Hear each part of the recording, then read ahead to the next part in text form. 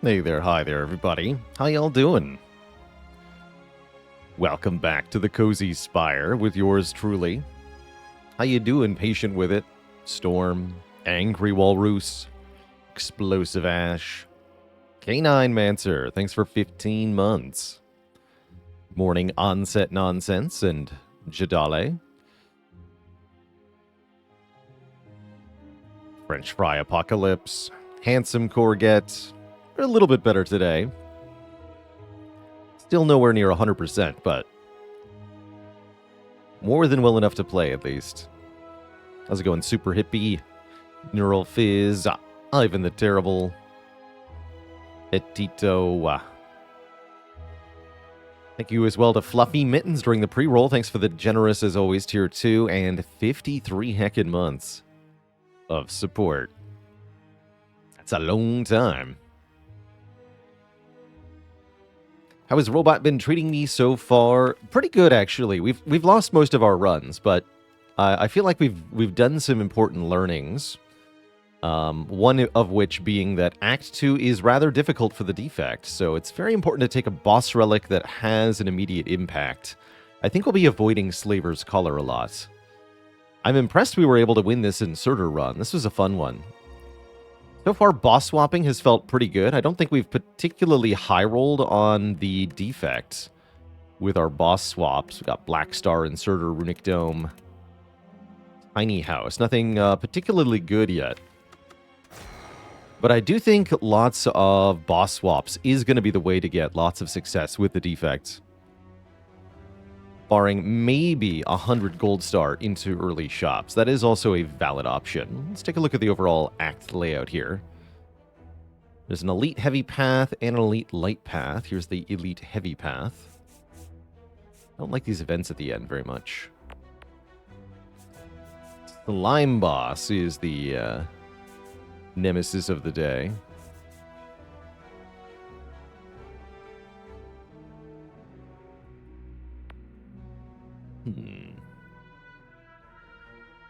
How many paths that provide a decent number of guaranteed combats, actually? I am wondering about that 100 gold.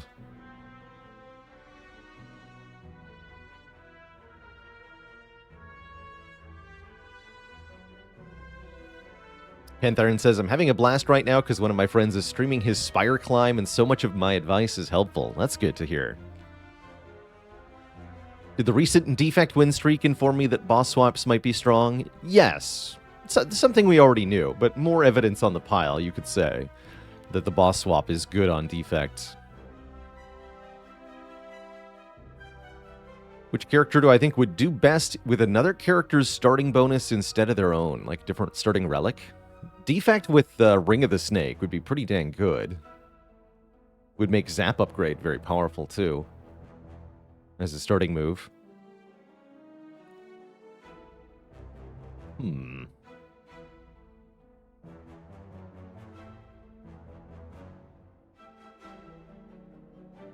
Don't have a command set up for the biggest streak on each character like this year, but I think we got to 11 with both Ironclad and Silent. That was pretty good.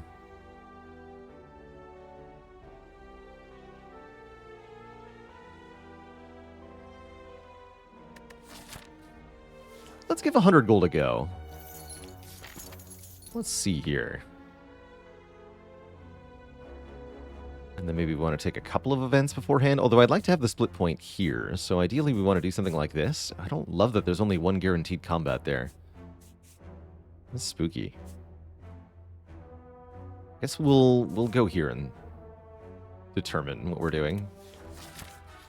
Could have a relatively easy early Act 1 thanks to that cracked core, providing additional lightning damage every turn. It's a small amount of damage, but it does really help.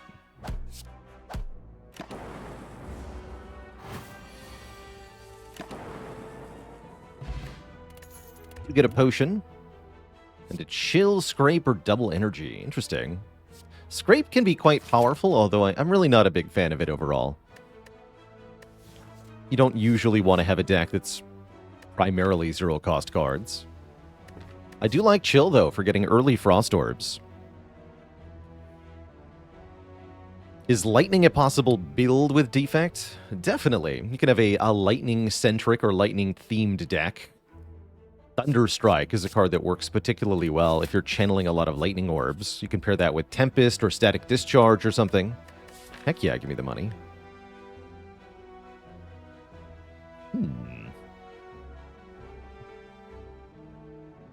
Alright, if I take one more event now. Go this way.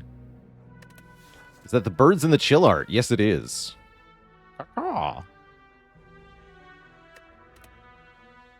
Storm is also a really good way to get a lot of lightning orbs. This will all be worth it, says the snake. Thank you, snake. I'm gonna go this way. Want to get a little bit more money.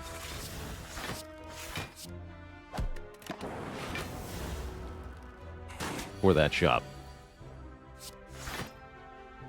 Frost Orb from Chill doing really good work. Just having a zero-cost Frost card is quite nice. For that free block. He's good.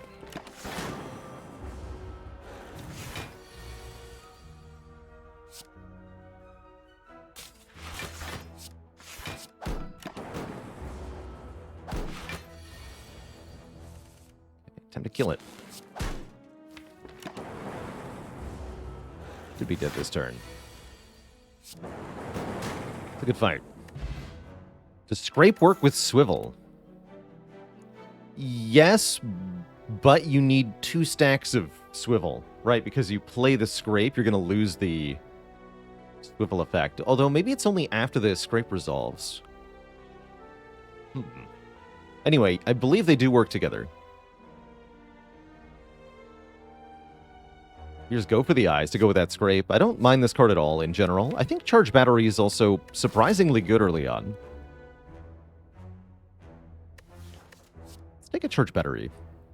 Tried last year and it does not work. Okay. So we did test that interaction. That's good to know. Could have had Frozen Eye. Beam Cell, go for the eyes, Scrape. Just saying. I do like Frozen Eye in general. I also do like Sunder in general. Let's get rid of the doubt first. Hand of Greed's pretty powerful too. That could make us a ton of cash, in addition to being a pretty decent attack card. I could even buy Hand of Greed plus Beam Cell to really slap stuff. That does seem kind of good. We're fighting Slime Boss, meaning there's huge amounts of potential money to be had. Interesting. Are the Maw and Jaw Worms related? We think so. Yeah, it almost seems like there's a life form progression that starts with the Jaw Worm, proceeds to the Maw, and then ends at Niao, the Ancient of Resurrection. Also has that similar appearance. So it may be that they're all different stages of the same life form. Deeply unclear. How does one get 2 stacks of Swivel? You can just play another copy of Swivel. It lasts between turns, so you can even just draw back to your first Swivel and play it again with 1 copy, as long as you play no attacks in between.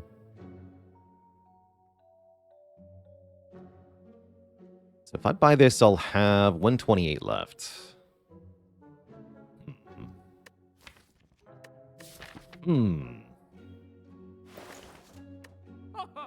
Hand of Greed Skim. It's kind of fun. That's $2.99 for both of them. We'd have 1 gold left. I think I'd buy Hand of Greed Beam Cell over Hand of Greed Skim here. Hand of Greed do be good. Money is pretty powerful, but so is Frozen Eye. I'm gonna buy the Frozen Eye. And then I'll probably take a Sunder. Yeah, go Frozen Eye Sunder. I like that.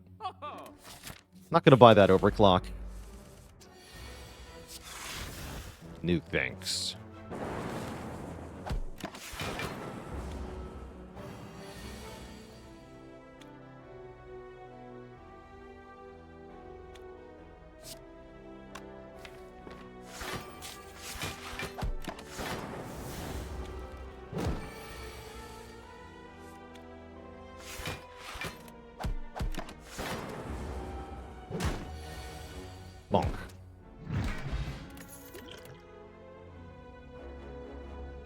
Recycled Turbo Sweeping Beam. Probably I should take a Sweeping Beam. I like Sweeping Beam with Frozen Eye, too. Draw 1. Grab a little bit more damage. It's nice knowing if I'm going to draw into the Sunder. It's really, really good information to have. Never buy Frozen Eye, because then you forget to look at the deck anyway. A common problem, for sure. Definitely a common problem. Ooh, if the Lightning Orb hits the front... Actually, no matter who the Lightning Orb hits, this will kill the... Oh, that's sweet. Die. Perfect. Then next turn, Sweeping Beam draws Charged Battery. Life is good. Easy fight here.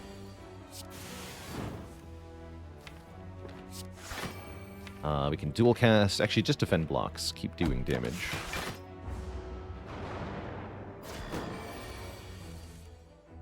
Alright, big question is, where is Sunder? Pretty far down. So you block this turn with defend. Next turn, defend, then Sunder. Yeah, we're good. We don't take any damage here. So who's dying to this Sunder? This turn you're attacking. Next turn, you're attacking. Turn 3, you're attacking. So we're sundering the back one. Work at the front one with the other attacks.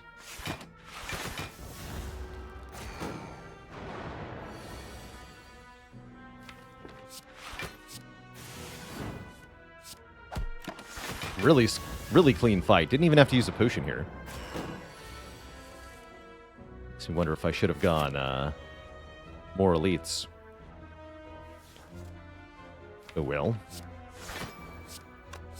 Shouldn't matter much.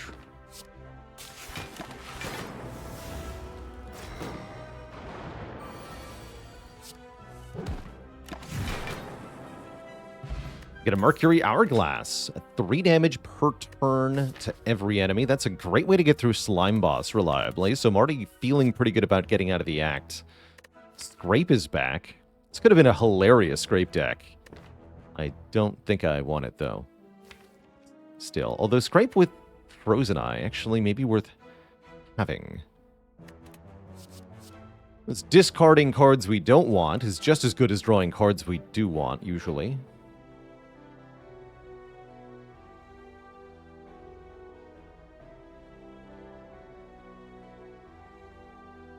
Hey, there are 3 Ghost Crabs. I have never tried Pixel Dungeon, no.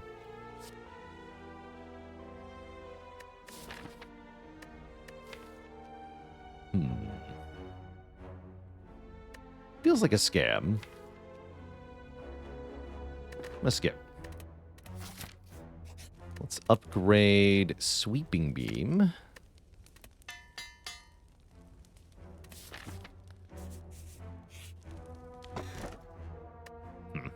First chest Matryoshka. I do not usually like that.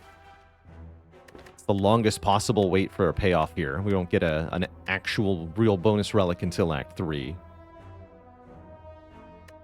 Oftentimes, I'd rather just take the Sapphire Key when I find it. That way, I can take a Cursed Key as my boss reward and not have to get cursed. Bonk. Oops. I'm supposed to chill first there. Zareth with the Prime sub. Welcome to the Cozy Sub Club. These are all kind of meh. Static Discharge can do stuff in the later game. It's not very good against Slime Boss. I think I'd probably just skip. How's it going, Sticky Rep? First time catching a stream? Glad to hear it. Welcome. Remove, transform, or upgrade. Okay, this is a good opportunity to remove or transform, it feels like. Doing okay on upgrades here. I think I'm pretty happy to transform a strike and get something new.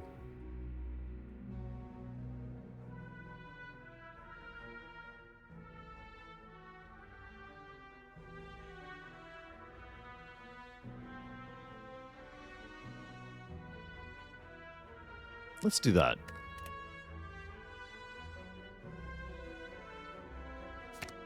Get Doom and Gloom. Okay, that's definitely nice to have. Another big chonky AoE card. Also a way to channel a Dark Orb. Excellent damage option. Very good replacement for a strike, that's for sure. Ow. But my face, though. How do I decide between remove and transform in that event in general? My usual advice is if you can beat the Act 1 boss with your current deck, then you are safe to remove. But if you cannot currently beat your Act 1 boss decisively, then you should transform. And we were kind of borderline there. I think our matchup against Slime Boss was not all that good with what we had. But it's definitely a lot better now. And we were, in general, hadn't added very many cards to the deck, so I did want to transform. Guess I'll just take damage. Do I ever transform defend? Not on the defect. Maybe if I had strike dummy or something. Cross up MK. Thanks for the gifted sub. Welcome, welcome, Irene, to the Cozy Sub Club. Do I want a turbo now? Kind of, actually. Got some relatively expensive cards, so an energy generating card can be quite good. Turbo can definitely backfire, but I feel like with Frozen Eye we have some better information about it. Still hard to know when your deck is strong enough to beat the Act 1 boss. Definitely. I don't have any easy calculation to feed you for that. It does kind of come with experience, the knowledge. But definitely hard to evaluate just looking at your deck. If Scrape draws Void, do you still lose energy? Yes, you do. And you discard the Void, too. So it's quite bad to draw with Scrape. Take a turbo. The Nub. Oof, that's a turn 1. Next turn, Strike Sunder. Turbo being useless here. And then Sweeping Beam, Doom and Gloom. So I could do some math. Do we have a kill? Thankfully, this Knob only has 88 health. Let's see. We do go down to 82. Next turn, I deal 38. Hold on, let's just calculate here. So 38 attack damage next turn. It's 12 damage over the 2 turns. Then on this turn, I get to deal, what, 19? No, we're better off doing Strike, Sweeping Beam, Strike. That's 12. 21. Plus another 6 passive damage. Is 77 damage. That tells me that we need to use the Flex Potion on the final turn to get the kill, but we do get the kill on turn 3. Seems fine. We're only going to take 6 damage then.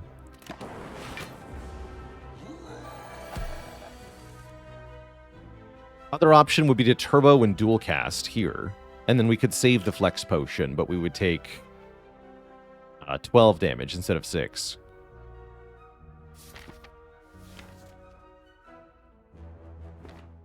I think I'd rather use the Flex Bot.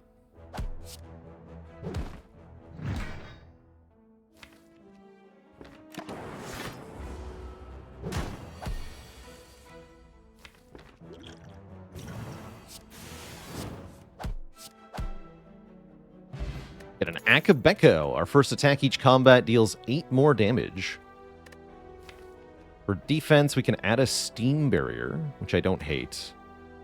For scaling, I could add a Loop, which I think is kind of bad at the moment. Could add a Ball Lightning for direct damage, but do I need a Ball Lightning? Not really. I don't love any of these options very much.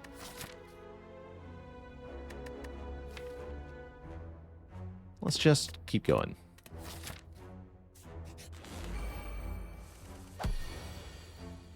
Take 40 to your face.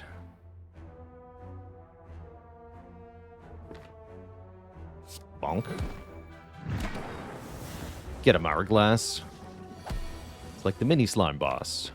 Slime Boss practice round.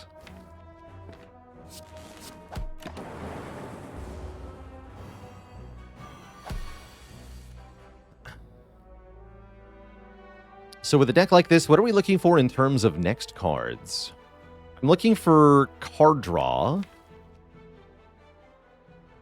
Cool-headed, skim, compile driver would all be pretty good. Would love compile driver. I'm looking for focus. Looking for more frost generation in general. Glacier would be good. There's card draw. Machine learning isn't your average card draw, but I think it's definitely worth considering quite strongly.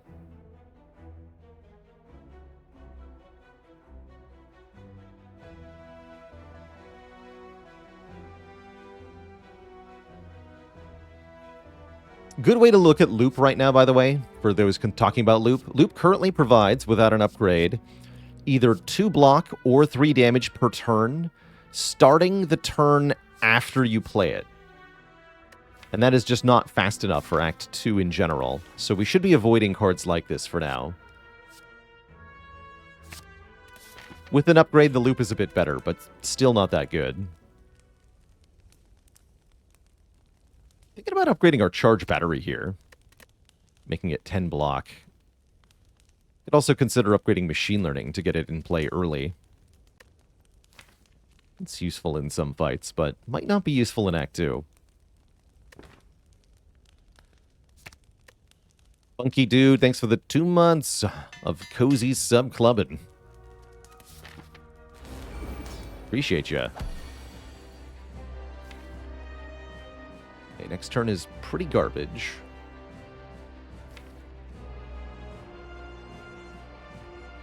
That's not good, actually. That means we're going to get bonked here.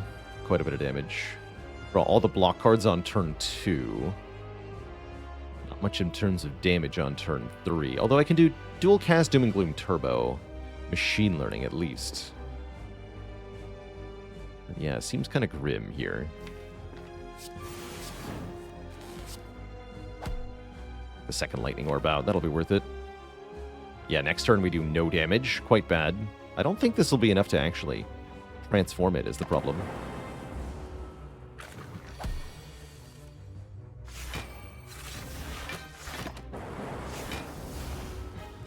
Seems iffy.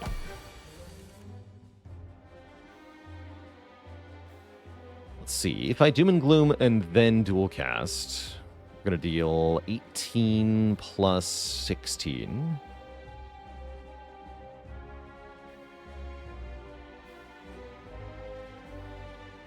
That would actually be 72. That would prevent 38 damage. I'm down for that. That sounds fine. Please don't kill me.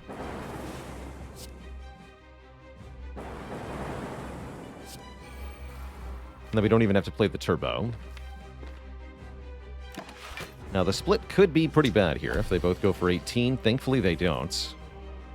Thunder, you are misbehaving, and I don't like it.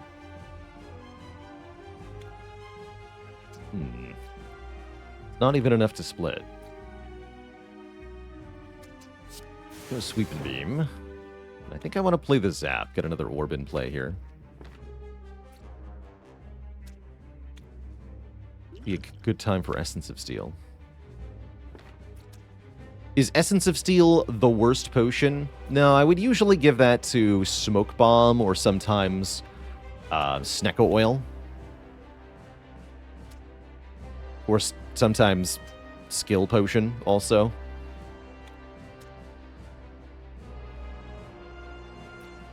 Essence of Steel can at least reliably save you 4 health, which is more than you can save for some of those other potions.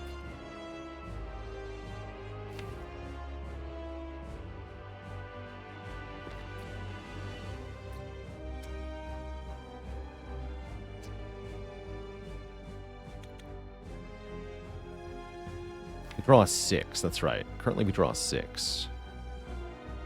We get 1, 2, 3, 4, 5, 6. Next, this turn's pretty okay.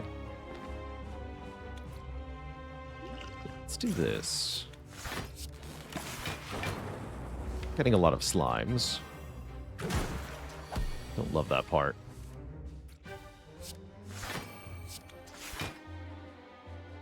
$15, take a bit.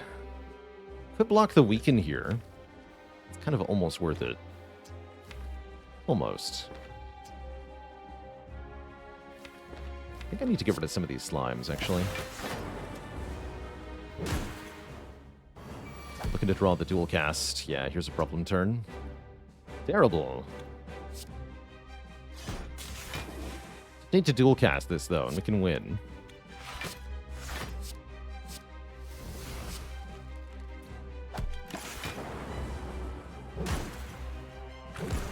So many slimes, though. Terrible. Okay, Doom and Gloom kills the front one. That's kind of nice. Blitz the other one as well. Although I have dual cast coming next turn.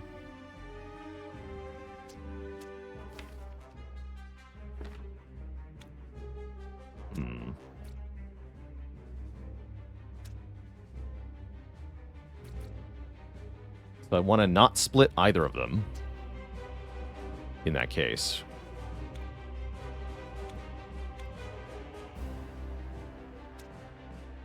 Lightning Orb could betray here. Yeah, if it hits the front guy, it splits, right?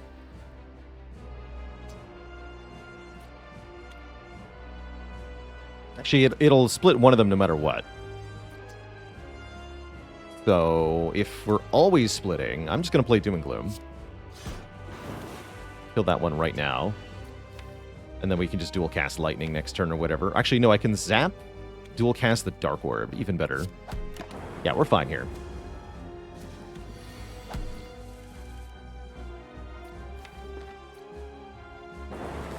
Perfect.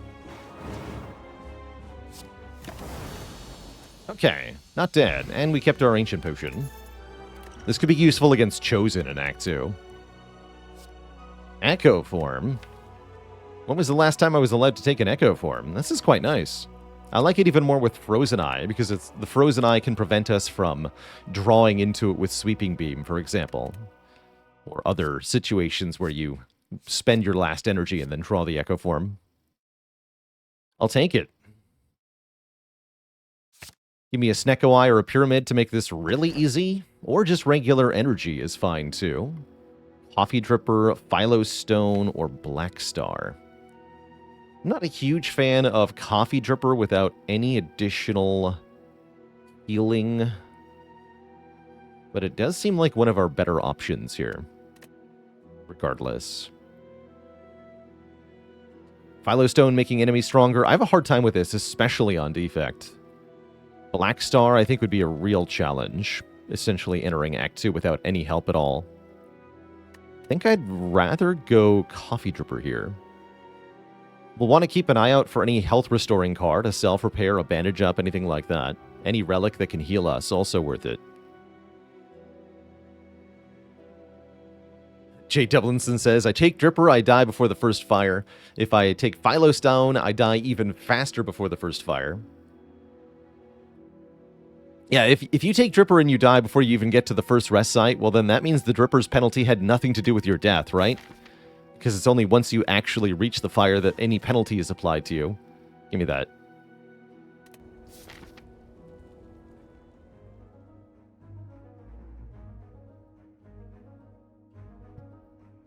What we should probably do is avoid elites. The big scary thing here is, of course, triple slavers doing potentially massive damage on turn 1. And one way we can reduce the damage we take on turn 1 is to remove all the strikes from our stupid deck. Happy to pay 100 to take a strike out here. We can pay another 125 here, potentially. Or I can just go left. This isn't too many combats. Well, it's quite a few. But we're taking quite a few combats no matter what path we take, basically. We could go this way. Into the Burning Elite? That seems like suicide. I'm not going to go into the Burning Elite. That's not going to happen today. Oh, look, we found Chosen.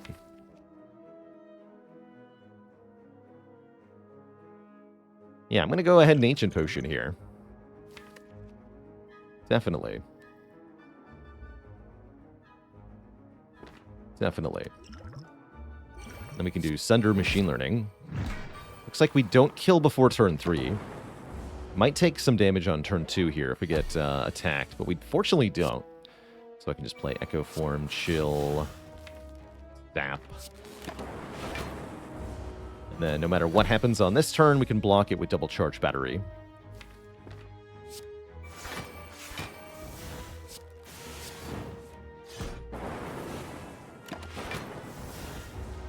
think that was a pretty good ancient potion. This fight nice and clean. And would you look at that? Skim Plus is here. Is this card better than the self-repair? Hard to say. Probably not with Echo Form, right? Echo Form with the ability to double self-repair with a coffee dripper seems entirely too good. It is a pretty good skim, though.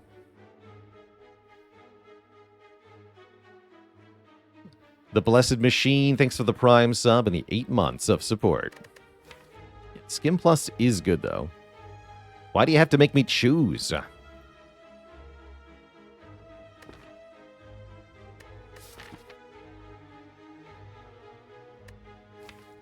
Do kind of need that Skim. Skim is mid? Strong disagree. Skim is absurd here.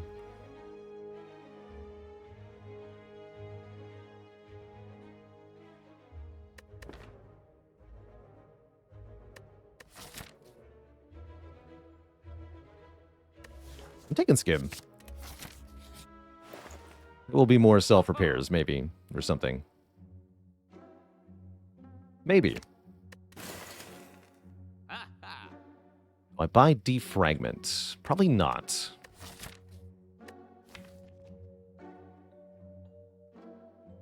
Sounds like leaning in the too many powers direction.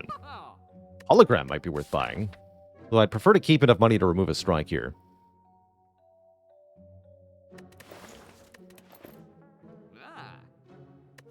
How good is Enlightenment? Interesting. This card is suspiciously close to being decent with this Skim.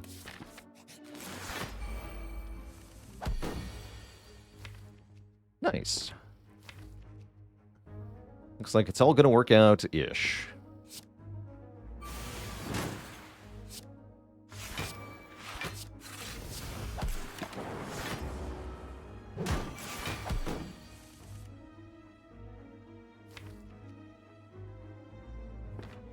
Skip the Echo Form? I think so. Do Machine Learning, defend, zap.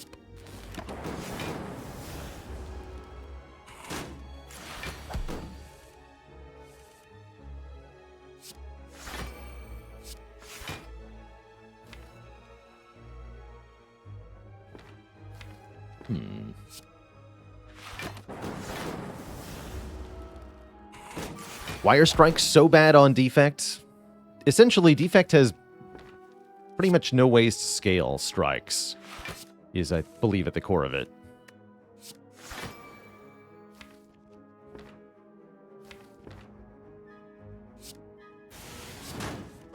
Many other better damage options on this character. Your strikes always stay very underwhelming.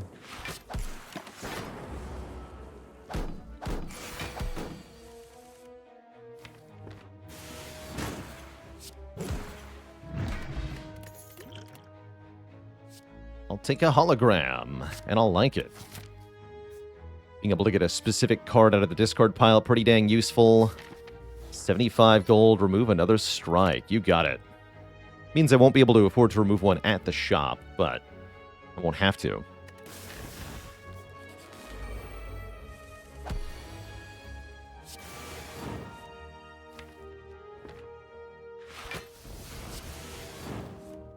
Then charge battery next turn gives me a chance of being able to play Echo Form here. A chance.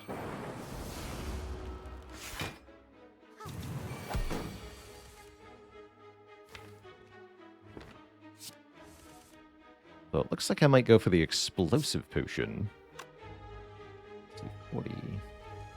Yeah, because otherwise I'm taking quite a bit here. This might not even kill, actually. Just to hedge our bets now. 75% chance to kill? Please?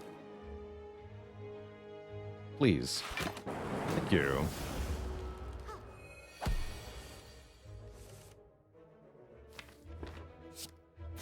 Thank you for your cooperation.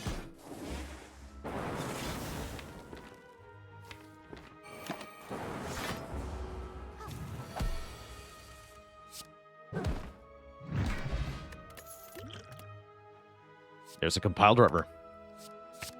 Keep adding card draw. Also replaces some of the strikes we removed in terms of damage potential. I'm going to grab an early upgrade on this hologram. Hologram not exhausting is really kind of very important for making a defensive strategy, amongst other things. Wow, that sure looks like a good distilled chaos, huh? We play Echo Form and Sunder here. Oh, and then I can hologram the Sunder and play it again. That seems too good to be true, actually. Let's do that.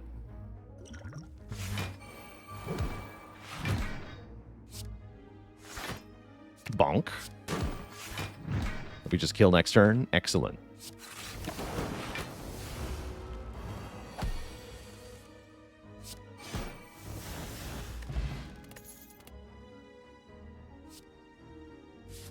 I love white noise. An acceptable turn 1.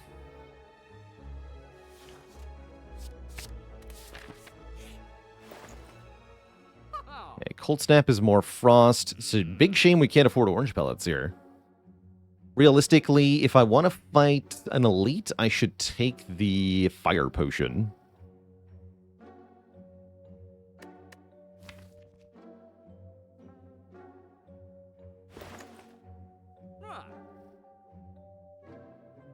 What do I think is the correct circumstance to take a machine learning? It's a form of scaling for a defect deck. When you have enough energy to want to draw more cards every turn, that's when machine learning becomes good.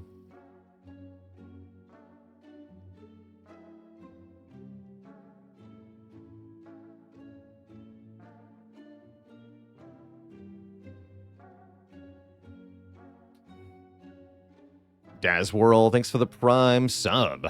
Welcome to the Cozy Sub Club.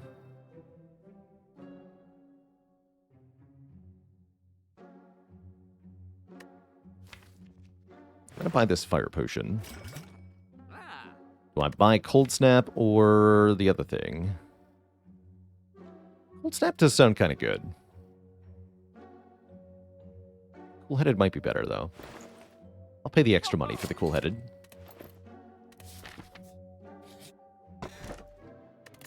Money. And then before Presumed Slavers, we should either upgrade White Noise, upgrade Cool-Headed, or maybe upgrade Doom and Gloom. I do like the White Noise upgrade a lot. Make a card free. Let's do that.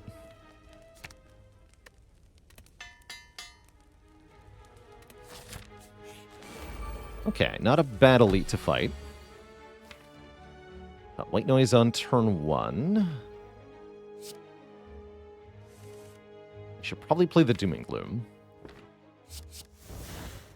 Nice. Orange pellets would be good here, but even without orange pellets, that's just good. Next turn looks kind of painful.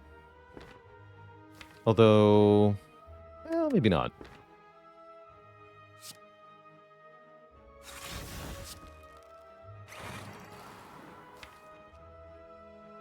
Should play Machine Learning, should play Doom and Gloom. That means tanking a hit here. It's not that much damage. It's only 8.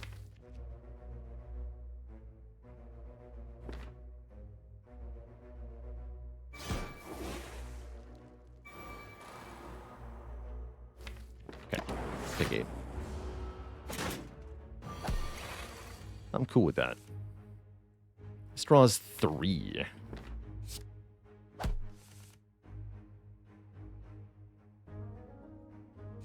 Cool-headed, dual cast, and I can safely Echo Form here. Let's do that. Should make the rest of the fight not too bad. Double charge battery here. Or I can do something more ambitious.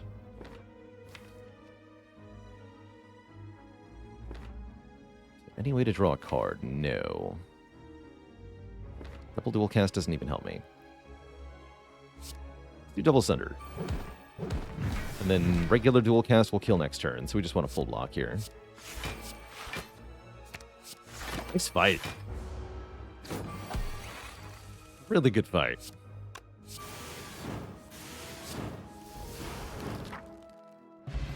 Get the Maw Bank. Maw Bank ceramic fish back to back. That's cute.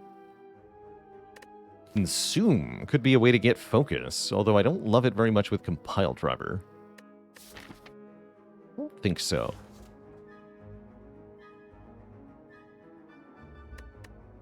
Skip these.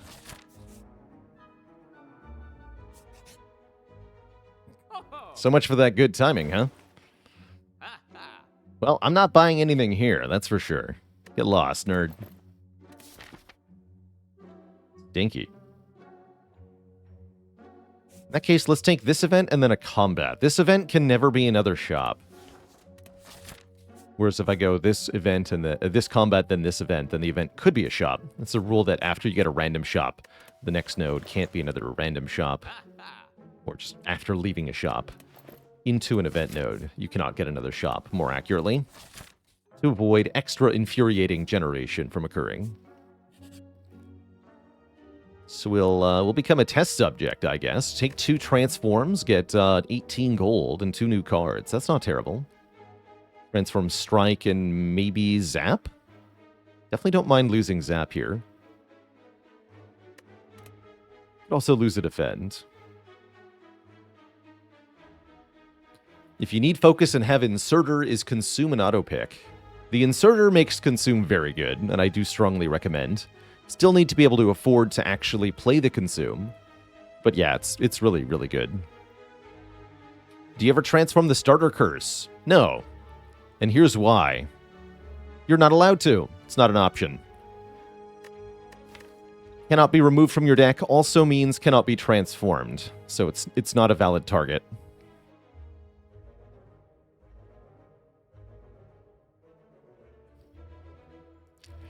A dad joke for the crowd, courtesy of Fuddled Falcon. Here's a programming joke for you. Why do Java developers need glasses? Because they can't see sharp. No refunds.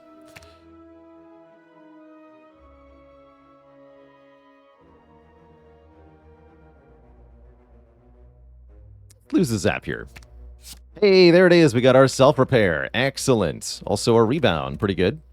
Superb. I agree.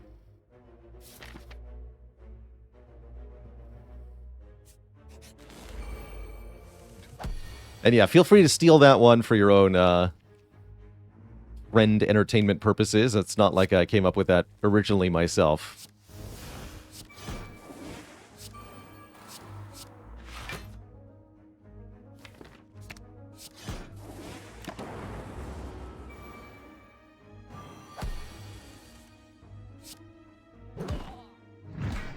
Alright, Skim draws, Charge Battery, also Echo Form, but I don't think the Echo Form is getting played here.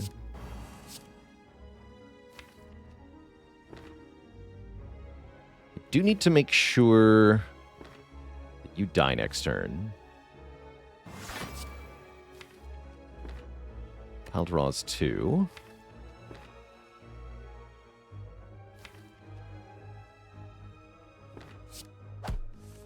This will do 18 by 2. So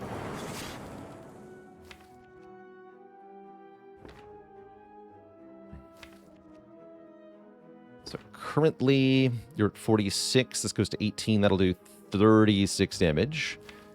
And then I can Sweeping Beam or Rebound. So do Sweeping Beam, Rebound, Self-Repair, Dual Cast. That kills, right? I don't need to play any more cards. No, I don't. We heal for 7.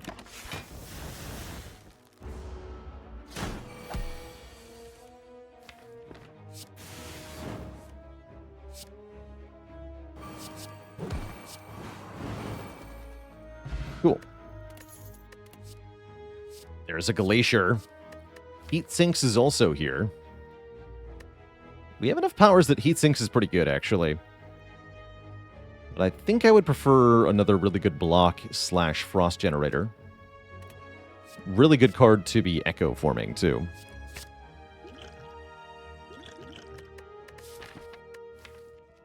Did not need this Fire Potion. And that's okay. You know, in the past, I've really regretted not upgrading my self-repair. I think I'm going to get it upgraded here with the coffee dripper. Though it doesn't really help me in the automaton fight.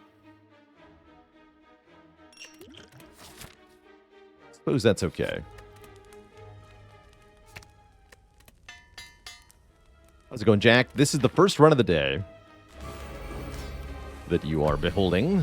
And we have turn 1 Echo form. Heck yeah. Orange pellets, come back. Now, I'll just leave that unplayed for the moment.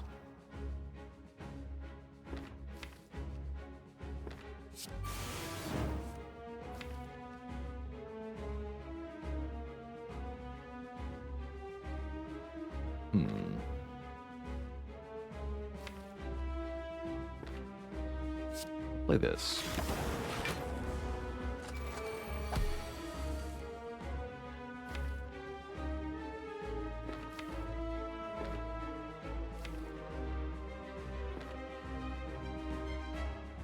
Double charge battery, skim. Then what? Self-repair?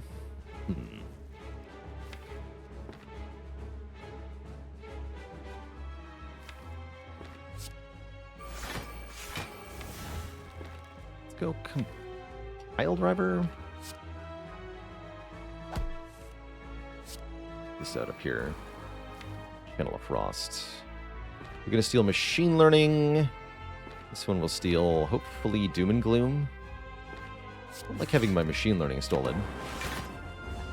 They always take the rarest card in the draw pile. Yeah, okay. Didn't steal Sunder, thankfully. Let's just dupe Sunder, kill you. Put Machine Learning down.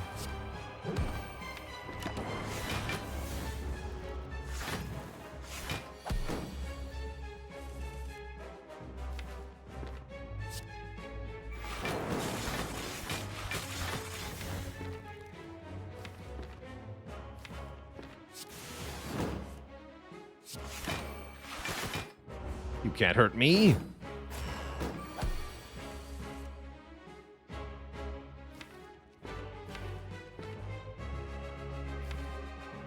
Double bias now. I don't think that's correct.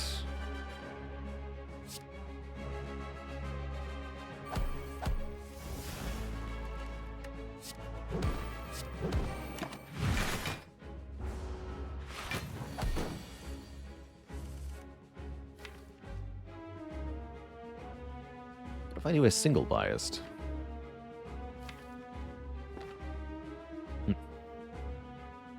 Looks painful. Let's just focus on killing it.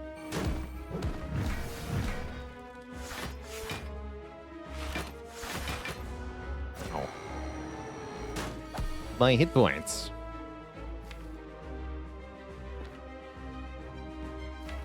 Let's see. We've got plenty of block next turn. Let's go double bias cog. Single Doom and Gloom. Let's play the rebound for damage one time. This Dark Orb should be able to win us the fight.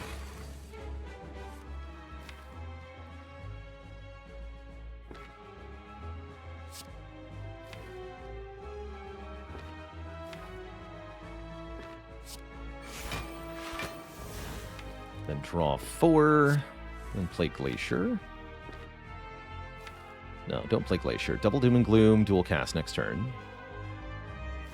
So don't draw any cards, just block more.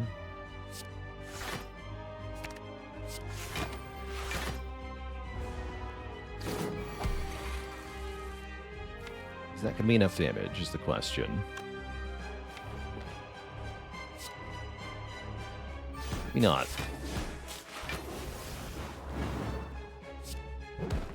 This draws Void. Not sure about this turn, actually. Looks like we win. I'll take it. Get squished. A real bias cog. Orange pellets come back. I imagine we still want it, even though we can't get orange pellets. The Dirty Dirk, thanks for subbing. for 3 months in advance and getting a full 33 months. The triple dad's dozen. A lot of support. Thank you. Still possible to find Core Surge or something.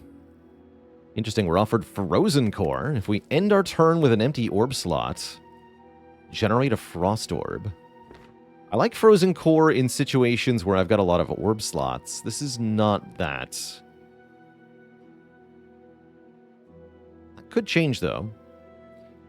Other options are Tiny House or Runic Dome. I'm not in love with Runic Dome here.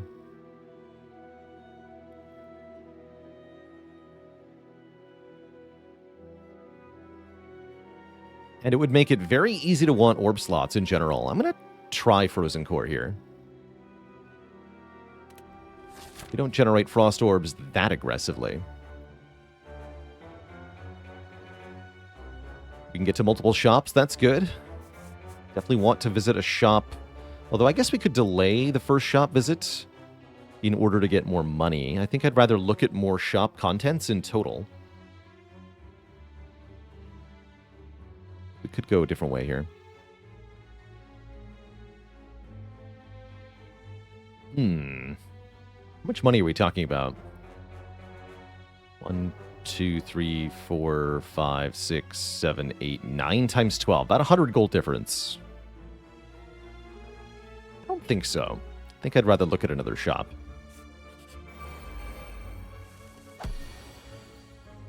Excuse you both. No one invited you.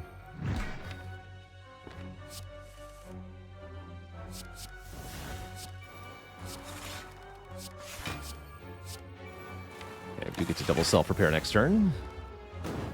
Gotta make sure you die, though. Looks fine-ish.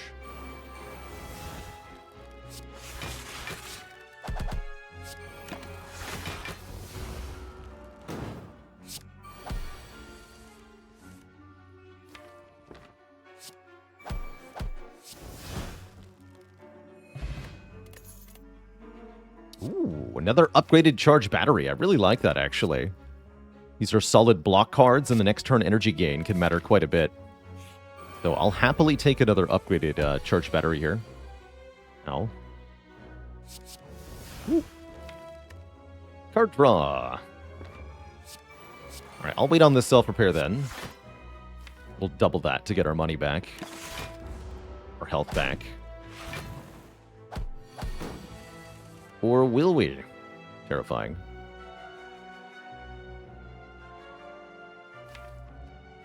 Why so big, though?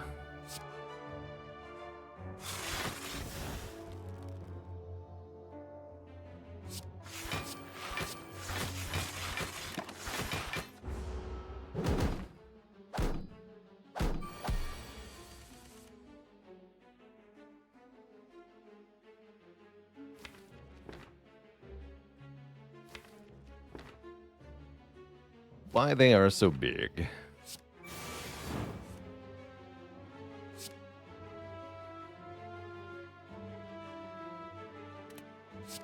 Hologram Sunder.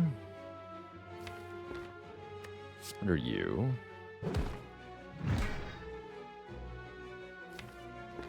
Currently, if I draw Echo Form, bad. I better play the Biased.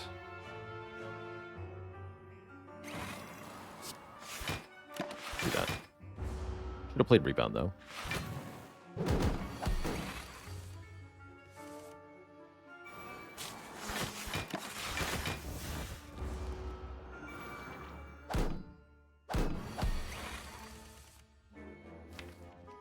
This is not what I would call good.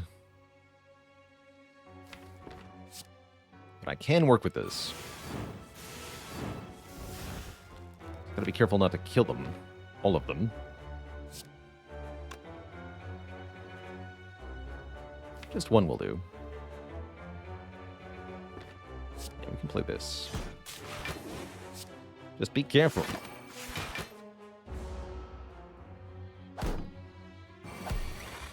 They'll revive before the Hourglass kills this one. now we draw double self-repair next turn, and then we can follow it up with a Doom and Gloom.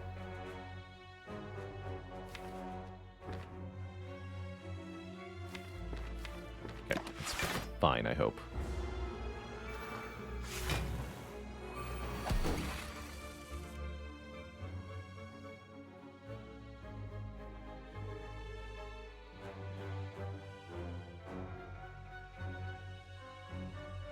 Yeah, seems fine.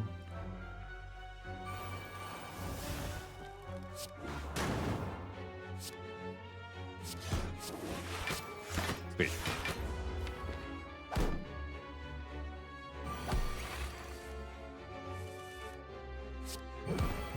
Back to full.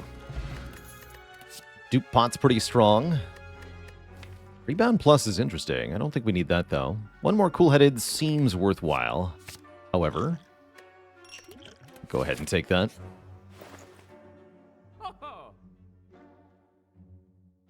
Okay, the shop is pretty bad. Is it bad enough that I just skip it entirely?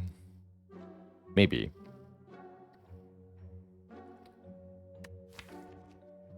Could take algorithm. Not even remove? Yeah, not even remove. So I'm not going to be able to afford that many removes anyway. So if I'm going to remove here, I might as well just remove here instead. With 100 more gold. Alright, I'll leave. Yeah, look at that as paying 225 gold for one remove. I can just do that later. Ooh, secret technique is good. Discovery could be good. Panacea. Here we go. Let's freaking go. Even more reason for secret technique. Perfect. Can I fight these nerds? I think with the duplication potion, maybe? I don't know. That's pretty risky with Coffee Dripper right before the Burning Elite. This is probably not a good idea. There's definitely a chance we lose our run if I take this fight. A bad draw order plus the burns going on top of the deck could kill me really quickly. And we have to also consider that we might be facing Super Reptomancer next floor. So burning all our potions here or all of our health here is not a good idea. So on its own, I think we can take this most of the time. But can we also then take the Burning Elite? I don't think so. I'm going to leave. No need to be greedy. Definitely lost more than one run to that event before. So if I could avoid disaster, that'd be great. Just peachy.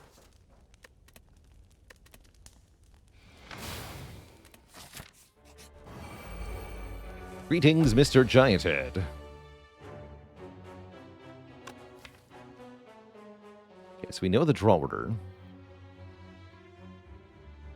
Pretty potent information.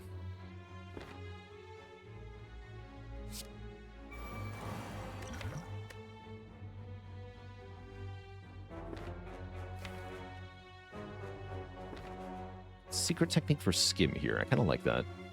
I want to get the Echo Form in play quickly.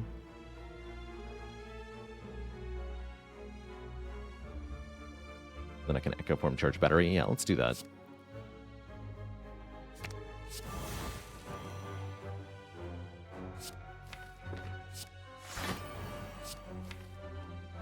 So don't draw one. So go Turbo Self-Repair Glacier. That sounds good.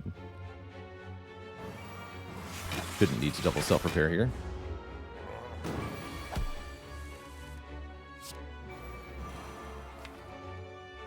Guess I'll draw Discovery and play that. Sounds good.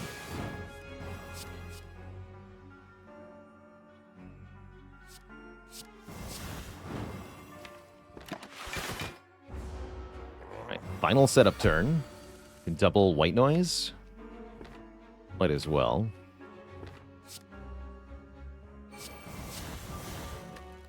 Sweet.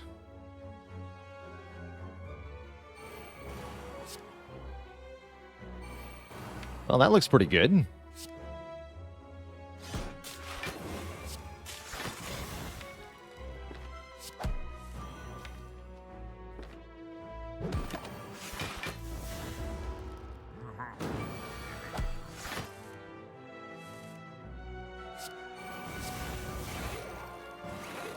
Even better.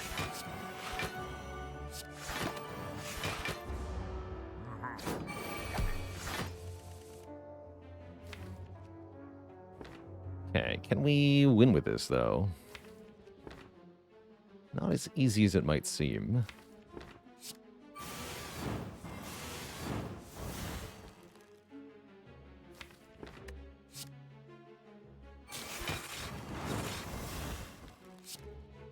I mean to do that. Next turn looks iffy. I'm gonna have 4 energy.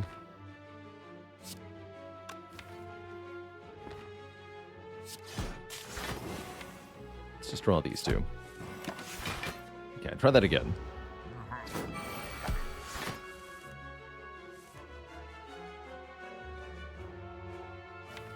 Let's do it this way. Double Sunder, double Dual Cast. Oh no, my Frost Orbs. Oh wait.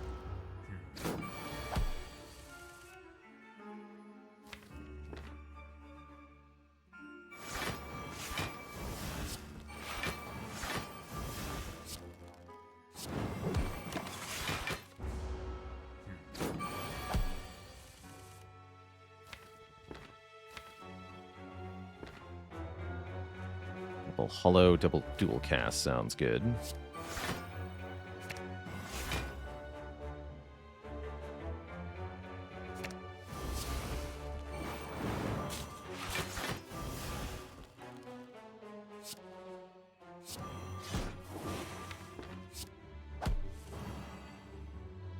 Currently blocking 56, so we can hologram Sunder.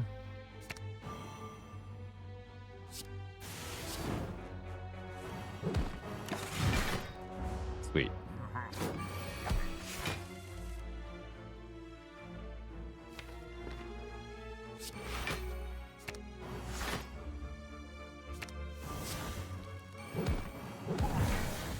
Full health.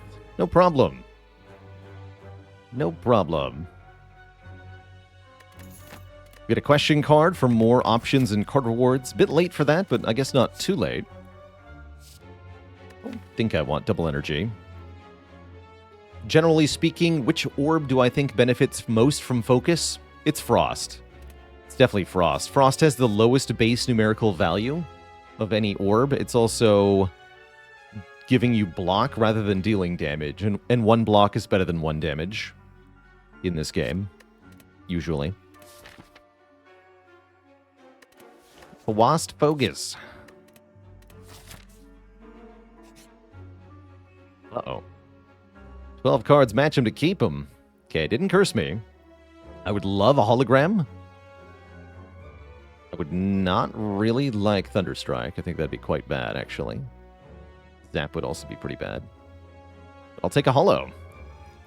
That's all I wanted. Thank you.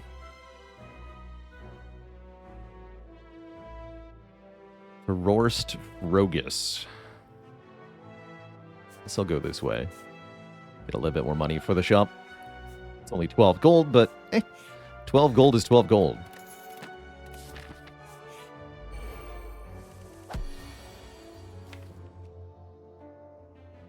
Can always hologram it.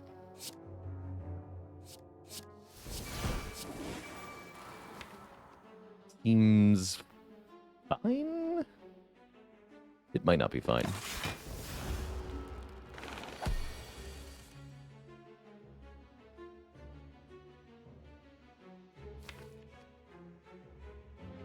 A lot of potential damage.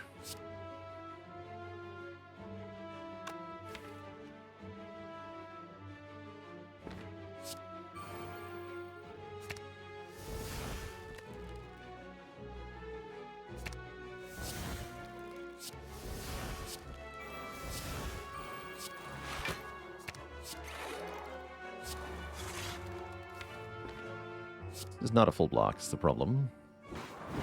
Oh well, that's what self-repair is for. Ow.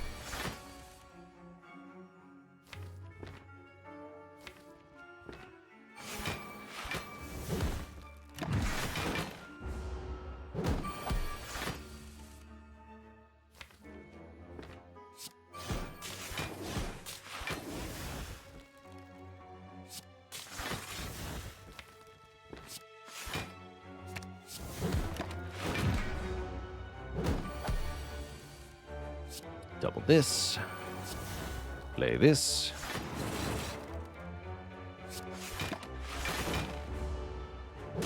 And win.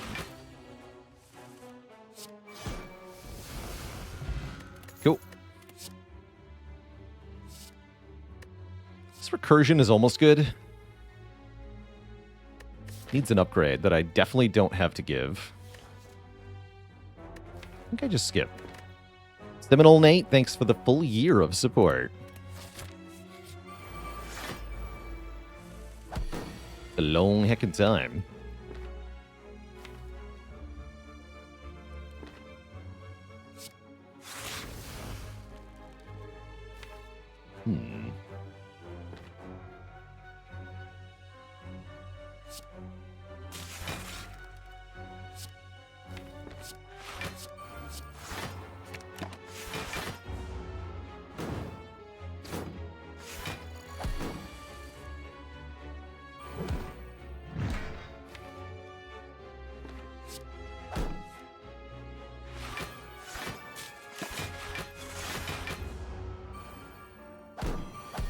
Free Frost. Take it.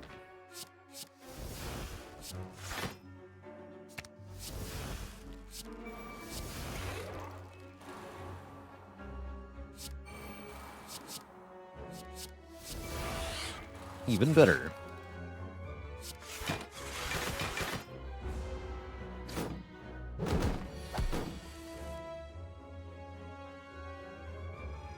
Hey there, Nick. Great question about Tales and Tactics. I did receive a key for Tales and Tactics in my inbox, so I've got a good reason to check it out for the full release.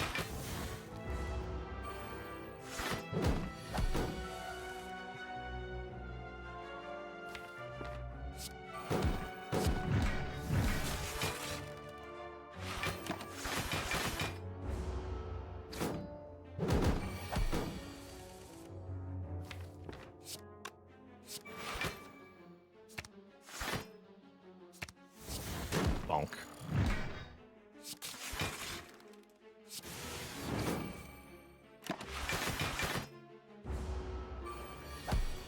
This is where having Zap would be kind of nice. Guess we don't need it, though.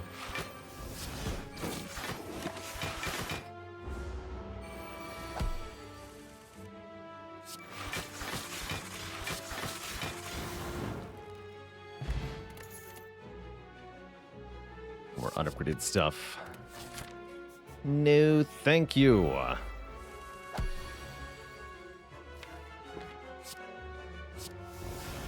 That's good.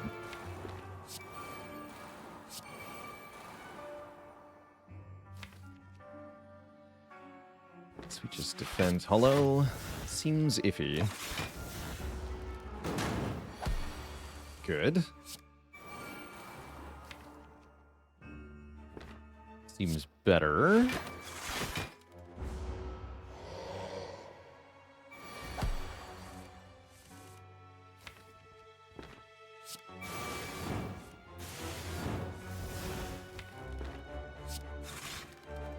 There's no right to be going so well so far.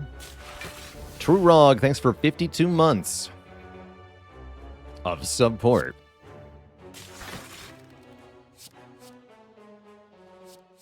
Yeah, I do plan on doing some knock on the coffin lid later in the stream today. Give that another look-see. Rather enjoyed our last look at it.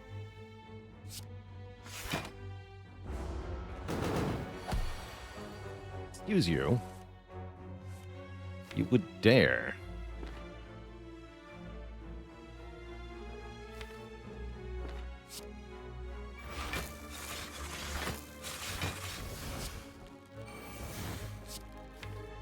Me skim.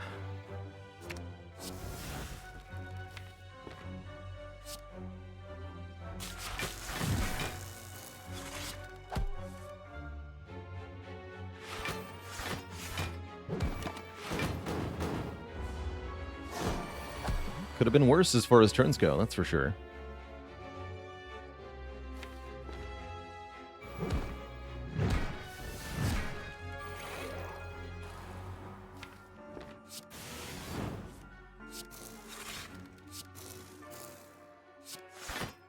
Keep bonking him.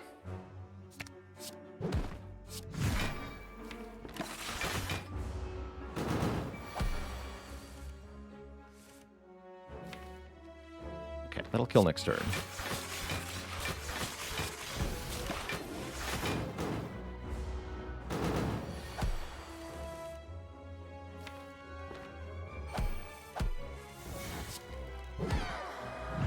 Good fight.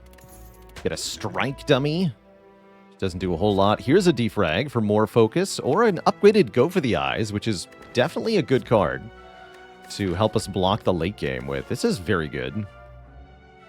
Actually quite tempting to not take defrag. I don't have a good upgrade for the defrag anyway. Really good with rebound, really good with hologram. Really like this Go for the Eyes. I'm taking it. Show me a capacitor. That's not a capacitor. That is a Core Surge, though. Core Surge can come. Heat Sinks is tempting. Card removal is going to happen. Potion of Capacity. That's like a capacitor. That's true, actually. We should buy that. This is great for the heart fight. Good point.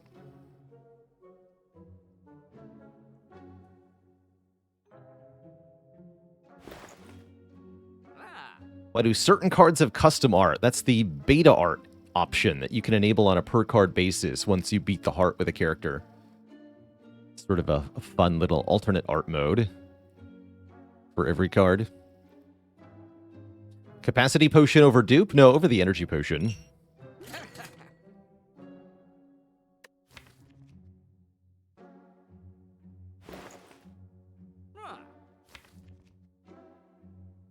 Not sure how to feel about heat sinks.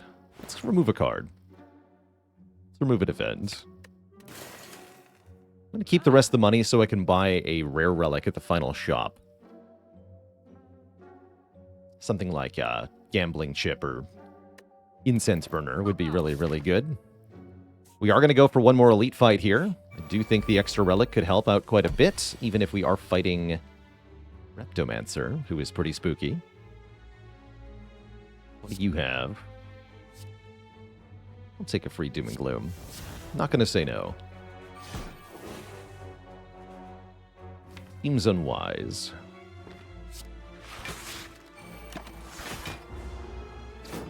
Not afraid of Repto. Although perhaps I should be.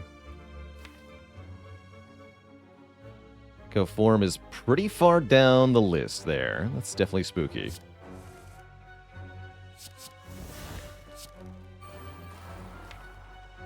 Definitely spooky.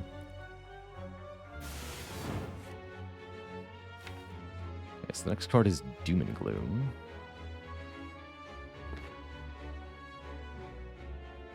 Blocking appears to be difficult.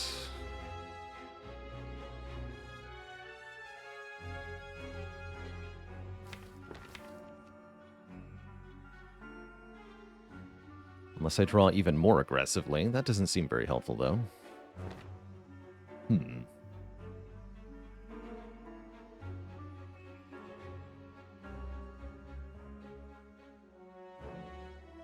Fun problem.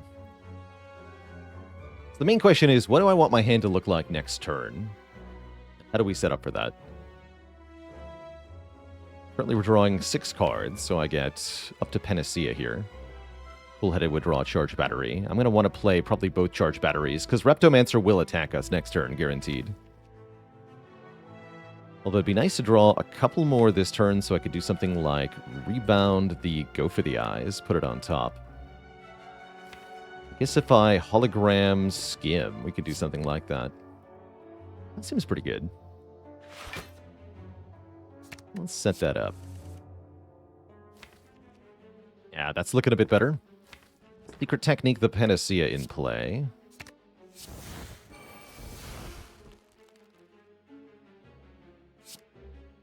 Core Surge U. Rebound the Go for the Eyes. And then what? Just do 24 to Repto with dual cast? That sounds fine. I have no AoE option next turn, but the following turn we can play Sunder to kill the dagger. That's gonna hurt. Concerning. Compile drivers, thankfully, here. Seems pretty good, actually.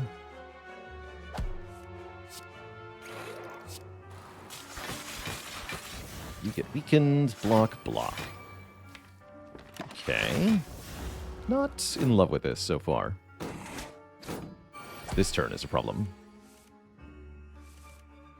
Or is it?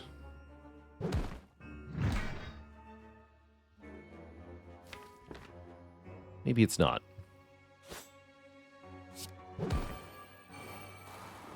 Seems fine, actually.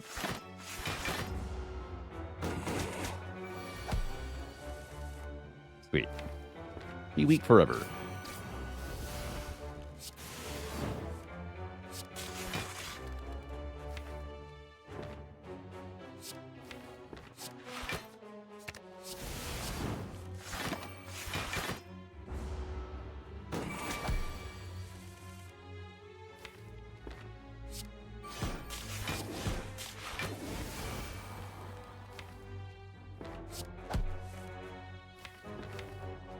Hologram Claw.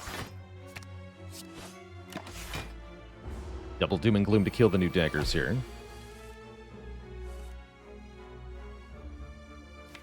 Only sort of blocks, though. It's fine.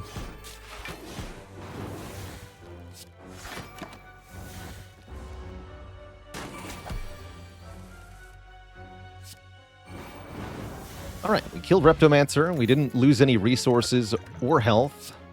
Now we have a Happy Flower and nothing. Okay. We've done quite well on this run. Looks like we're going to get all the way to Act 4 at minimum here.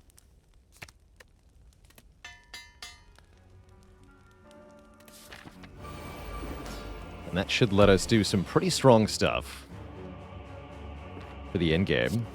Oh, creative AI, this fight's over already. Good fight right there. Hit me.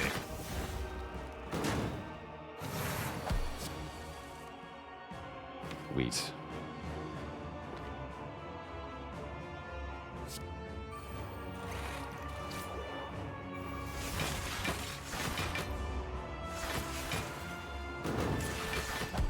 Unlimited scaling.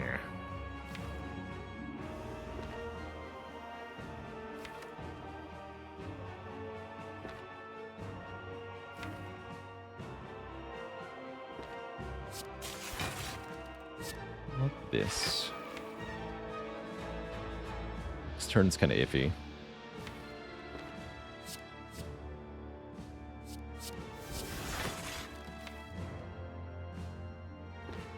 Lose a dazed here.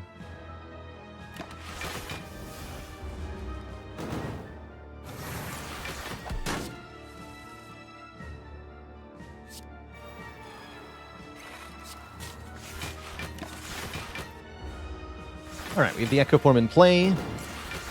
Now we have Echo Form and Creative AI. We can do some really hot nonsense. Just making more and more and more powers each and every turn. That's going to be pretty good.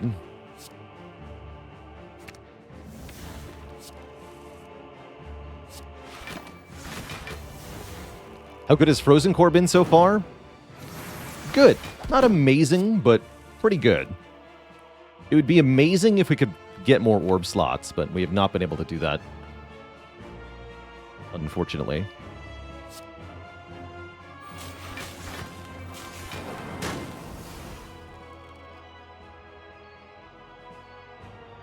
So it goes sometimes.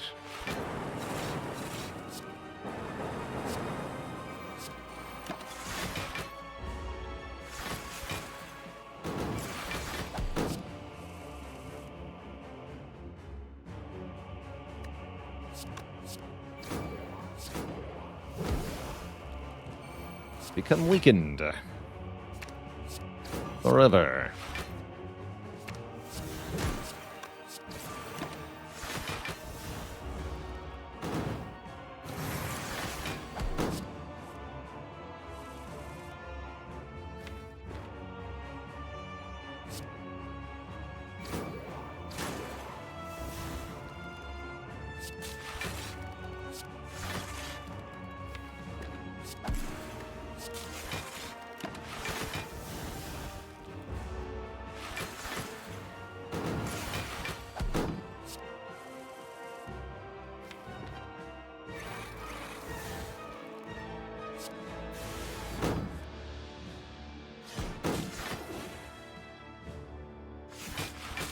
Any day now. We'll get a capacitor, I'm sure of it. That's pretty good too, actually. Double the loop.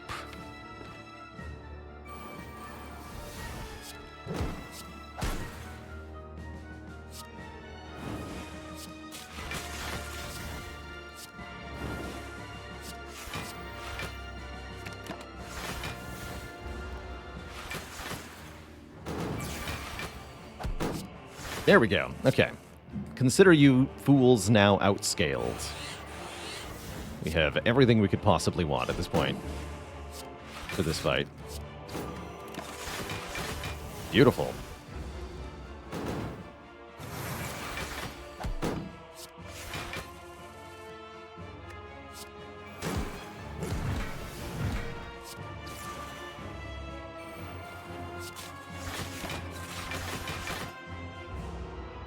If I could add one card from the other characters to Defect, what would I add?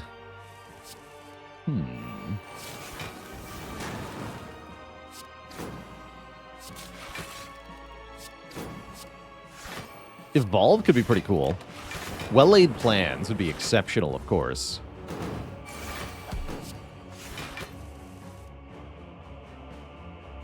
Barricade, also pretty hype. Especially as a power. Ooh, I like the idea of Barricade.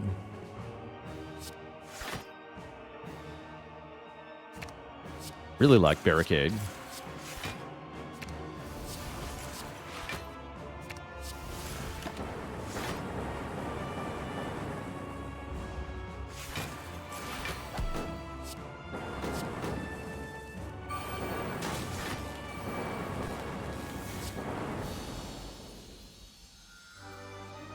Barricade is too expensive. No way.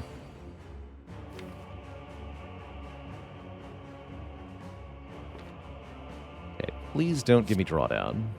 Wow, this turn sucks. Terrible.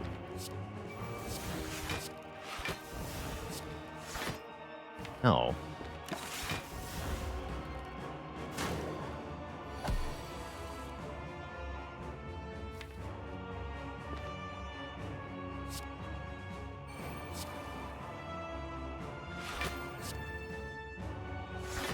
Can't afford to draw this again.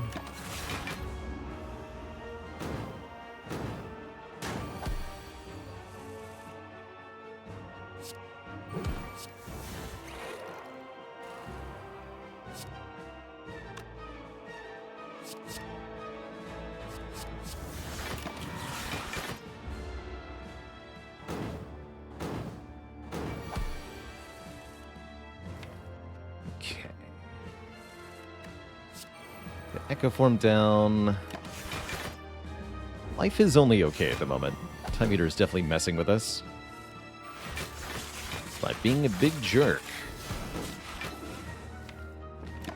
Dear Tim, why are you such a jerk?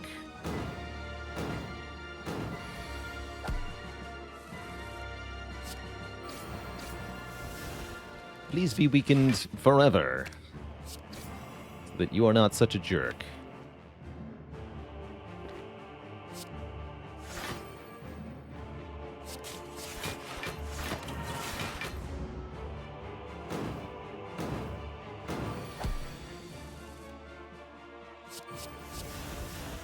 Okay, that helps.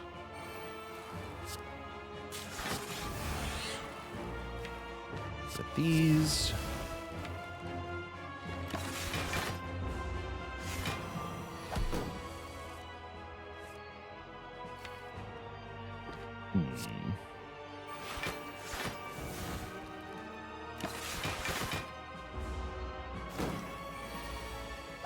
Without loop or anything, we actually don't deal that much damage very quickly, huh? This is definitely on the concerning side.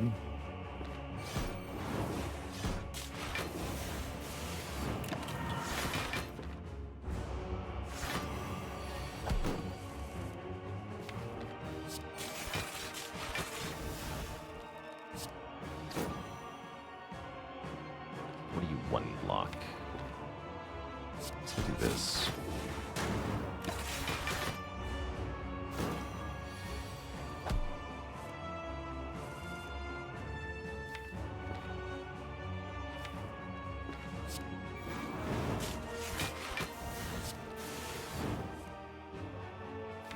To whittle it down somehow.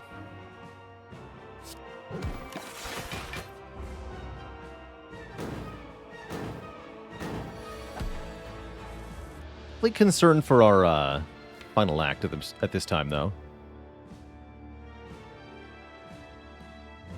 Definitely concerned.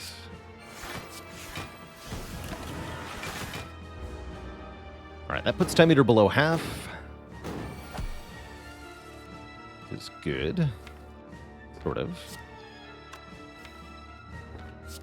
Double charge, slimed. Wait till next turn.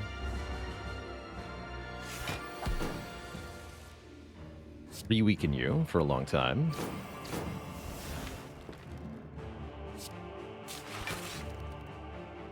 Full block already. Let's do some damage then.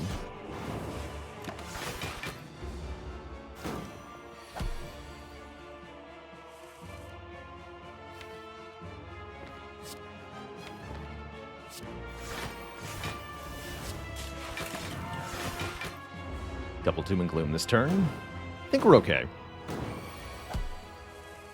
Yeah, those numbers are getting scarier. Ouch.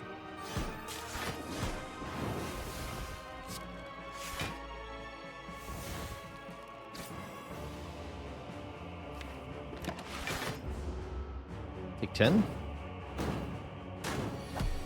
Take 10. And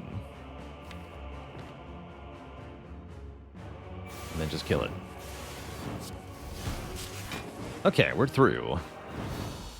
Not too bad against Time Eater. Not ideal, but not too bad. We're only going to be missing a few hit points going into Act 4 here. Two thump. A deep pulsing dread can be felt throughout the room. Is this the heart of the Spire? The source of all these orbs. You deal 1965 damage. Good year. Have I been here before? Would I take a bullseye here? Yeah, I think we are hurting for damage, definitely. And so a bullseye could help quite a bit. Upgrading Discovery is an option. I also like upgrading Dual Cast, given how often that we want to use it with the Frozen Core.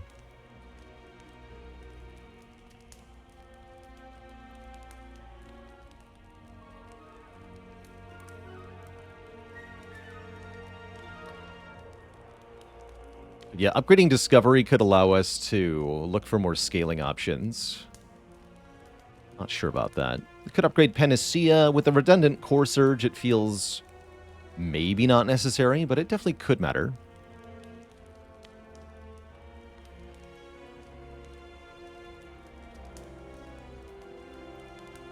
Definitely could matter. I think I want the Dual Cast upgrade, though. Really want that energy. Just buy another Core Surge after all.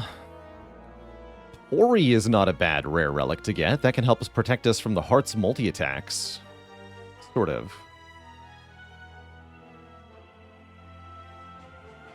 Ori to look at a bunch of card rewards could be huge as well. Dualcast your favorite Frozen Core upgrade, Papa? Yeah, I super agree. With Frozen Core, it's very nice. Another dupe pot here, too. Current potions are pretty good. I think I should look at Ori here. We're still looking for capacitors or similar. Seem to not get Tori. Defrag's decent. Turbo Plus. Creative AI, there we go. That is proper scaling. This could be a game changer right here. And a capacitor. Okay, yeah, best Ori ever. And Static Discharge Plus. Let's freaking go. Yoink. Yoink. Yoink. Excellent finds. Very good.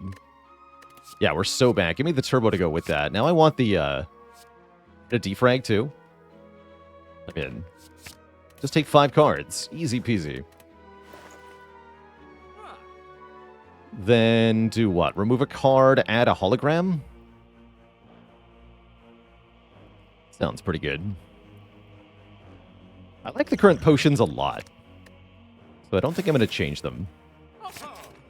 Although Fairy is nice as sort of a backup plan against Heart. Just having more orb slots in that fight is the key. We have to scale very high in that fight. Don't know how we beat Shield and Spear. That could be a bit of an issue. Yoinky Sploinky. What about Impatience? Is that good card draw? Yes. Yes, it is. Okay.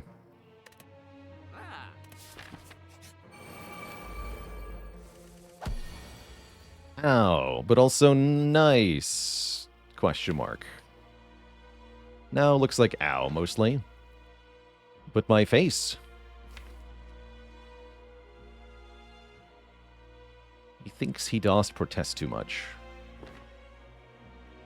Just Echo Form Machine Learning Discovery. Take a lot. Take a lot. Amplify Echo Form. I mean, we've got self-repair. I'm in.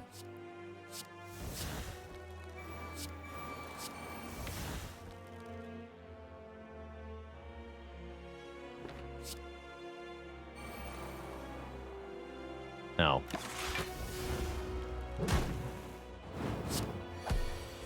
So our first 2 cards each turn are doubled. Do like double cool-headed, double charge battery. But might be better to do double static discharge. Channel 4 lightning orbs every time I take damage.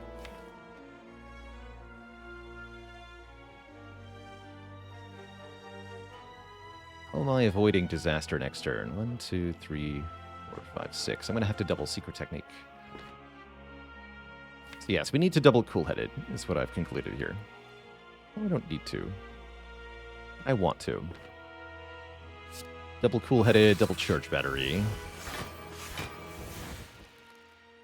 I can play everything.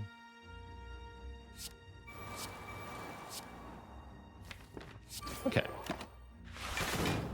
We actually don't take that much. Take 8. So the static discharge evoked 2 frost orbs mid-turn and saved me 10 health there. That part is pretty cool. So much I have to block this turn, though. So how do I turn around?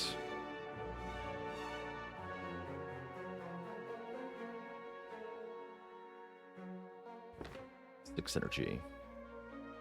Yeah, now what? Now we probably want to get Skim out of the draw pile so I can draw the Biased right away.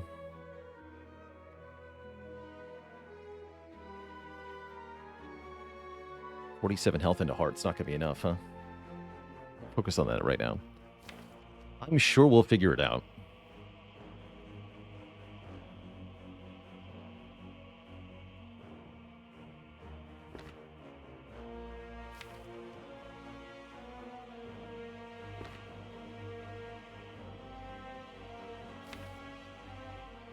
There's a turbo in the draw pile? Yeah, there's a turbo plus.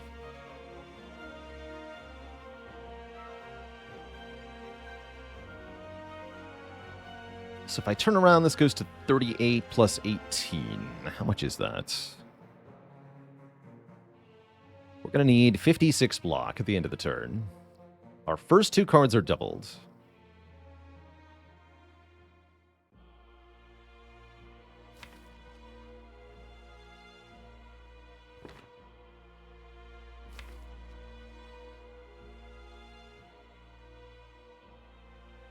So double secret technique for Skim and Glacier? Or Skim and Turbo?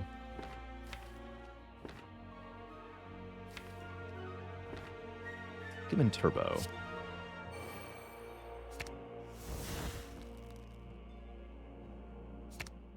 And then I think I double charge battery. Draw 4. The hologram back on top of the deck. Do this first.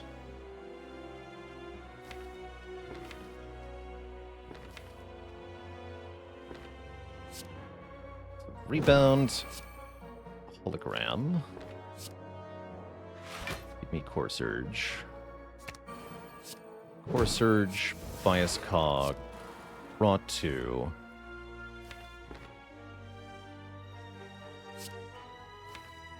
Hologram. Cool-headed? No, that doesn't matter, actually.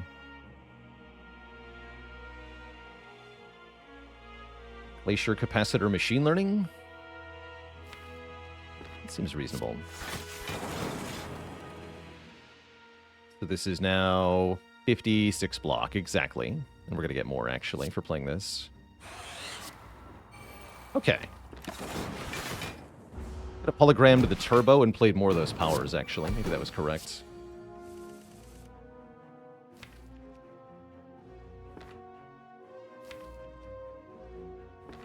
I could actually triple self-repair, right? With double amplify, triple self-repair is an option. We should consider that. First things first, we got to get rid of the spear.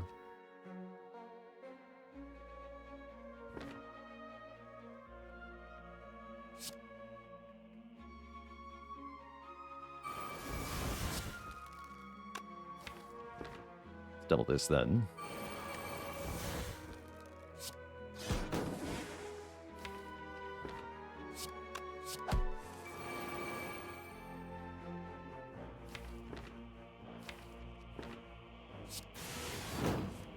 Gotta be careful about the voids. Let's get rid of a void rather than adding another one.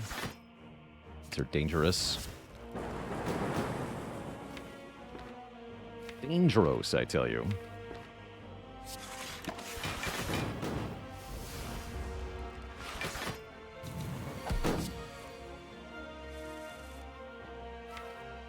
Okay, more duplications with another Echo Form seems worth it here.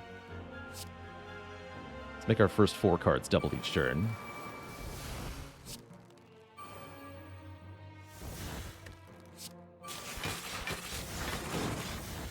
And then weaken you. Sweet. Nice. Okay, this fight's under control. Again, we can heal for as much as 30 here, which I'd really like to do. And we're already going to draw Amplify, Self-Repair together. Even better. So I think we might actually be in good shape here.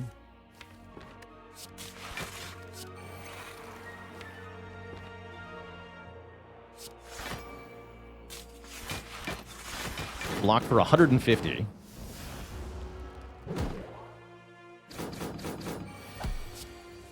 So here's what we do. We play Amplify. Amplify gets played twice. We now have 2 stacks of Amplify and still 4 Echo Forms. If I play Self-Repair, it gets played not once, not twice, but rather 3 times. We now heal for 30 at the end of the fight. And if I play Capacitor, something similar happens. Seems good.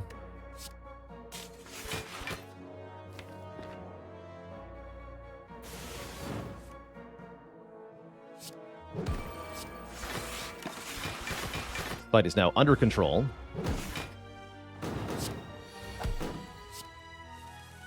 How do we kill things? With yet more copies of Creative AI, of course. Obviously.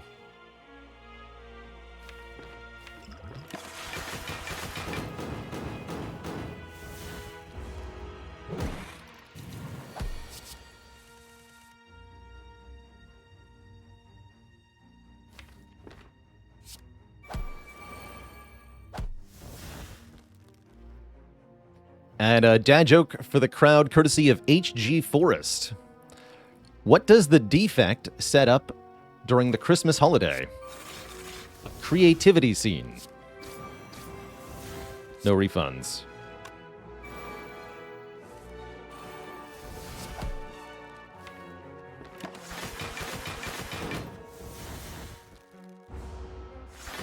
Boo this man. Boo.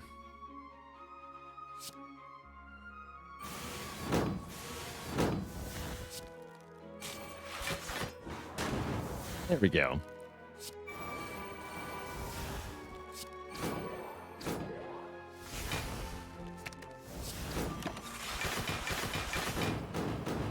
One nerd dead.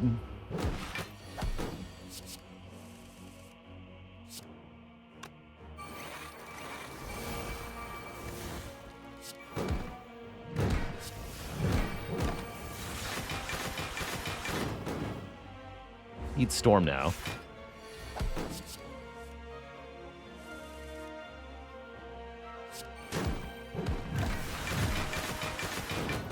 Enemy can no longer harm us. There's Storm.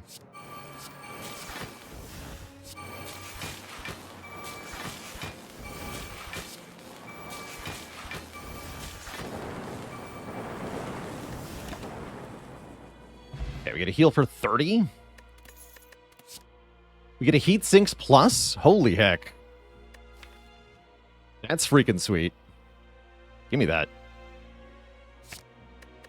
Liquid Bronze could help a lot with damage against Heart, actually. We upgrade Chill and Secret Technique. Thing is, I really want the Dupe Pot and the Capacitor Potion. So I don't think I'm taking the Thorns Potion. We have Static Discharge for damage. We're fine. Probably.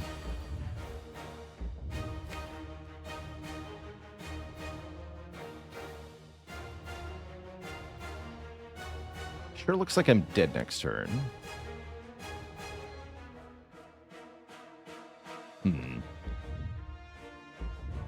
Seems iffy.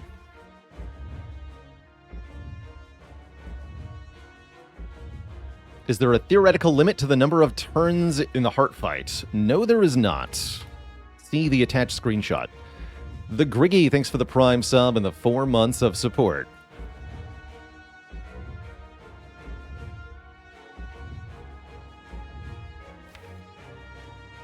Yeah, you can stall the Heart infinitely with the correct defensive setup. Usually, Intangible plus Tungsten Rod is the easiest way to get there. So we go Glacier, Defrag, Chill, Capacity Potion. I should play the Doom and Gloom. I should play the Doom and Gloom.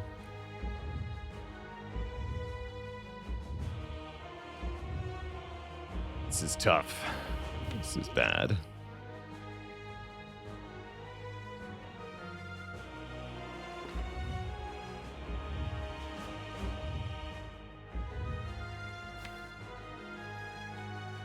Sure looks like I just die next turn. Or failing that the turn after. I guess, though, we can... Well, there might be a vague chance here. Dupe defrag? What? You're kidding me. So, complete waste of our dupe pot when we've got Bias Cog and Echo Form in this deck. Although, if we're trying not to die next turn, then maybe. But yeah, no. Not gonna do that. Not gonna do that.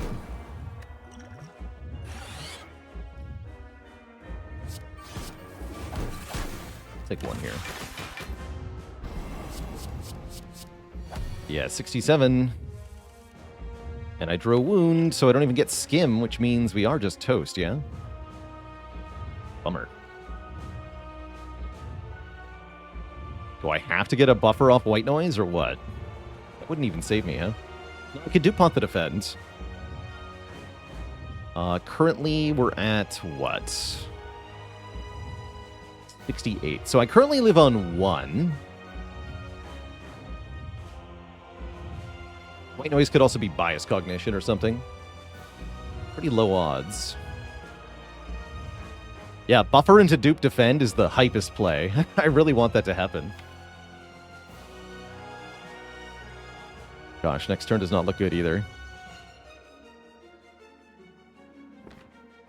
Seems like living on 1 is just suicide, right? We die next turn guaranteed if I just end turn here.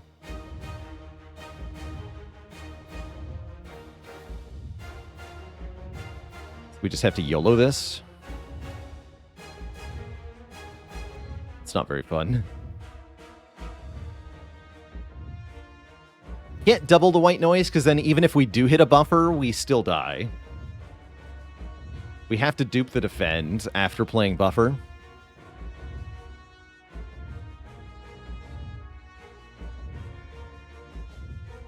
Because of Beat of Death being 2.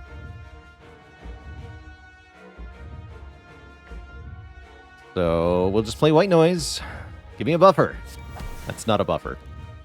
I'm going to die.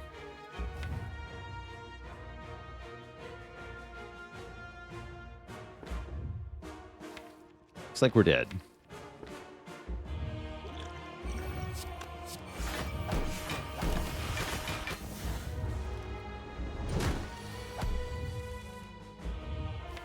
We are dead.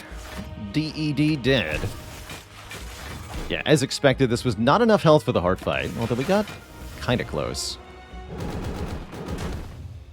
I only needed about 5 more health, actually.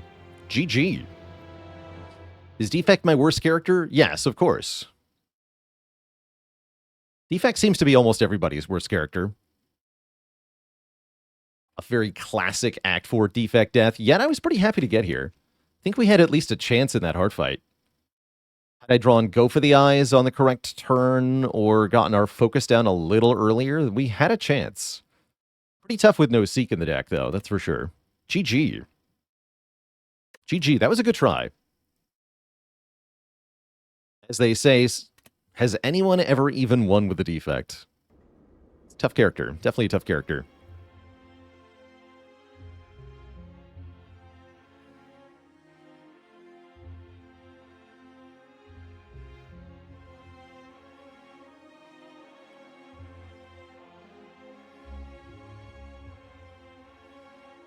Yes, a good point, Papa. A demonstration of how Fairy and Tail are super good for Defect. That's certainly something we could have done differently, is drop one of our potions for the Fairy in a bottle at this merchant. We can't even see on the screen summary. But yeah, we could have bought a Fairy there, and that would have definitely let us survive the big clap from the heart. Although, would it have been enough? Unclear. We definitely had an uphill battle in that heart fight. How would I change the Defect to increase his win rate to match the other characters?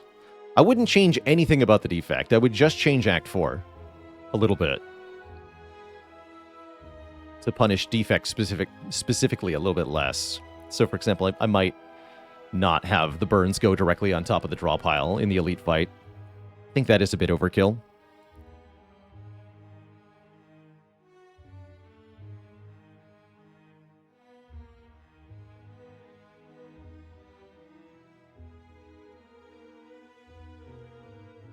Yeah, if you just remove the heart fight and the shield and spear fight, Act 4 is a lot easier. Just have to get past the merchant.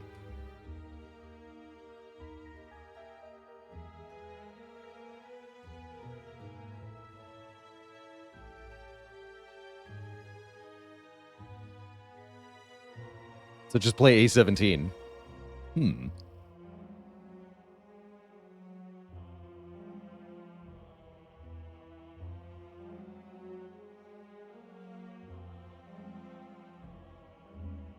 Just waiting for the merchant fight in Spire 2. You're laughing now.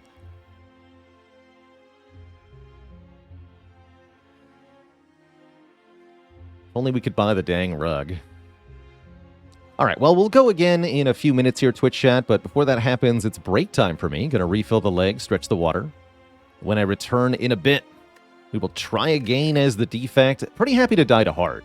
I don't mind any run where we die to heart. It means we played well to get there. Back in a few, everybody. Don't go nowhere.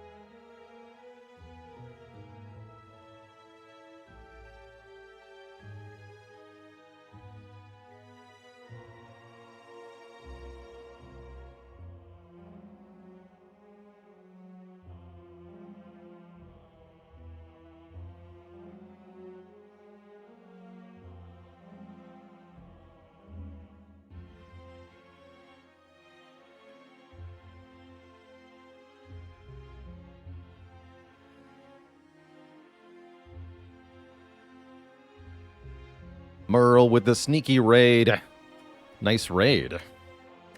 Welcome, raiders. Hope you enjoyed the nothing that you were greeted with. But now there's something, and that something is what might be an Ascension 20 Heart Defect run. Although we've certainly been having a hard time of it.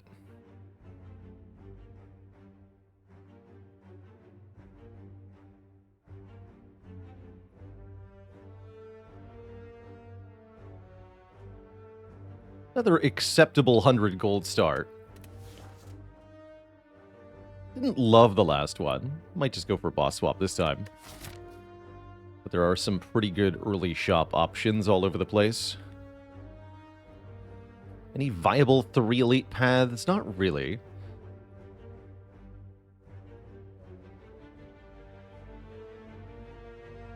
Probably something like this. Or perhaps like this. This option also valid. These are identical paths. Get one less rest site this way, but the shop is later. I'm okay with just an early striker move. If I wanted it to be better than that, we could take the money start. But that means not having a boss swap. I want a boss swap.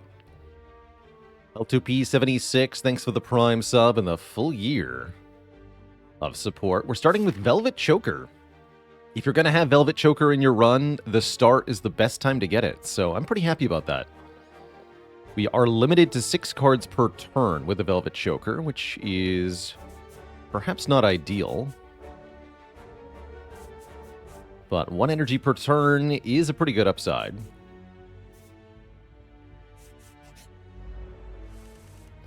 DKV with the 20 months of support. Did you hear about the time the Defect utilized a search algorithm to find and removed an unwanted plant growing in the garden?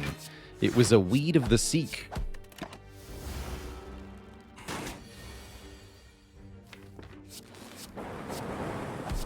Terrible.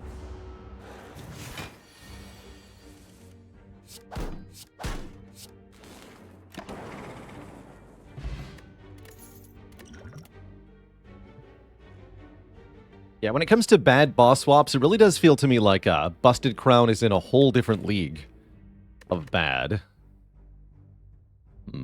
These are all kind of medium with the Velvet Choker. We should take one of them, though. I guess an early streamline for damage is probably good. I don't hate Compile Driver, but yeah, Choker do limit it quite a bit. Though one could say the same with the streamline. Happy to trade some health in the event here. That means we have enough money for the shop to be decent. You'd love to see it.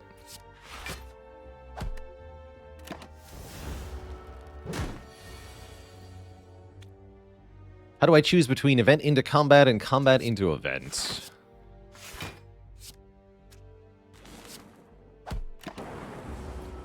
The events in Act 1 are usually providing some sort of penalty in exchange for money. Perhaps a relic. I prefer to take events as close to the shop as possible, usually, so that if you do get a curse, you can remove it. If you do get money, you can spend it. Taking the events before the fights doesn't work out. Also, you might get upgrades from the events, and you want the upgrades to come after you've gotten your card rewards. Reinforced Body. Here's a card that works really well with Velvet Choker. For 1 card, we can spend all of our energy blocking. Very, very important to be grabbing cards like that as we see them.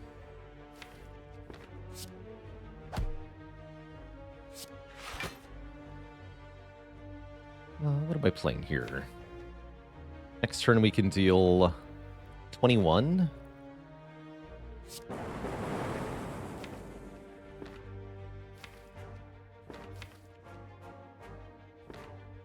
We draw... I get 2 more other cards. Okay, let's defend.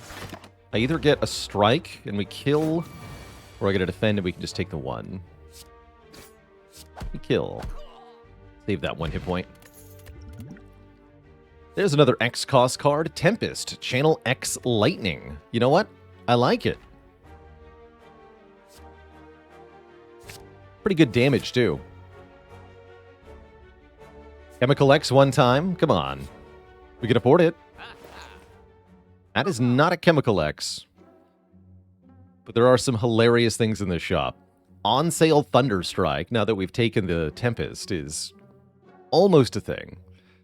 I wouldn't recommend it, but it's like maybe 50% of the way there to being good.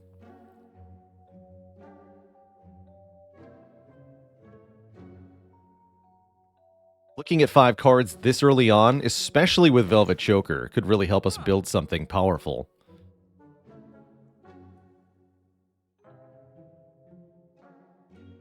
Of course, Preserved Insect is quite nice, making elites easier to kill. Maybe if I take the Preserved Insect, we can fight the Burning Elite. So that would mean fewer upgrades. We'd get the green key and an extra relic and more money this early. That's pretty good. And I feel like I'm very strong now. Really like that, actually.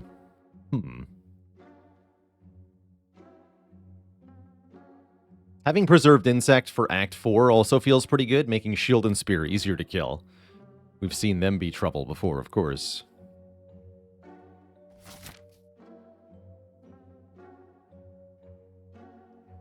So it's either Ori and get a bunch of upgrades, or Preserved Insect and take extra elites. Not quite sure which way to go here.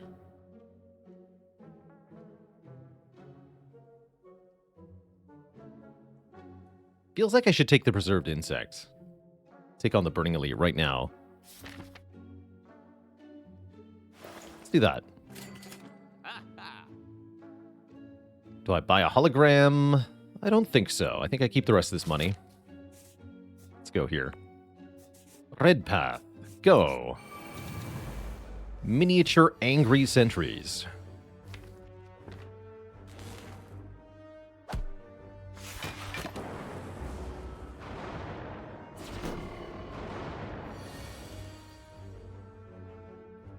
Ow.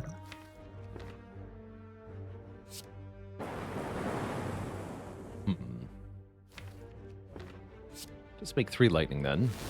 Make 12.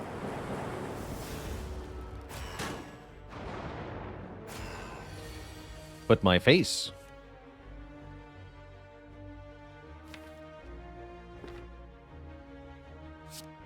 Streamline, defend, defend.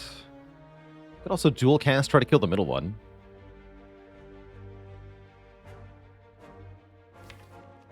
Feels better to double defend. Get a guaranteed kill. Keep all the lightning. Ow. Wouldn't say this is going well so far. Certainly going, though.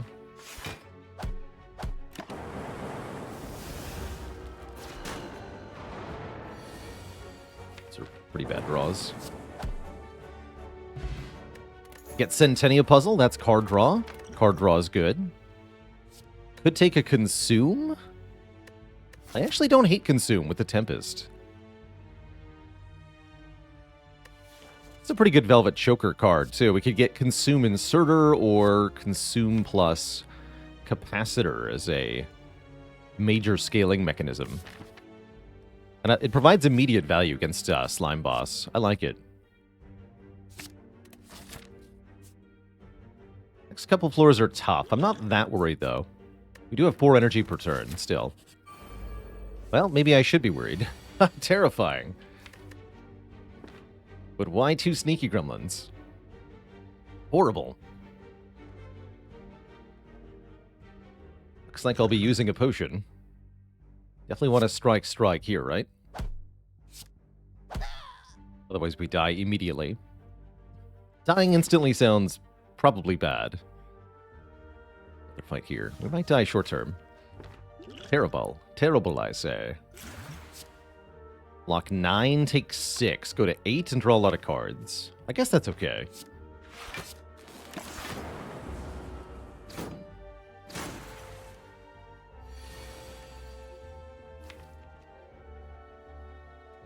Streamline, you fool. Looks like we should maybe do strike onto the wizard, then reinforce for 2.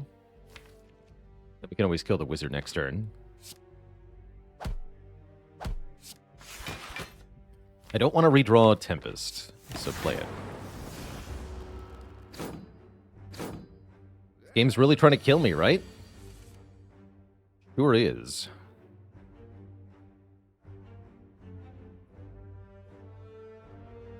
Okay, we have to kill the Sneaky and the Wizard. I guess I can just do Streamline, Strike. We don't have to faff around with what dual cast could hit or could not hit.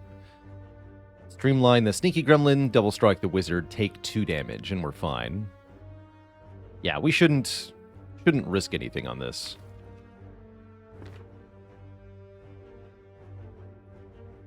Yeah, okay.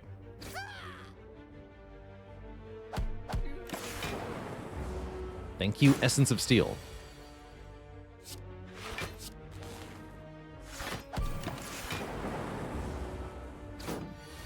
We live for a little bit longer. Hopefully a potion? We do get a potion. Another Essence of Steel. Thunderstrike is back. Why is Thunderstrike back? Why is Thunderstrike back?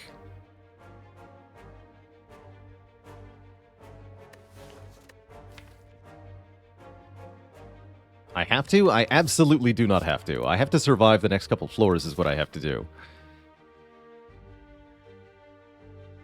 Could go to a shop. Seems kind of iffy, though. Best bet is to get to this rest site. So, realistically, I think we keep going the way we were planning on going. We take an elite fight on 6 health. It's going to be either Gremlin Knob or Lagavulin. We're pretty good at both of them, actually. Here goes.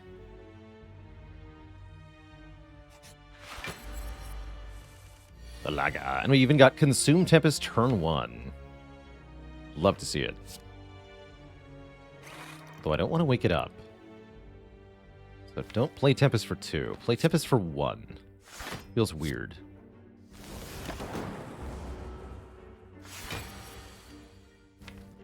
Yeah, and then this is the perfect wake-up turn. We play Zap. We play Streamline. We probably should dual cast. We should probably dual cast. Don't kill me. It killed me. Bummer. Had a couple draws that could have survived there. 2 defends would have been enough to live this turn. But now we're dead. That's a short one. Well, that just means we get to try again all the sooner. Yeah, I guess we were overly ambitious going into the Burning Elite. The draws on the sentries really did hurt pretty bad. Wonder what Ori into going left would have looked like as a run. GG. GG. We'll go again.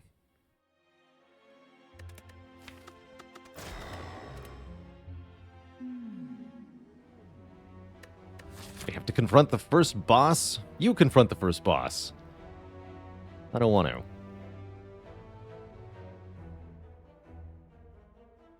There's a potential free elite with Niao's Lament. I wouldn't necessarily call it good, though.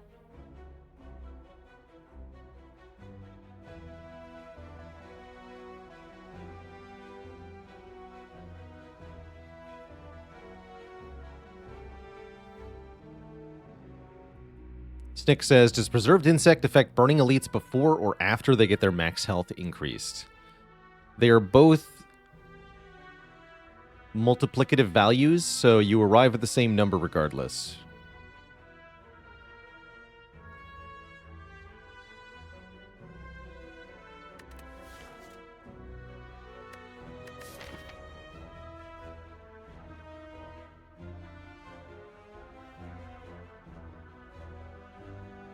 Note that I say should. Might be that you don't. Alright, I'll take the Lament. We'll see if we can get something here. Bit of a long shot. But at least we don't take damage to Jawworm. big fan of first card hologram. I feel like that can be an enabling card for quite a few other things on Defect, like Streamline or Reprogram. These are not Streamline or Reprogram, though. It's Consume versus Cold Snap. I'll just take a Cold Snap. Although Consume into Hexaghost, actually. Hexaghost demands scaling. You know what? I'll take a Consume. Been meaning to give more credence to early Consume. This ain't it. I disagree, Mr. Serpent.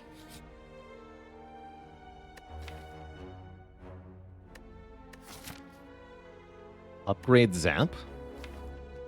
Given that we have Hologram and Consume, Zap upgrade becomes really valuable. Normally I would say Transform a Strike here, but I'm really liking Upgrade, actually. Upgrade Zap.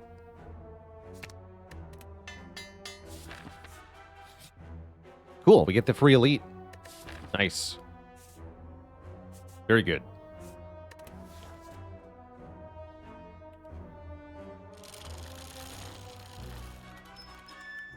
It's a full heal.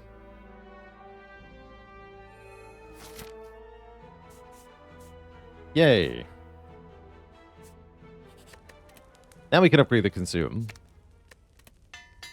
We get both the Zap and the Consume, and then we can do Hologram next if we don't get a good card here.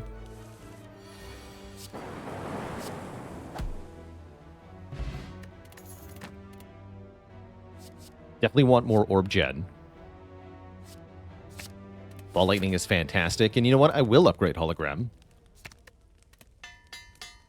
I actually quite like this as a start. A Focus Generator and improved Lightning Creation should be quite a bit of damage. Let's see how this matches up against our first proper Elite here.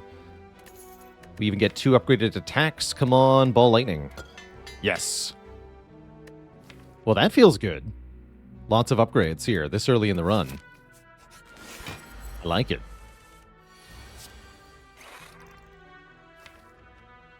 Okay, same deal as last time we fought this creature with this draw pile. We don't want to wake up right now. Although I could Zap Hollow Zap, which would be pretty good. I'm taking a lot of damage next turn, so let's not. Let's not.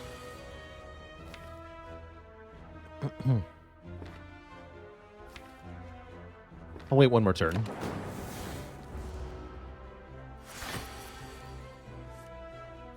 That almost worked.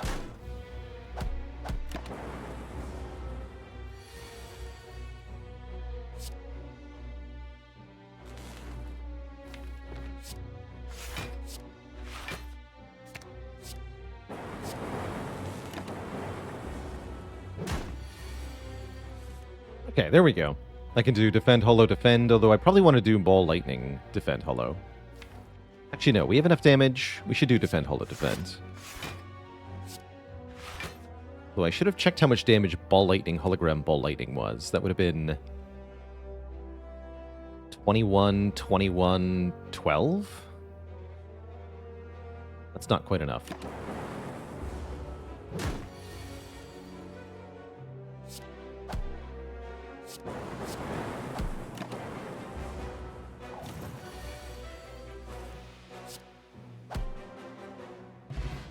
Hey, we get the Preserved Insect again.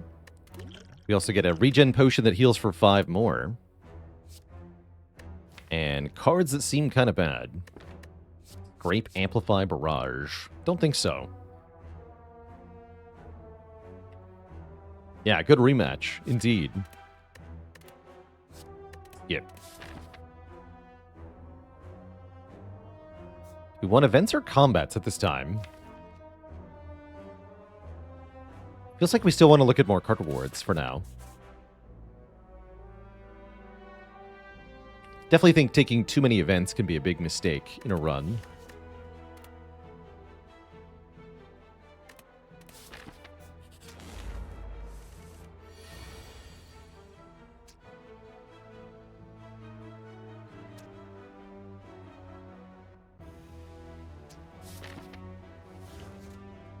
Could full block with Defend, Hollow, Defend.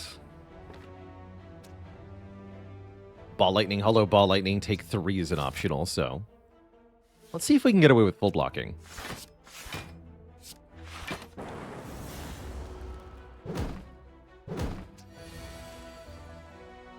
No, we wanted to kill this turn.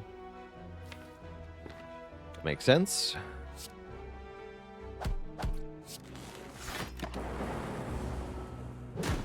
Fair enough. Do we have a kill now? If I consume Zap, we do 11 plus 12 plus 9. Yeah, that would kill.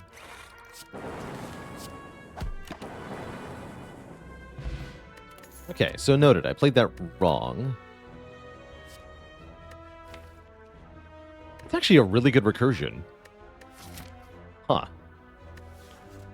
Especially if we upgrade it. It's basically another Zap at that point. Guess that's not amazing then, huh? Probably would just want to take an algorithm then. Good way to start getting a block scaling going. Yeah, let's just grab the algo. Seems like a good addition.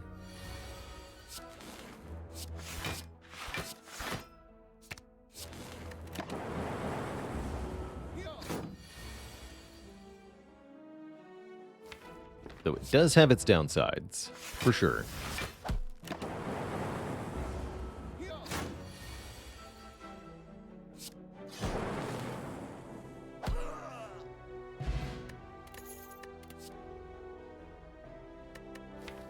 Chaos. Chaos is interesting. Could be good against Hexagos, too, making a Dark Orb or something. Compile Driver's not very good, as currently we only have one orb type. Let's take a Chaos. Is Consume sustainable without orb slot generation? It can be, Aaron. There are two main routes we can go to make the Consume good without any additional orbs. Realistically, you can only consume twice down to one orb slot with a ton of focus. And then from there, you have two options. Either you just channel a bunch of orbs every single turn, in which case a card like Chaos is perfect. Or you get lots of loop, and you loop one orb over and over again to make it strong. Brother, may I have some loops?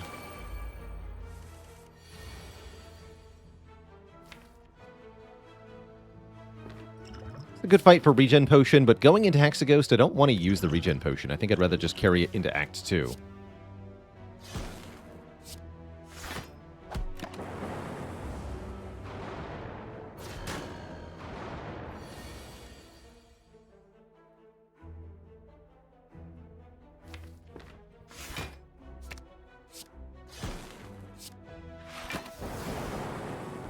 Worth taking 2 here for the permanently better algorithm.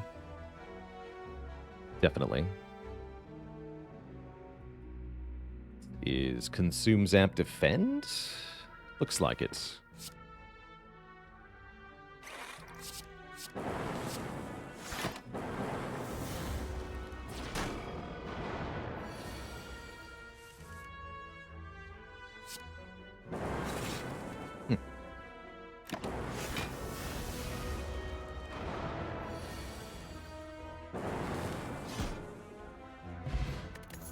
The Swift Potion.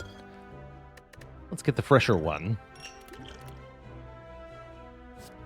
Another chance at recursion if we think it's good. With the Chaos, it is a lot better. I actually like Chaos and recursion together quite a bit. Let's do it. Let's take a recursion and plan on upgrading it later. As for our event, well, it was just a fight the whole time.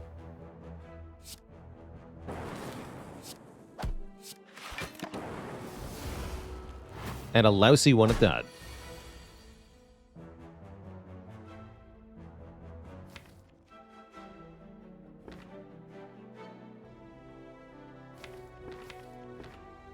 I think we just triple block, take 1 here. By dual cast, there's a 50% chance that neither of them die. And I'm taking more at that point.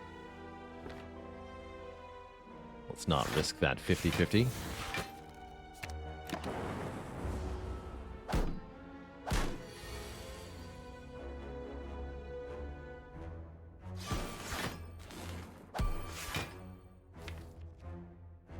Consume dual cast would not have changed the numbers there, since they had 13 health. And our orbs only evoke for 8 by default.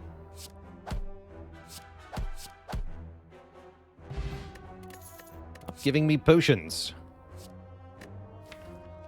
Do I take another ball lightning? Realistically, I think, yeah, we do, actually.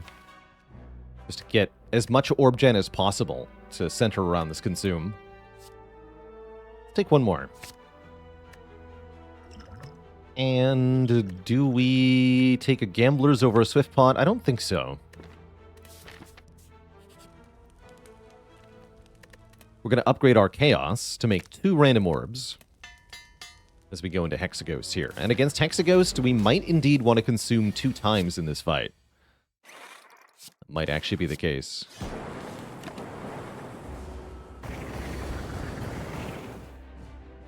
Alright, Chaos, what you got? Yeah, Frost. Good. Take only 1.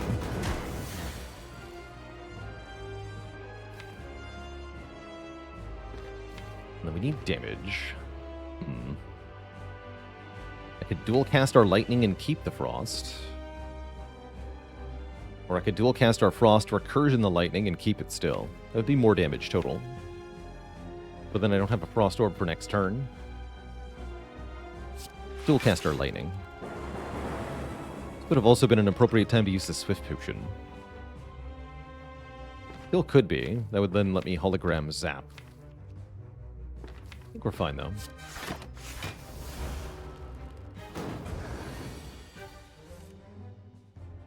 Chaos.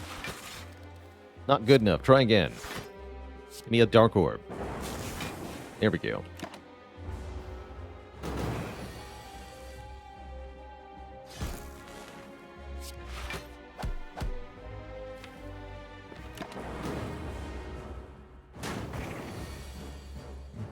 Dander, thanks for the Prime sub.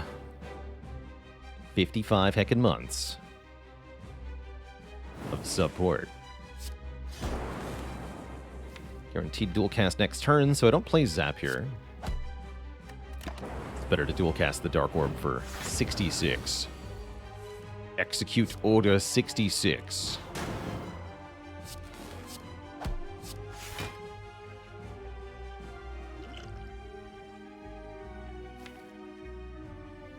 Still gonna save my potion.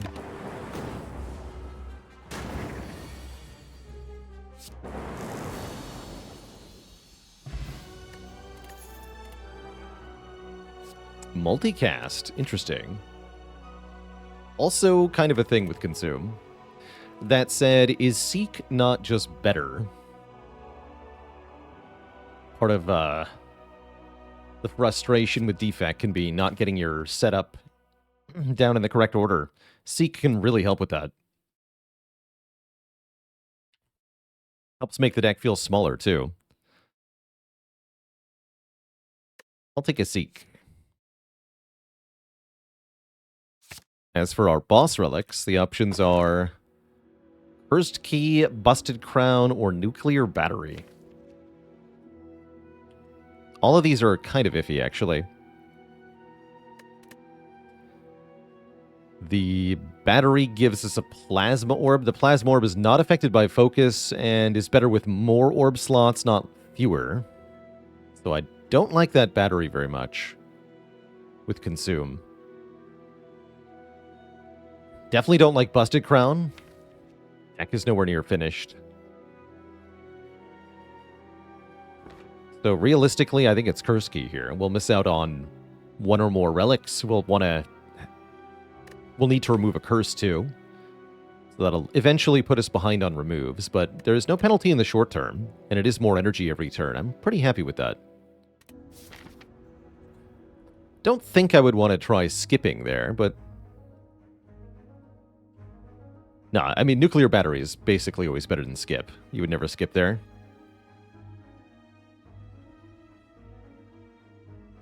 How do we handle Act 2? I think we're okay at regular combats. Not great, but okay. We do have a reason to want them because of the algorithm. Upgrades are definitely appreciated. We minimum want to upgrade Seek and Recursion. We're starting to get to the point where card draw would be really good to have. We also have tons of money, so getting to an early shop is a good idea. 2 of the 3 shops are way late in the act, but there is one here. So probably we want to go to this shop to start. With this much money. Feels kind of silly to do otherwise. That does commit us to fighting this elite. We can upgrade our Seek at least, though. Before that. Which means committing to 2 elites. And not very many rest sites. Other option, go far left. Actually, this is a better path overall, yeah? We get more rest sites, for sure.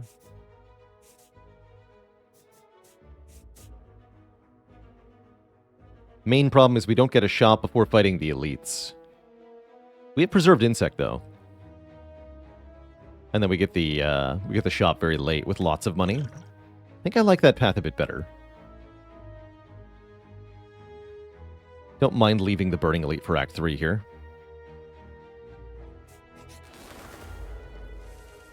Let's do it. Also going to use the regen potion right away, as we are missing enough health. What are you? Actually, seek for consume first. Plasma Dark. Curious.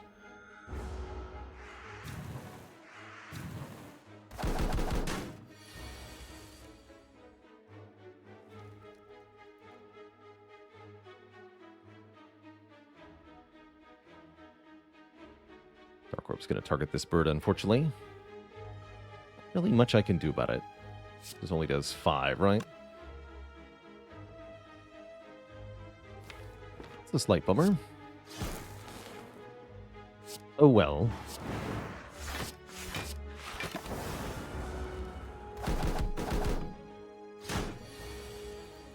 Hey. To stop attacking me. Hmm.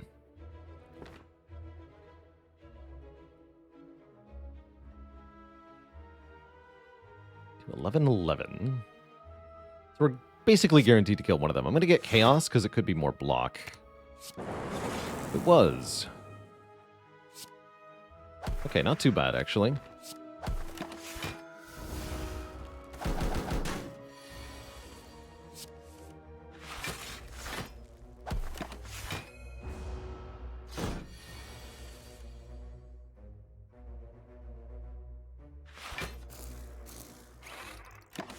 Behold the orb.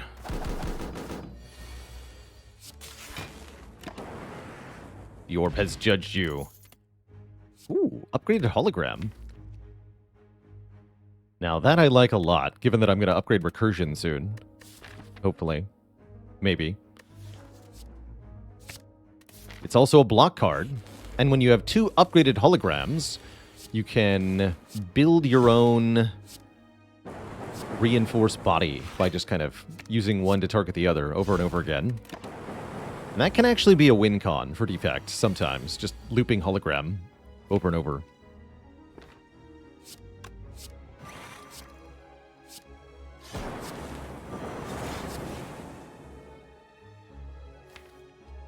Distant dark, huh?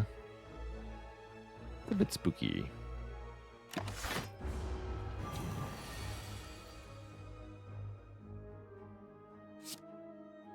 Okay, I can recursion, hologram, recursion. That would kill immediately.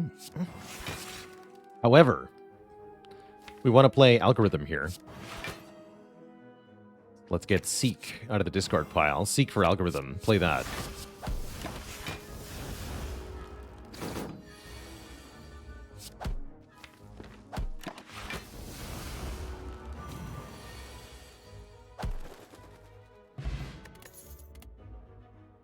Now we can take a compile driver, which is medium. Not good, but not bad. I'll take 1. We probably don't want more than 2. Normally I'd want quite a few.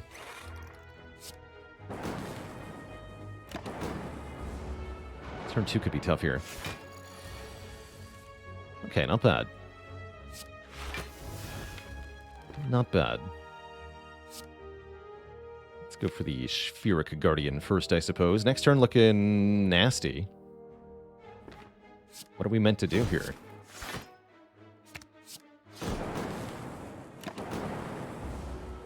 Seems unlikely I can do 41 to you.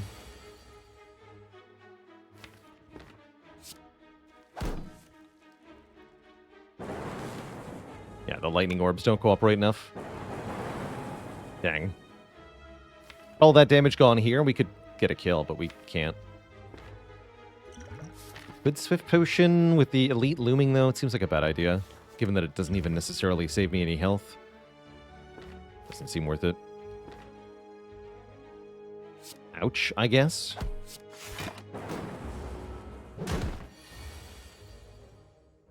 Just ouch.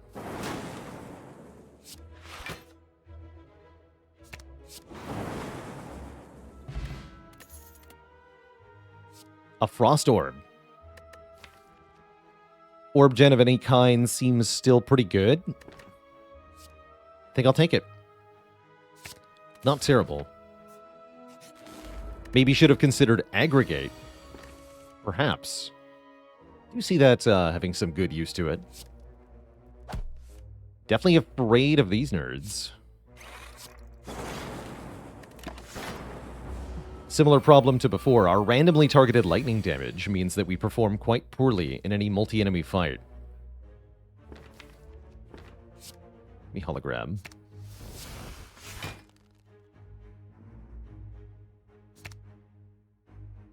Go Recursion Chaos.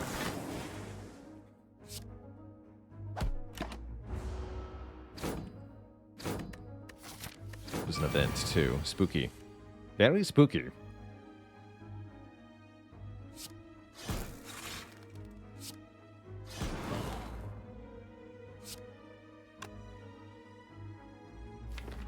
Fine.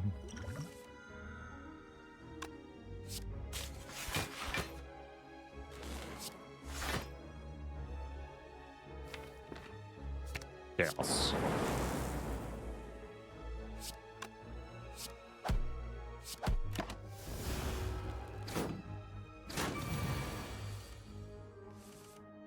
Sweet.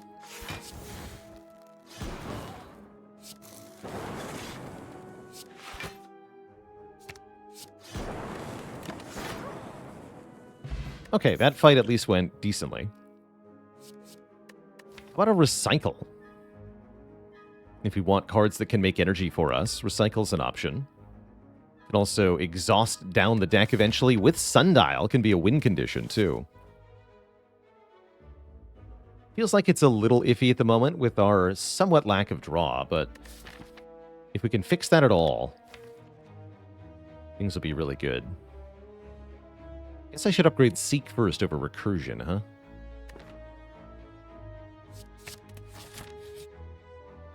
Damn it. A free relic that I can't take. Bummer. Curse key things.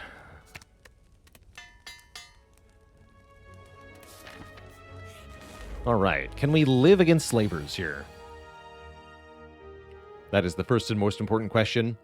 Looks like we can't kill any of them on turn 1, and I also can't block very well, so it's kind of bad.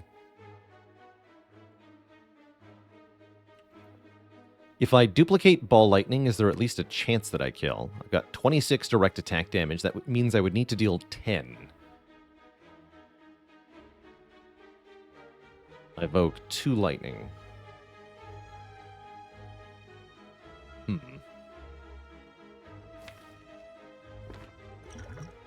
Decent odds. Better than 0, certainly. Might as well. Oh, hey, we might get there? Get him, get him. Yes! Okay, that worked out really well. Saved 14 health. Life is good. Easy game. Happens every time.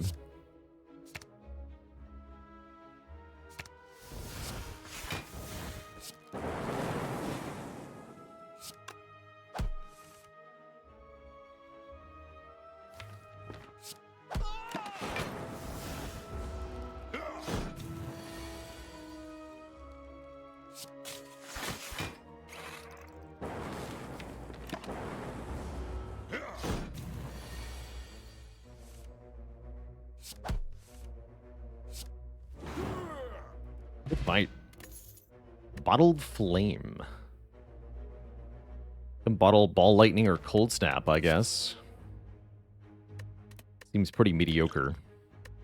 As far as relics go. Not what we were looking for at all. I guess Cold Snap? Or we could bottle Compile, but it only draws 1 on turn 1. I could take and bottle a Go for the Eyes. I don't think that's very good, though. Bad against our Act Boss, bad against Heart.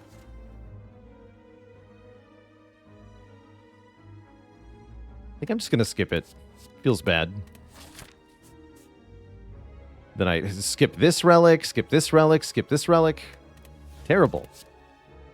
Terrible.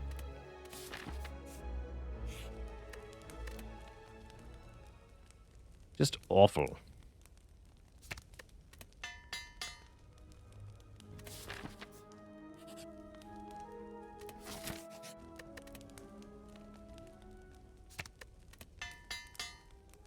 Alright, now the deck really wants some card draw with all these zero-cost cards. We want big card draw.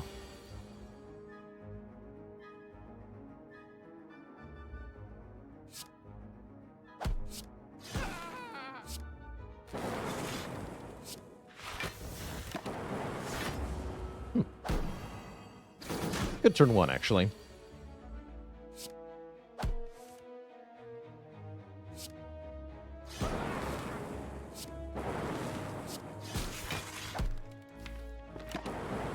To die soon, though. Quickly, kill it.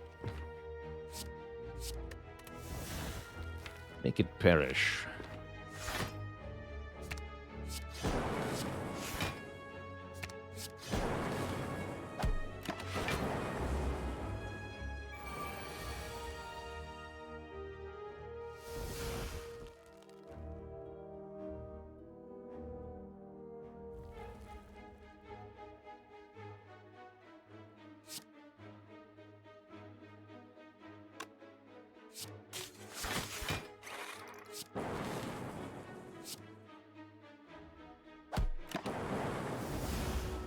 Spooky.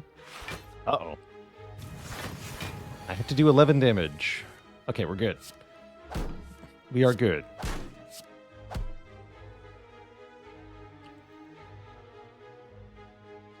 Never didn't have it. Now I've got a focus potion. Vision? Vision.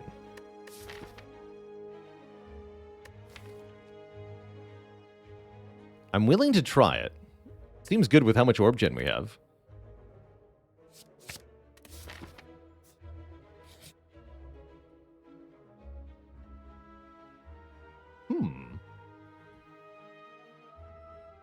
If I offer Cracked Core to Inloth, it's going to confuse everybody.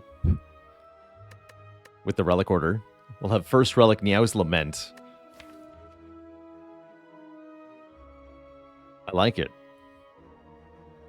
More rare cards does seem good. We're going to see more Seeks. We could see Echo Forms, that sort of thing. Give it to me. Means we don't have a starting orb anymore. Kind of like we boss swapped, but not really.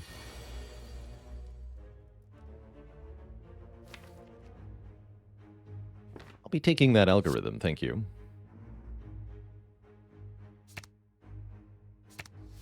Cold Snap.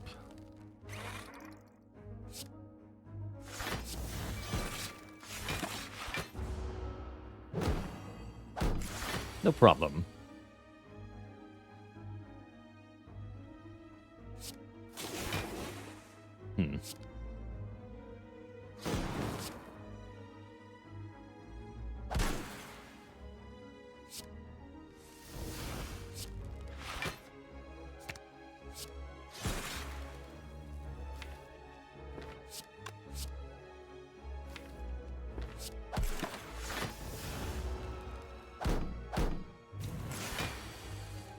Now that's just rude. I have to block 31 this turn. Dang it. But we can do some stuff.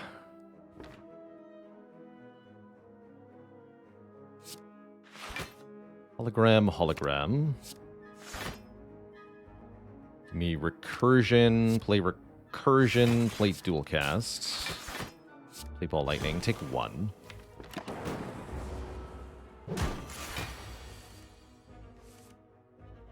But then also take more than that. Ow. Well, I tried.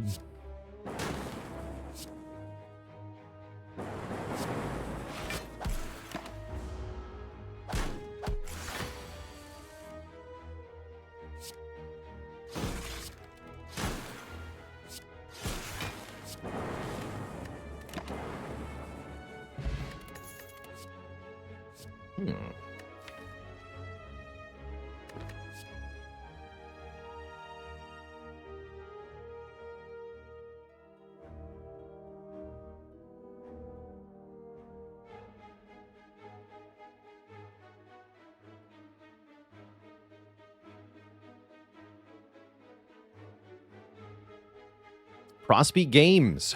Did you hear that the Defect started their own band called 1023 Megabytes? They're pretty good, but they haven't gotten a gig yet. No refunds.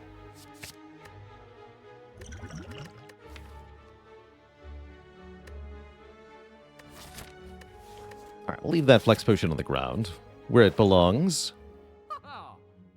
Self-Repair is here, but at the end of the act. Not sure about that. Still a pretty good card. Clockwork Souvenir is a Defect special.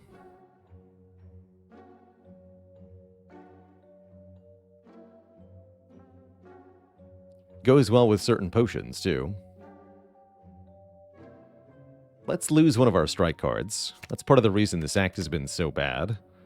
Too many strikes. Finesse could help us go infinite. Wait. Yes, it could, actually. Huh. You know?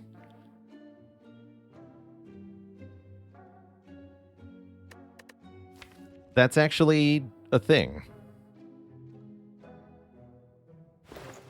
I'm in. I will take the self-repair. I will. We go infinite to beat the boss? We might. Kind of hilarious, actually. I'm gonna rest.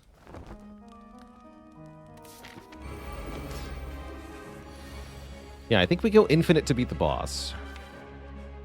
How appropriate.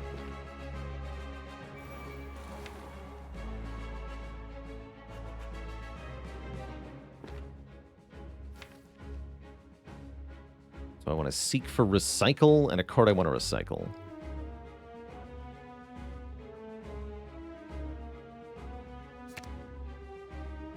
Look at these strikes.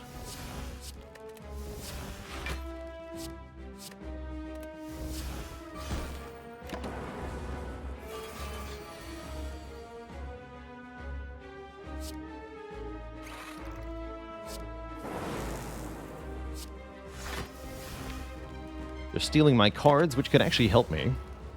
So probably I want to ignore the minions here, as they only serve to make my deck functionally smaller.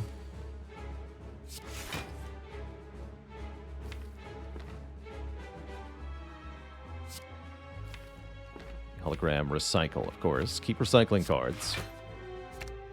Have to believe this is our way to win.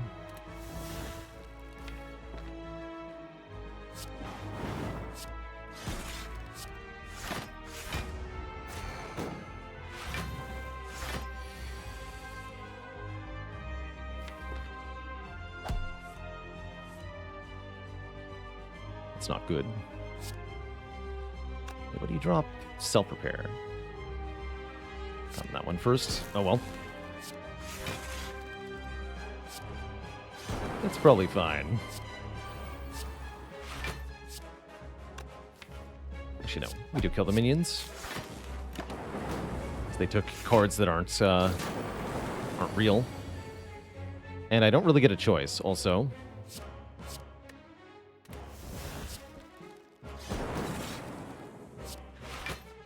Just keep recycling. Still have 15 cards in the deck. That's too many.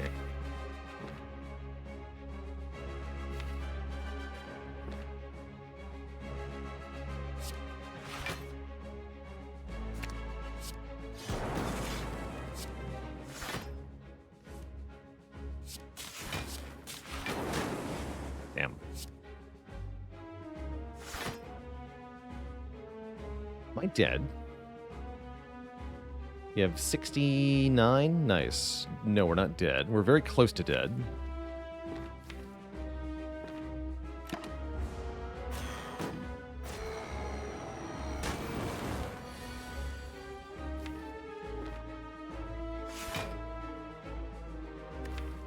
Let's see, recycles in the draw pile. Oops.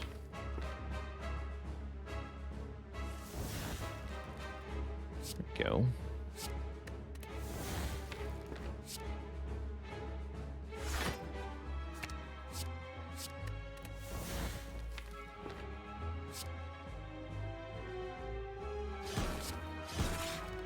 Draw the two and then play them. Doesn't seem correct, though. Let's wait. Potions if necessary here. Looks like it might be necessary. Probably should have used a potion earlier, the focus potion. Let's go ahead and use it now. Go Ball Lightning, Recursion. Ball Lightning, Hologram Recursion. Does that keep me alive? I'm not sure that does.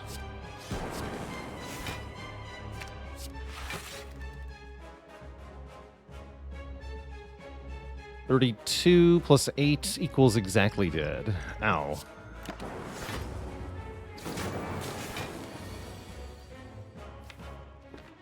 Doesn't seem like we're getting there. Seems bad.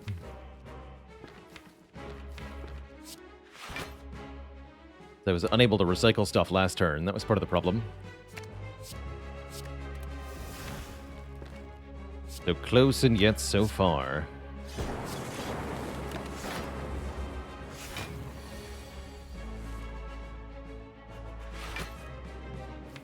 Well, hold on. This could be a good turn. Don't have the other hologram in hand, though. I could hologram Compile Driver. Not the best idea.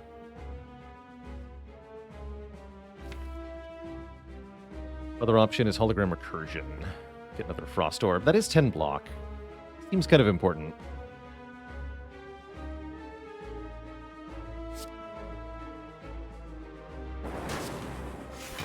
This might be up to Chaos to make a Frost Orb, though. Did not. That's not quite enough. GG. The Defect falls again. GG. Alright, that's enough of me getting my butt kicked on Defect for today. Let's do one quick clad run.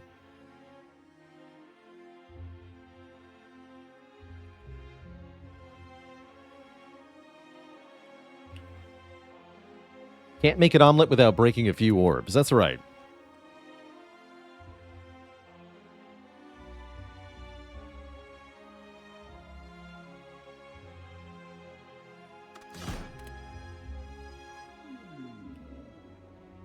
And yeah, the defect we were trying to get down to was Compile Driver Finesse.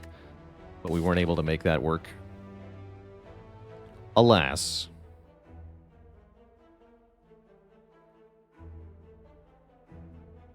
Do I ever plan on playing through BG3 again on stream? No, I do not.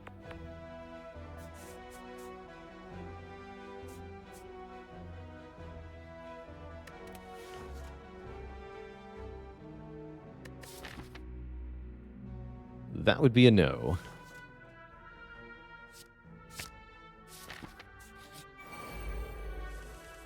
Panacea on Ironclad could be kind of fun. Is streaming my full-time job? Yes, it is. I'm lucky enough to be able to support myself entirely off of the stream and YouTube.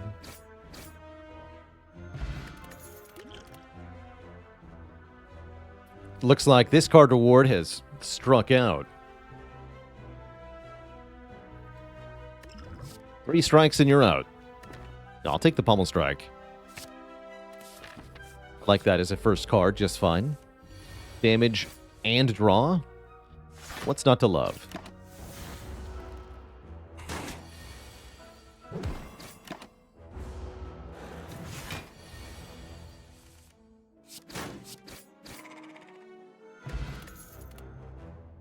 More strikes. Or a Flame Barrier. I do enjoy an early Flame Barrier, but I'm going to take the Twin Strike here with Slime Boss at the end of the act. Also, I'm hoping we find a Flex.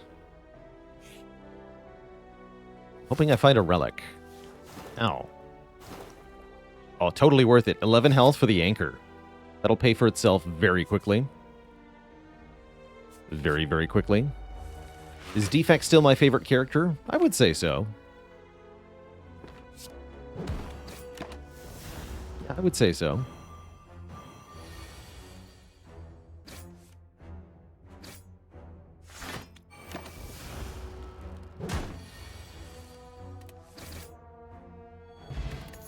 My love for Defect is Ironclad. Well, maybe. You may be right.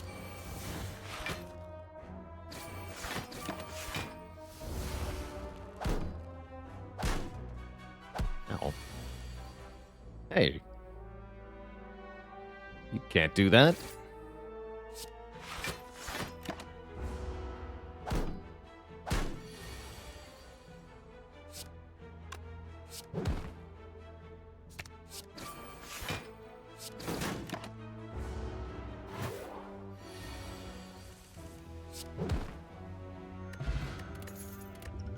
Double Fire Potion. With an Inflame for strength. Although Feel No Pain and Disarm are pretty sweet. With these added attacks, we definitely want strength. Of whatever kind we can get our hand on. Yeah, where's the Take All button?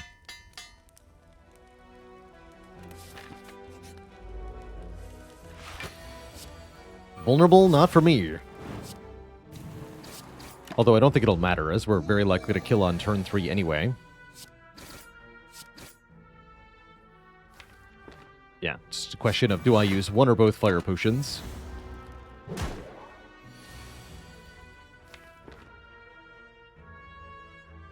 Just one.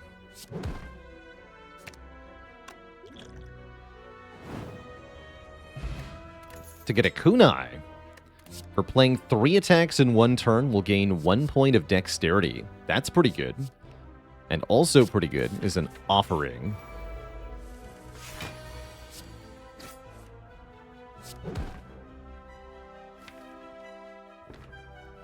Take 1. Vlad's all about trading damage. He loves to do it.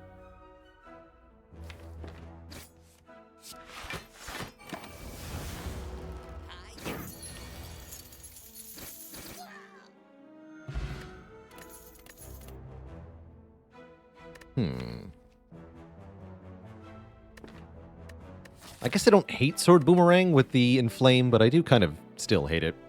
I think I skipped these. Do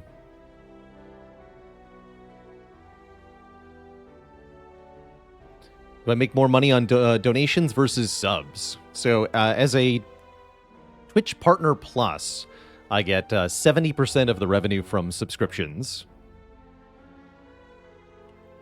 Direct donating through the link below the stream gives more like 90%. There's still a payment processor fee, but it's a smaller percentage.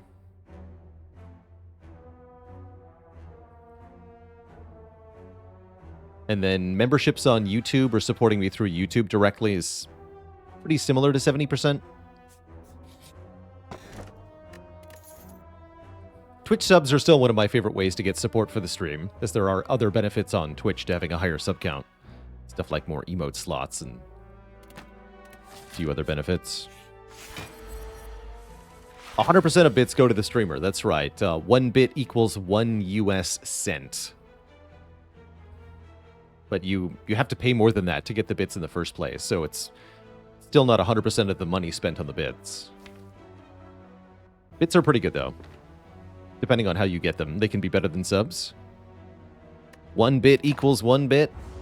Thanks, Mouse Master.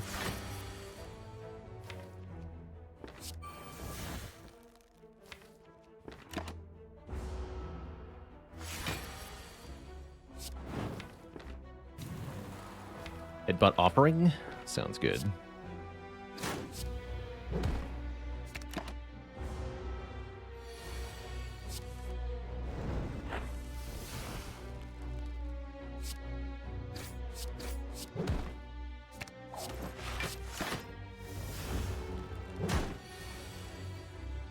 Bit of a weird fight here.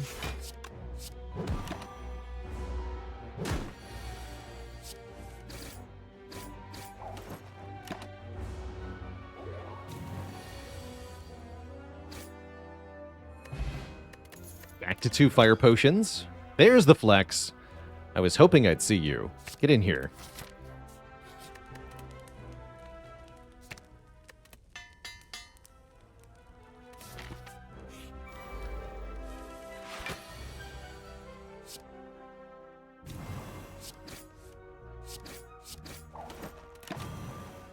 Get blapped.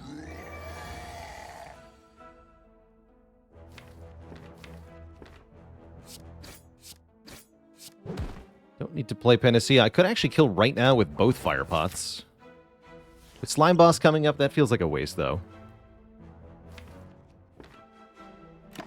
Let's just take 8. Is Flex almost always a pick? No. The reason we're taking Flex here is because of the Panacea. We have an artifact which blocks a debuff. And when you play the Flex card with Panacea, what happens is that you gain 4 strength, and the second half of the card is considered a debuff, the lose 4 strength part. So you just gain 4 strength for 0 energy with Flex here in the Panacea.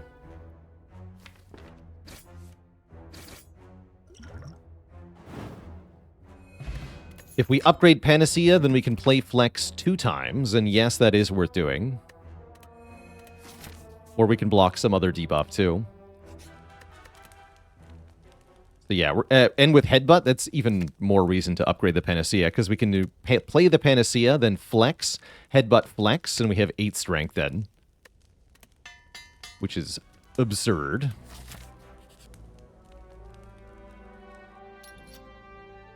Please lose 1 strike. Thank you. And then upgrade Offering or Pommel Strike. Upgrade Pommel Strike.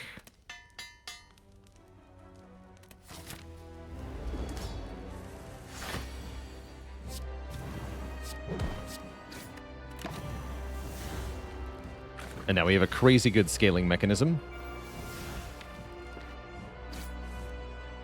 We just Headbutt, Flex, Offering, play Flex. Now I have 4 strength.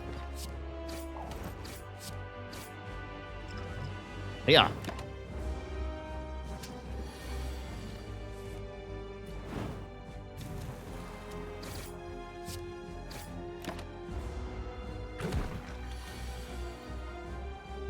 Easy peasy.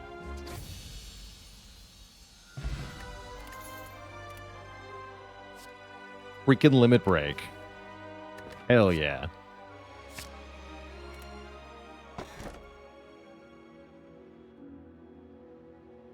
Tiny chest curse key kind of bad. Maybe I just take the ectoplasm. Or I could take calling bell. I think I just take an ectoplasm. Who needs money? Not me.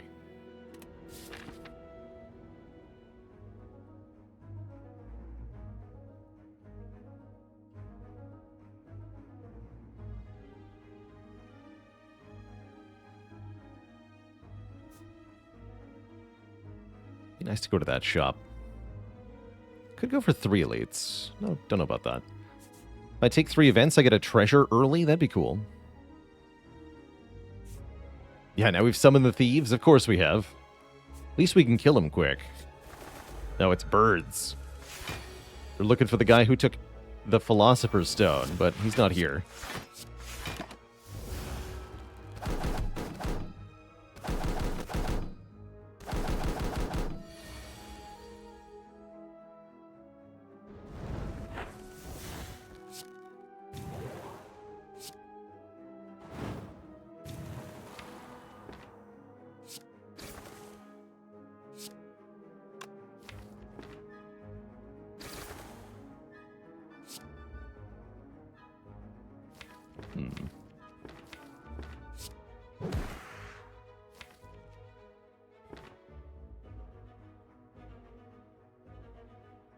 What pummel strike?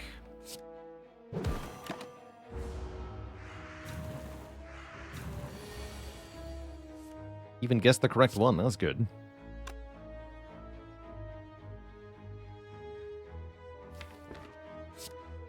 Let's do pummel. Twin strike, strike, defend. No need to limit break there, I don't think. Saved 1 health by getting the dex from the kunai.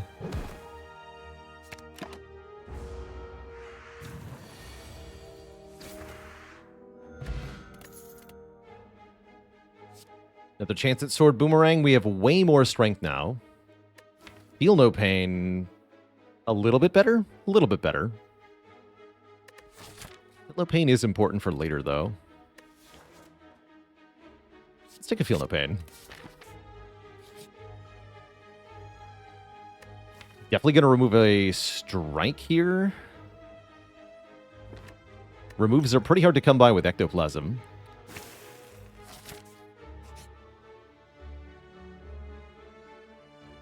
Okay, I'll pay you. We get Eki Becky. Which means I can't buy the Toxic Egg. I do like Frozen Eye a lot. We can do Frozen Eye card remove. Seems exceptional.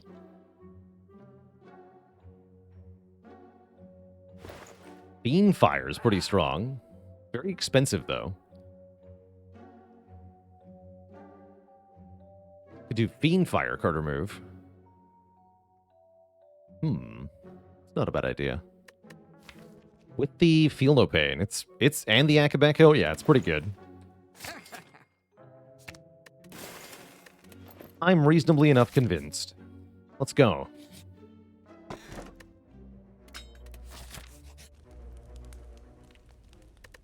That'll give us more card rewards from normal enemies, which is pretty good.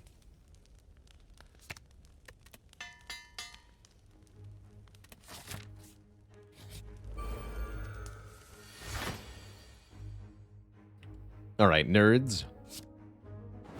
Time to get destroyed.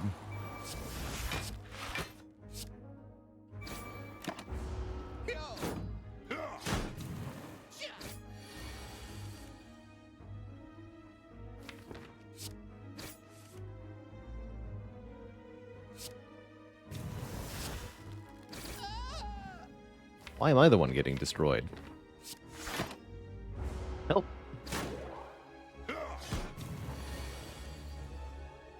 Someone send help.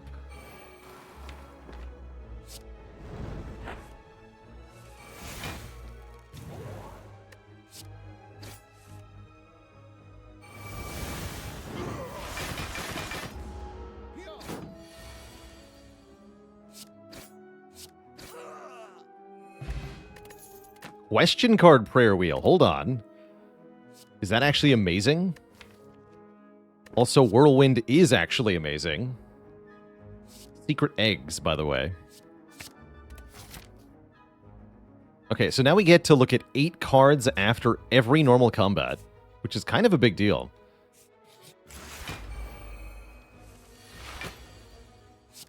Seems good. Also good is Akabeko Fiendfire. Bruh. Hello? Oh yeah, and I have Singing Bowl too, so we have 8 cards, and even if I skip them, I gain max health. Heavy Blade Plus kind of slaps. We've had First in Flame. I think I take 2 health here. But yeah, give me that Heavy Blade Plus. Since we're scaling strength pretty well. Ice Cream? Ice Cream Whirlwind? What the heck is happening here?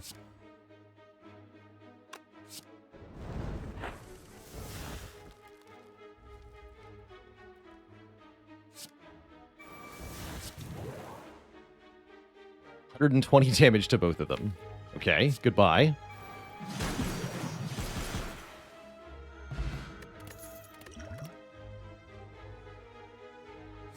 Power through's okay.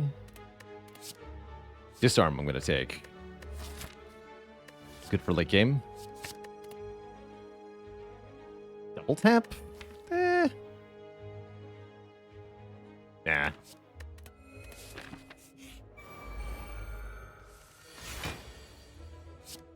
Don't think so.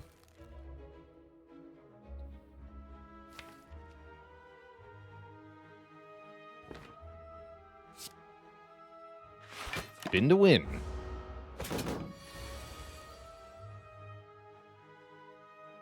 That's rude.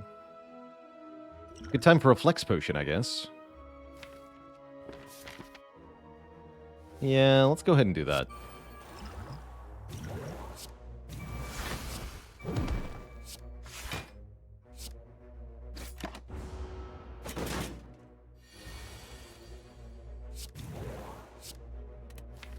Could have got spooky otherwise. Bottled Tornado. Okay, we'll never whiff the Limit Break again if I bottle Inflame. Or we could bottle Feel No Pain. Or if there's a Dark Embrace. There's not. I could bottle that. Might take a Shrug, though.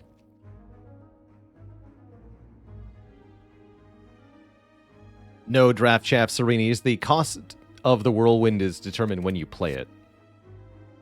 But we would get an energy back afterwards. In that instance.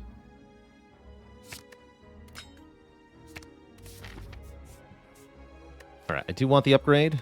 And then I want to take more combats, right? Because combats are actually insane. In terms of the rewards. Combats are nuts. Limit Break upgrade shouldn't be necessary. Let's upgrade our Feel No Pain.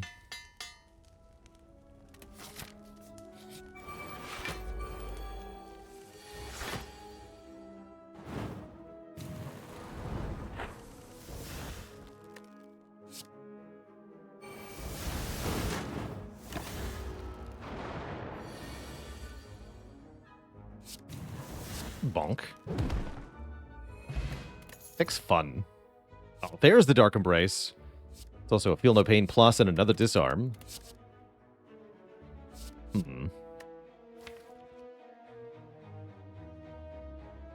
think we take that Dark Embrace. The free upgrade, though. What a dumb seed. Yeah, no kidding. We're having a good time. Whirlwind.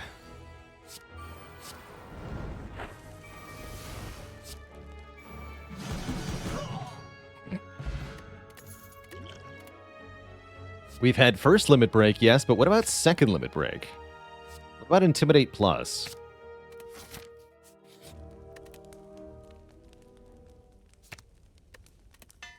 Life's good.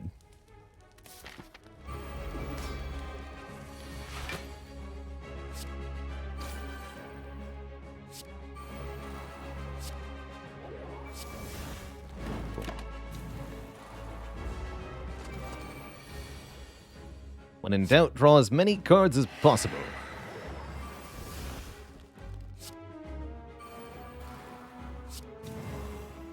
It's 45. I'm going to wait on that, actually. Good Fiendfire. Feels unnecessary. Wait, they're going to steal my freaking Limit Breaks, though. No, almost killed them, then. Need those cards.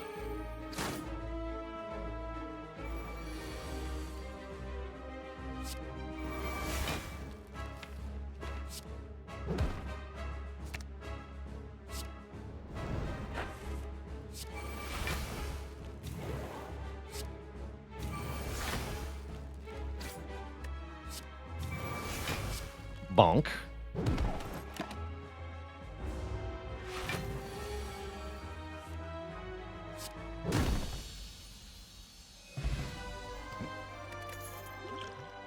You love to see it. And there it is. Corruption's here. Corruption do be dumb. With the whole, we got the Feel No Pain, Dark Embrace, Ice Cream sort of deal going on. Give me that. Okay, don't take Choker. Probably also don't take Sozu. Seems like an unironic Black Blood. Not because the Black Blood is amazing, but rather the other two options are energy relics with downsides I don't want. And I guess the healing is good too. Yeah, skip. Skip. Quick. What if we don't need potions? We might not need potions. It could be that Sozu's good here, actually. Especially with Ice Cream, we do like more energy. But I think with the Offering and the Corruption, we're not going to need it. And I can just take one Bloodletting.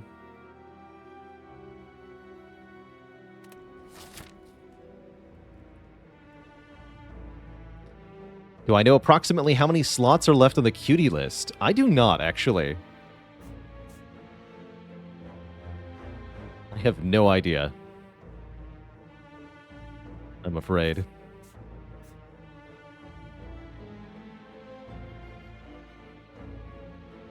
Three elites are possible in a couple ways.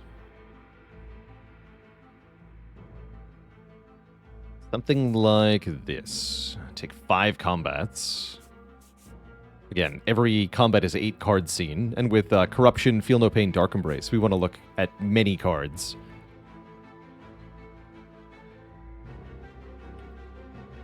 There's a limit. Yeah, there's a limit to how much I can put in a text box below the stream, although I can just make a second box to continue the list, actually. So I think it'd be pretty easy to just keep adding to it. Yeah, I can just make a second stream. There you go. Hey, it's been done before, right? Unlimited cuties.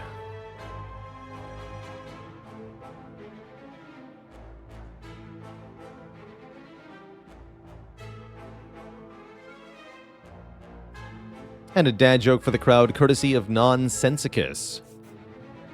Where do misbehaving defects get sent? To boot camp. No refunds.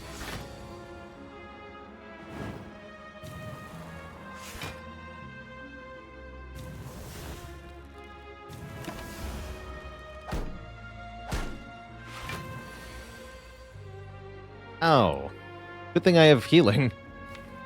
Because Darklings are here, in the usual fashion.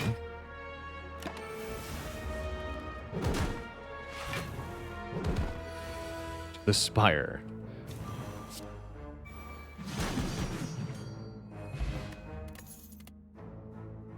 Not horrible, actually.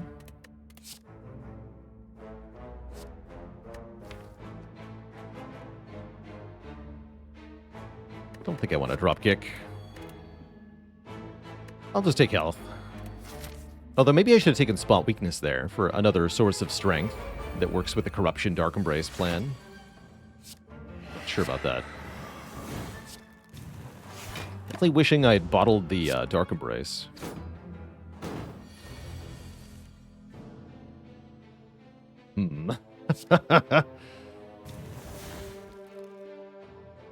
Take 21, huh?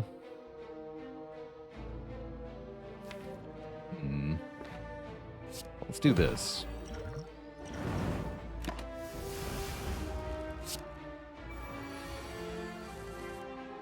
Seems better.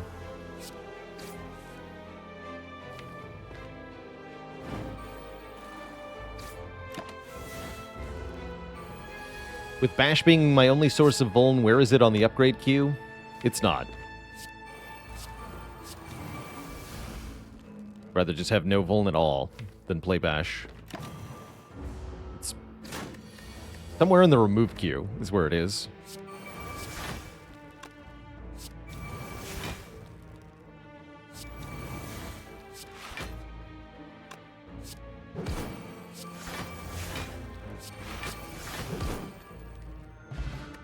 Healing. Okay, I can take that one. Upgraded. Don't think so, though. We're doing strength things. I don't need the body slam. I don't need it. What I do need is not to die to these nerds again. Please. Please.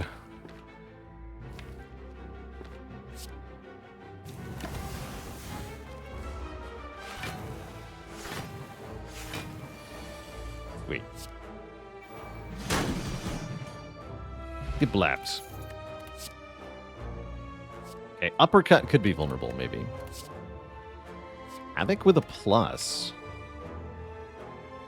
I'm down.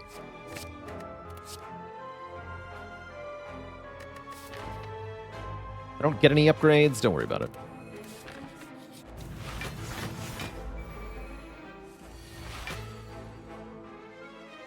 What's the block plan for long boss fights? Don't let them be long.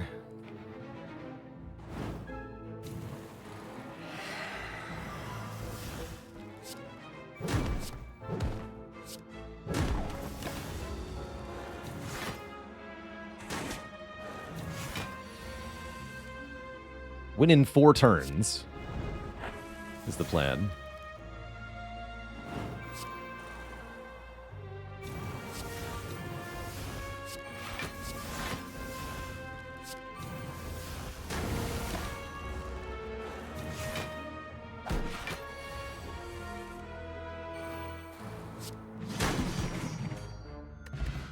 Hey, almost back to full.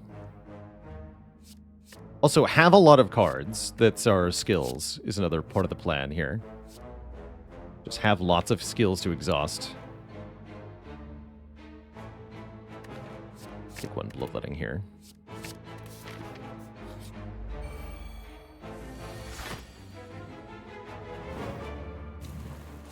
Sometimes that doesn't always work out, though.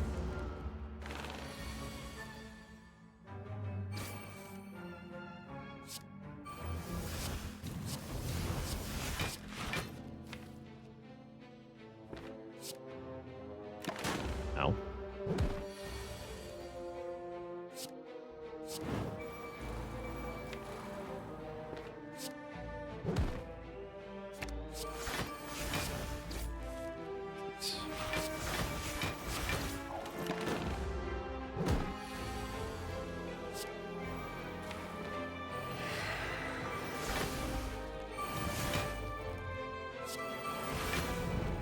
Nice.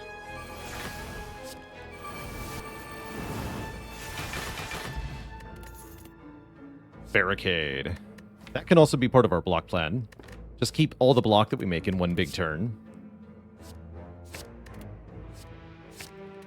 Guess I'll take that. And I'll make corruption cheaper.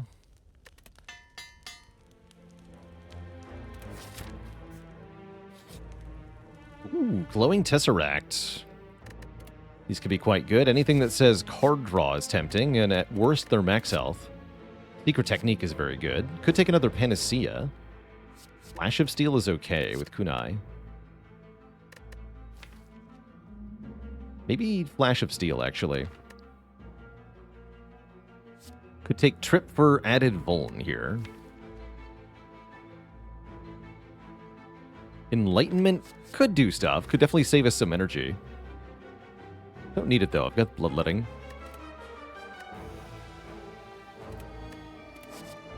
Flash.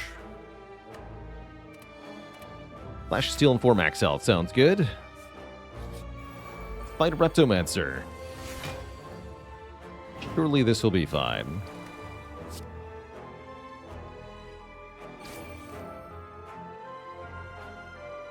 Smiley face.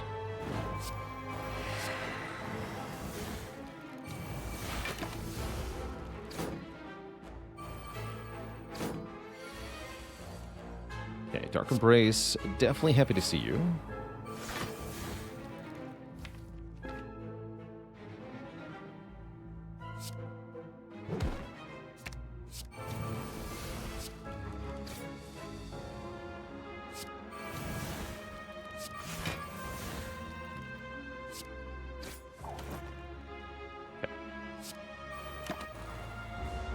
not terrible.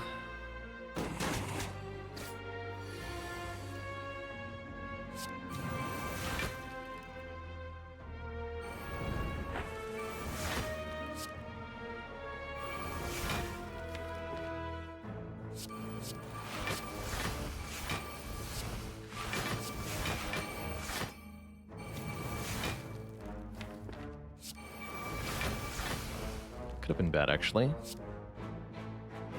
Thought through that through a little bit more carefully. We're good, though. Fight is clearly over.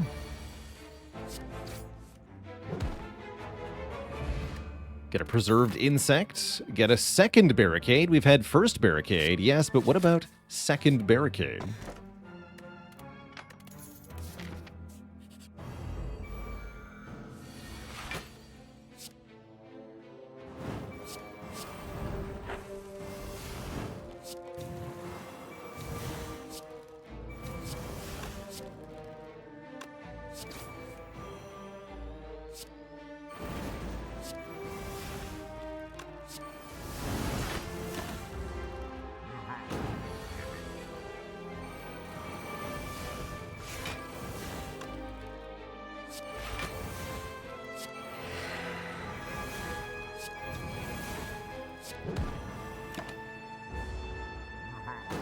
Ooh.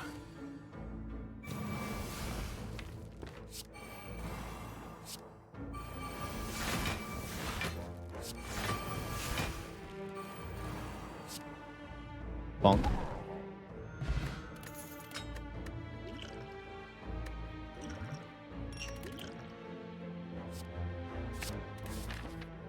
Now that I have a barricade, entrench seems pretty good. Let's upgrade the barricade too. Is upgrade Q a mod or just a metaphor? No, just a metaphor. Just talking about the sort of prioritization of the cards to upgrade in the deck. Kind of want to follow a certain order based on what's most helpful. And inevitably, we're not going to be able to upgrade every single card that we would want upgraded, because the upgrades themselves are rather limited.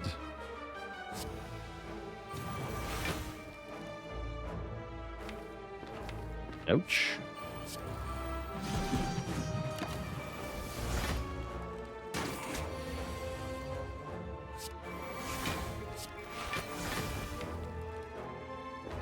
Fire is an option. Willing to risk it, though. Fair enough. Cost us less health than the offering would have. Or did it, though? No. Should not talk.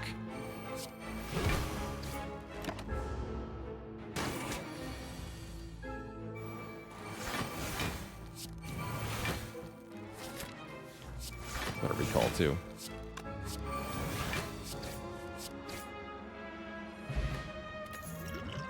Drink that.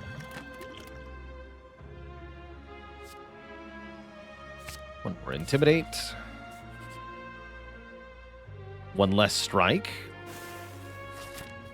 And one more combat. Heal 12, get one more set of rewards here. It's Guess Who, the Darklings yet again. You guys are jerks.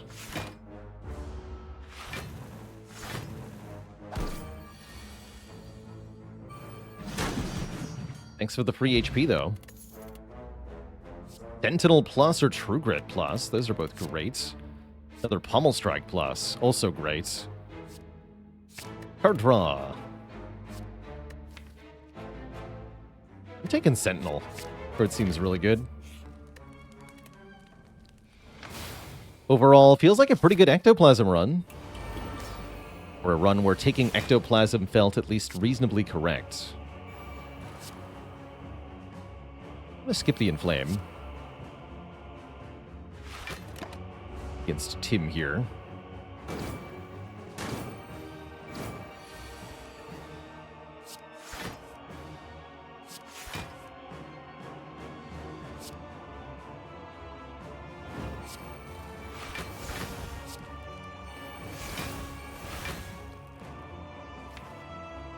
All right.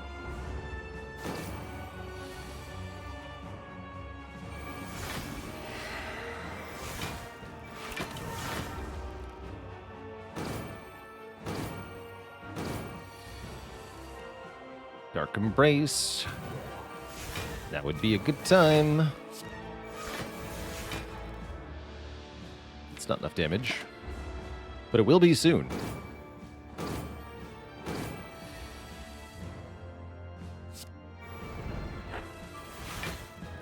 Dark Embrace, what the hell? There you are.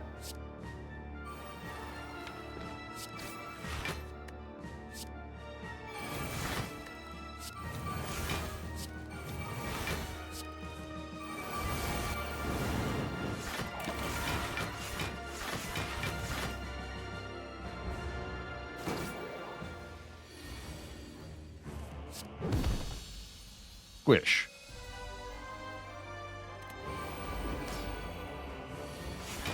So yeah, what long boss fights is the question, once again.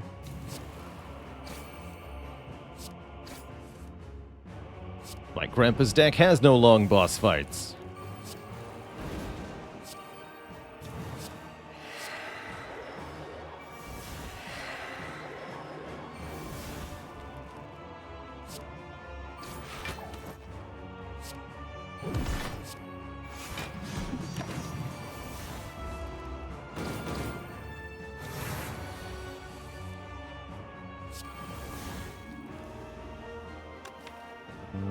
No Keen Fire, right? Okay.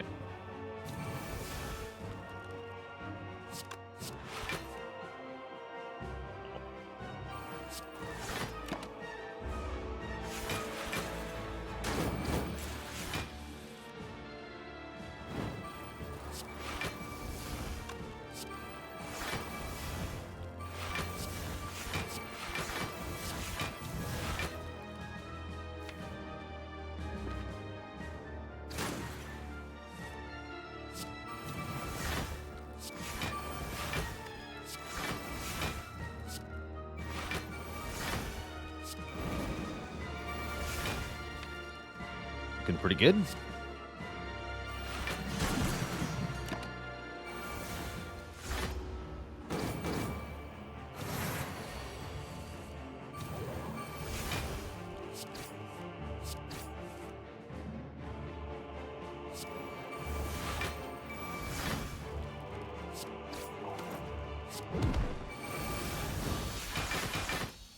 No problem. Two thump, a deep pulsing dread can be felt throughout the room. Is this the heart of the Spire, the source of all this strongitude? You ready your stick? Dealing 2104. A good year?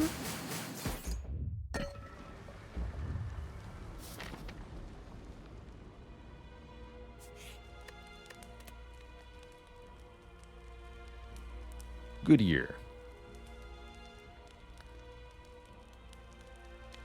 None of these upgrades really matter. Maybe Bloodletting. What does that damage to the heart even do? That shows your score at the current point of the run.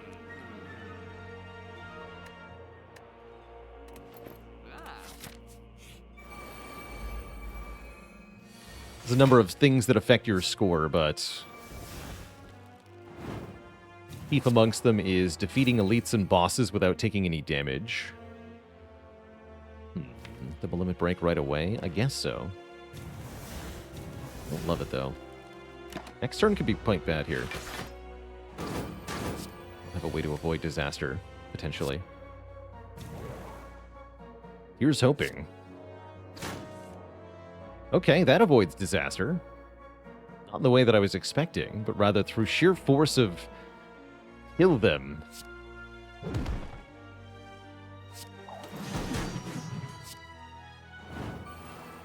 Cool.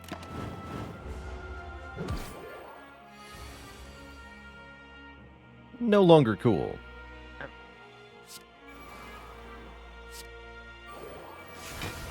Take 30 here.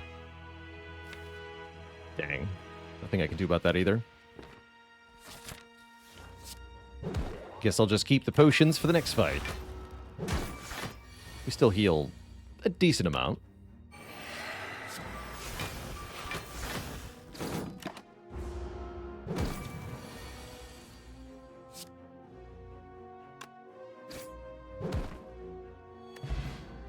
Smoke bomb.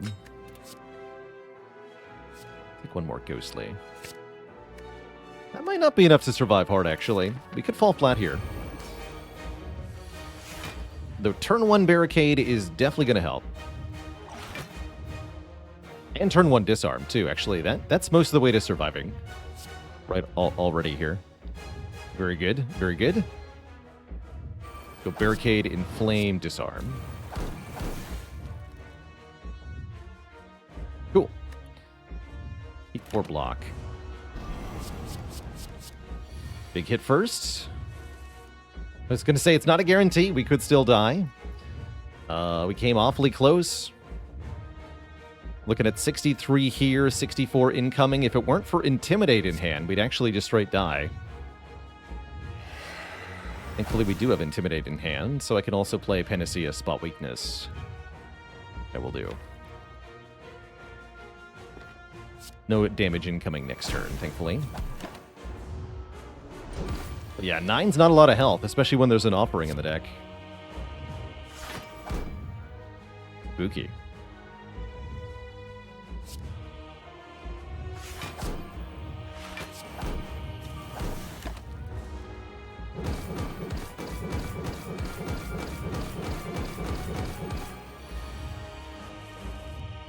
There's Corruption.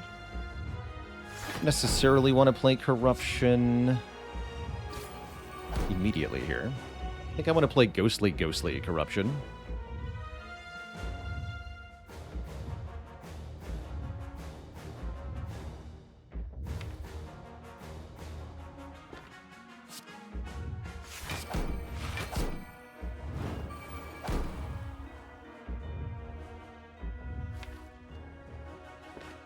I need the block now.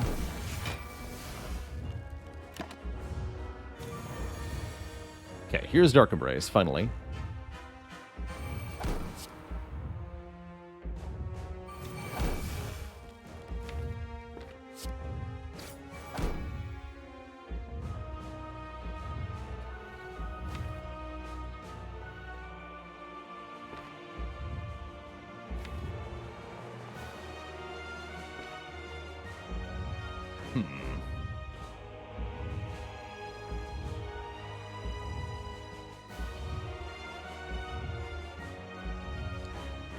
Would really like to have some stuff in my hand now.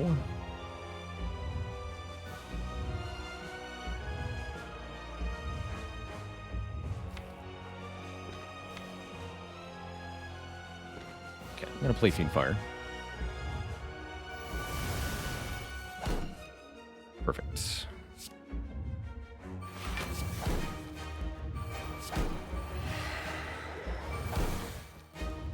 There's Offering. You're gonna get played.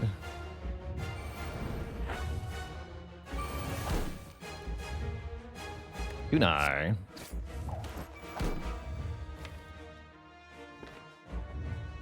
We'll play you too.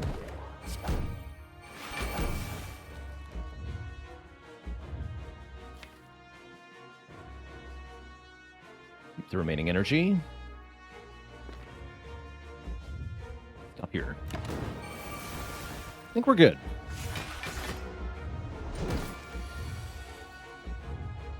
I think we are good.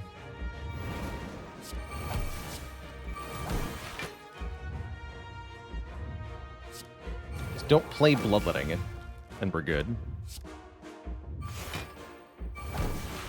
Only ways to lose from here, though. Just have to not do that.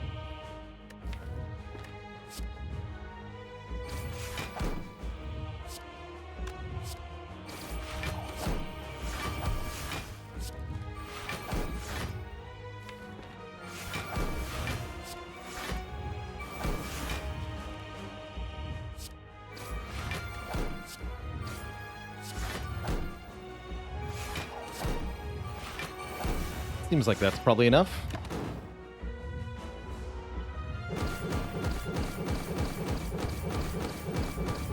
GG, Mr. Hart.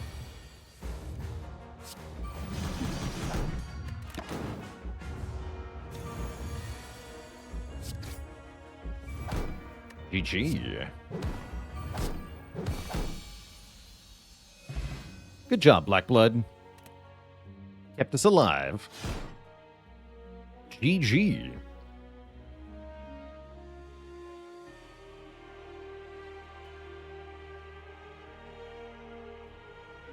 Ectoplasm Blackblood getting in for the W. That was an unusual win for Clad, but a fun one. Locked in at well under an hour, too. GG. GG.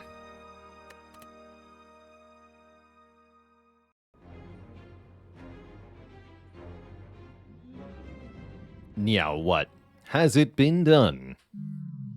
The Clad sleepeth, and so shall I. GG. Got our butt handed to us on Defect, but Clad had a fun time. I'll take it. I will take it.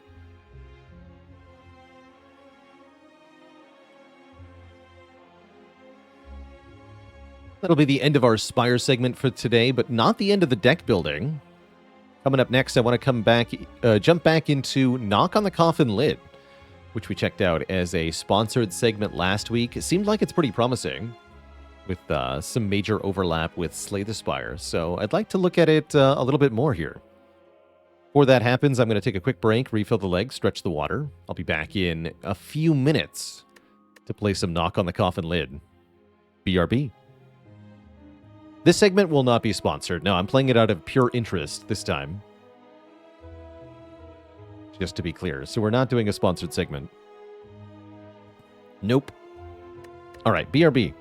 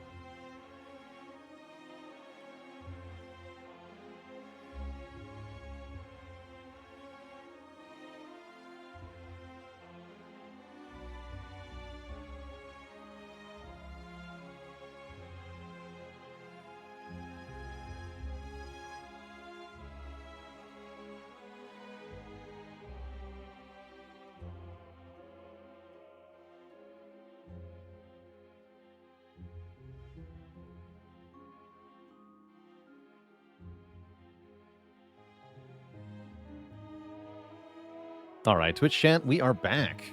And we're switching things up.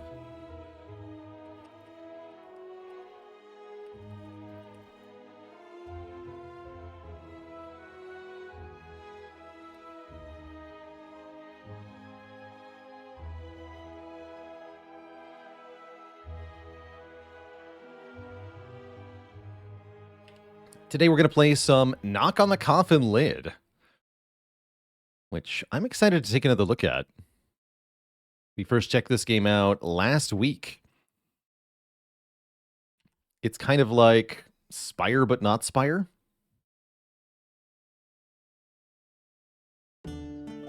It's interesting is what it is.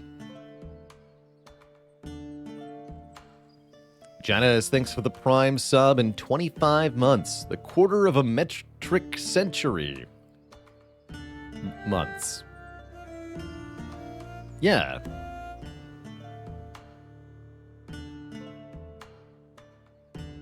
It's inspired. It sure is. So Knock on the Coffin Lid is a deck-building roguelite. The core mechanics very similar to Spire, but there's definitely more to it. And part of that is a story mode, where the map is the same every time, and we kind of discover and learn more about the map and the world each time we play. Going to be jumping into a new game of story mode here. Oh, we've unlocked additional characters now. Bjorn. Venatus is still locked. Hello, Bjorn. Let's play as Bjorn. EM Haig, thanks for the Prime sub and the half year of support. Thank you, thank you.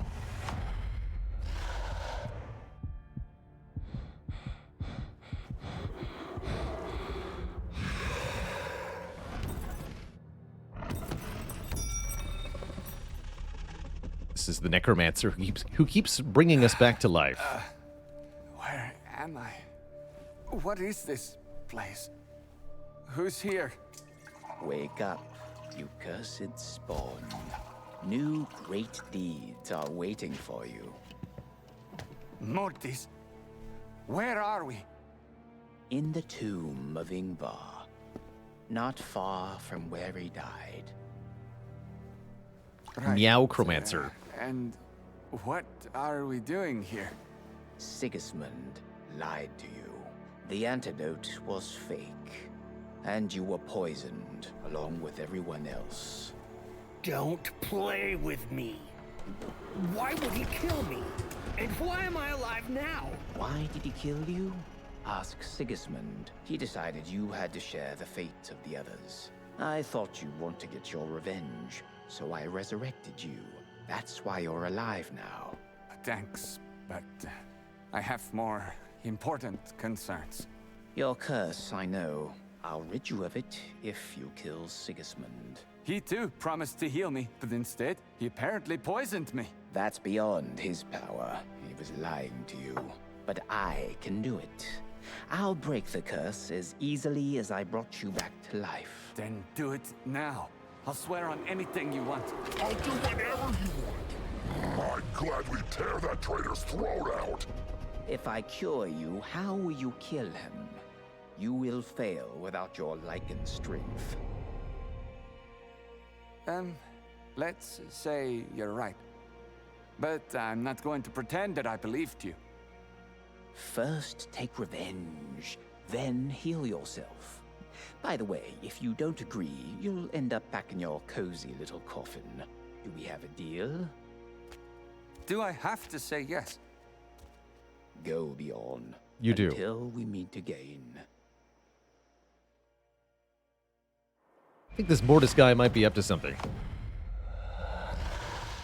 Everything will repeat until you've completed the journey to its end. So I can kill them all, as many times as I want. I knew you'd like it.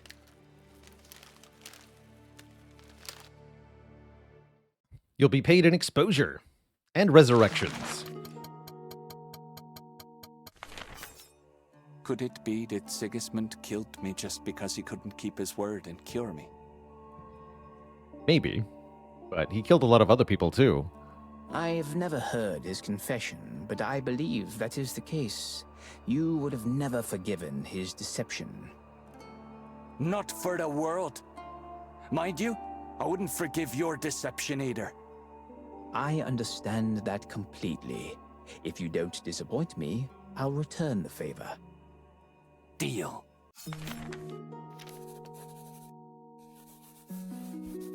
Kill Sigismund to rid oneself of the Lycan curse, according to Mortis's will.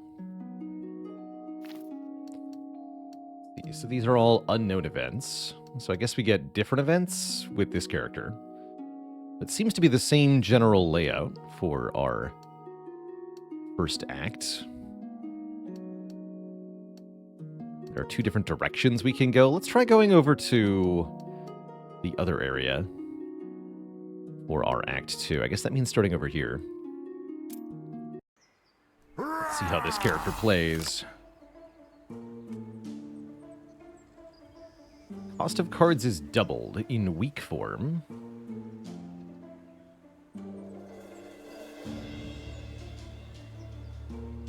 Gain a notch upon taking and dealing damage with attacks. And it looks like my cards cost health with this character. Some of them heal me when I draw them, too. When played, gain 5 health, yeah.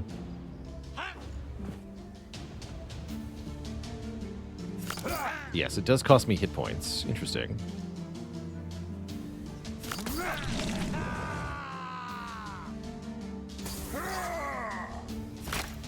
Did you decide to have a rest? We have some healing per turn as well. Interesting. Choose an additional effect if the target is bleeding. Gain scarring. Interesting.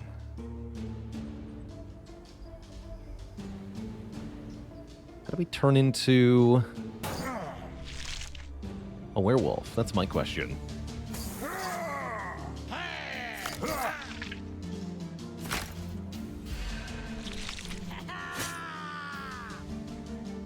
He's just blocking. Shapeshift. Here we are. Composure. The beast keyword, though. Hold on. Only playable in Lycan form. So I can't play it now. That's the neat part. You don't turn into a werewolf. Ever.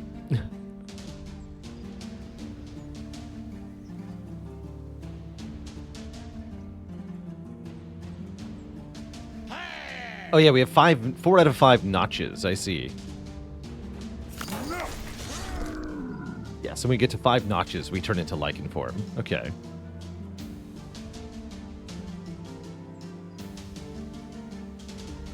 Now these cost 1 what?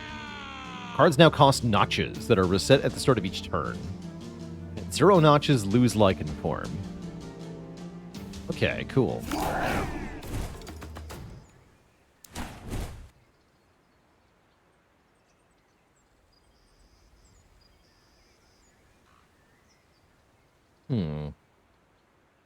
I have no idea how to evaluate these cards.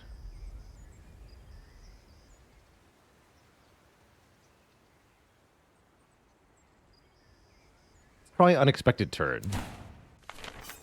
See what that does. So dwarfs fell for Ingvar's death and started an invasion. Without delay. Sigismund was right. He counted on that. Apparently. A pointless war over a patch of land will weaken both. Those fools don't even know who they should actually fear. It's nice to talk to you, Bjorn. There's no need to explain anything to you. He's self-narrating. Convenient. What's in this event? I ran out of drinking water. Exhausted with thirst, I came across a dirty, fetid puddle. Wolves don't know what disgust is. Drink as wolf or drink as elf are my options. Let's drink as wolf.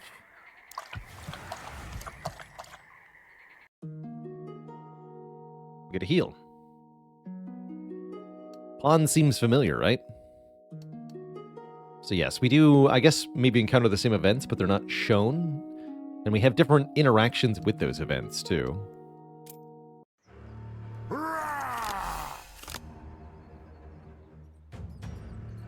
So what does this do? Yes, that does immediately transform me. That seems pretty good.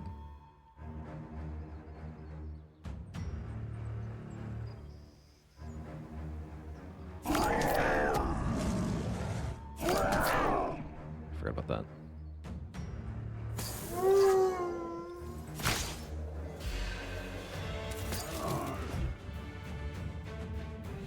This character doesn't seem to block in the traditional manner.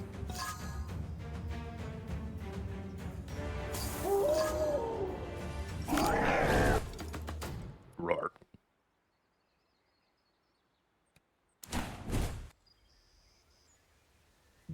Deep Laceration. Deal damage to all enemies. When dealing health damage, inflict bleeding. Ferocious card. When played, double all attributes of Ferocious cards until the end of the turn. Each subsequent play triples, quadruples, etc. all the attributes. So you want lots of Ferocious cards if you're going to do that. It's kind of cool.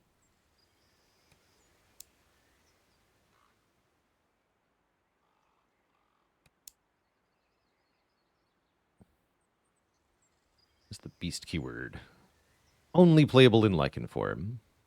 But it costs 2 notches. I think I skip? I never liked dwarfs. You hate everyone. Now what's the matter with these guys? They're stubborn fools. They'll stop at nothing. Perseverance isn't always a bad thing. I said they were fools. And when you're stubborn, how can one explain to you that you're also a fool? True. It's easier for them to kill than negotiate. But even so, they consider themselves to be kind. On top of that, they have a cult of war on the side of good. Ha! What nonsense! And they don't want to understand or even listen to anything. Is kind of a deadly combination.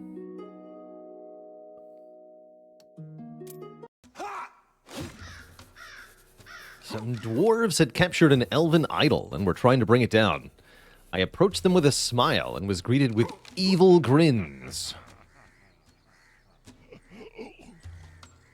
I decided to offer them help just to see how their faces would fall in surprise. Elite battle if I help, regular battle if I stop. What do you mean elite battle? Tell me more. Just as I expected, we angered the keeper of the idol, and he attacked us. Oh, I fight the bear. Idols are by no means defenseless. Cool. Under the cover of woods. Changes intention if we play the same card type multiple times in a row. Interesting.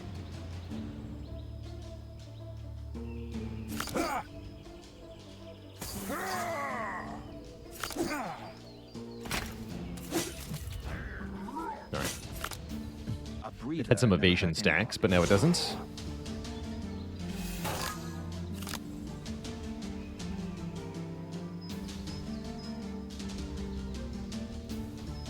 Attacking the middle guy.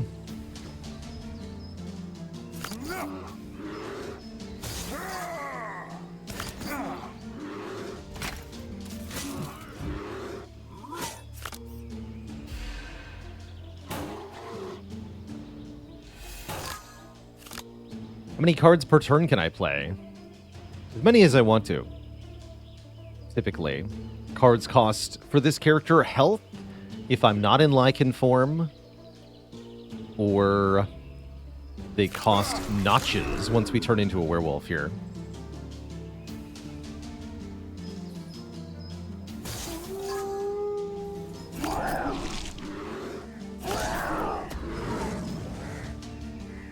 Oh, that enrages them too. Nice. Forgot about the dwarf thing. I don't think it saved him.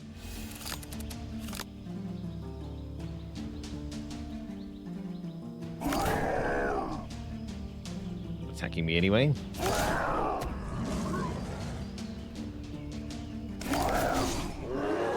That does shift me back as well.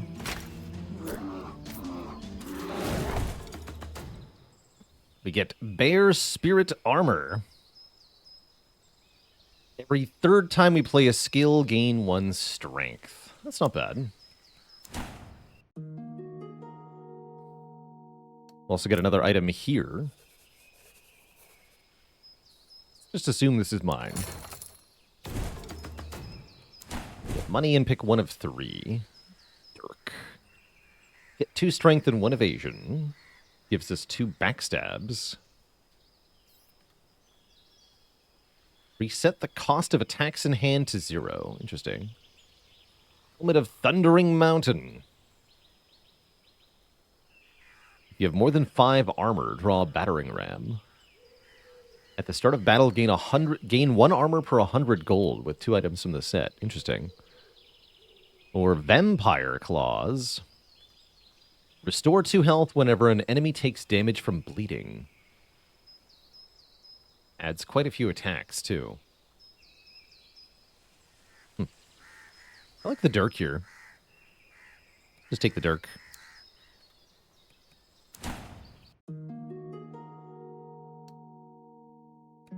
We have a number of item slots. I think those are here, yeah. Oh, this character can dual wield. Interesting.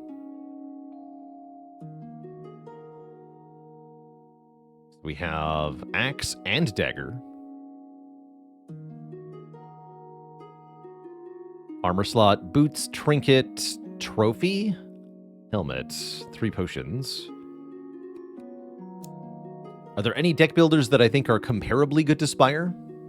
Nothing quite on Spire's level, but there are a few deck builders that I think are pretty enjoyable. This seems like it could be one of them.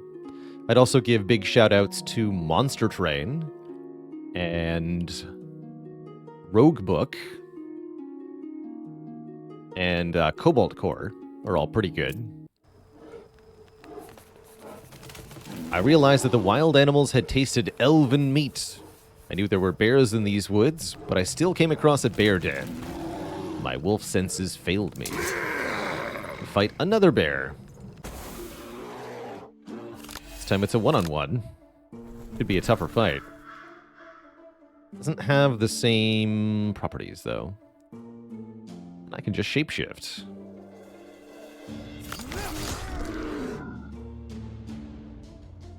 Reset the cost of attacks in hand to 0. Yeah.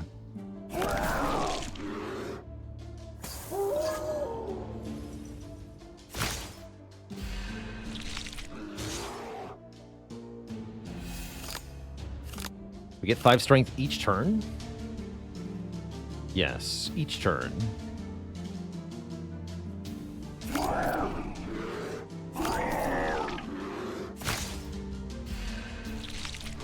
Also getting Scourge of a Lycan.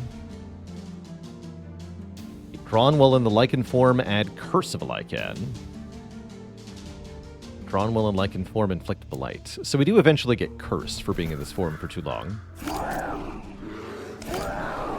He's dead. Devoured. Remove target's bleeding and restore life.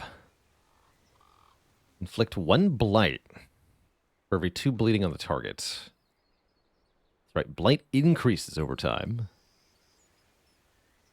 And remove bleeding.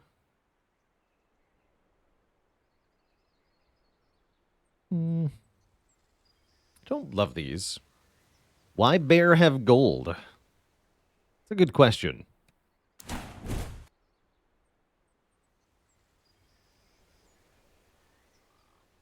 Every time a card is burned, draw 1, discard 1. Gain 10 strength, lose 5 spirit. Increases HP restored from attacks and skills.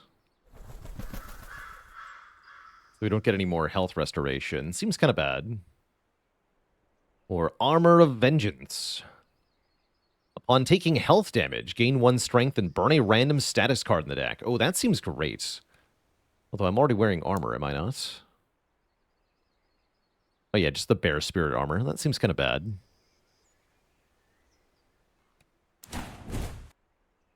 And a Bear Paw. The trophy. If health is less than half, gain 25 block and 1 barbed at the start of the turn. Seems good. Really like that the equipment you're wearing shows up in battle. Such a small detail that adds quite a lot to games like this, in my opinion. Dwarf Town.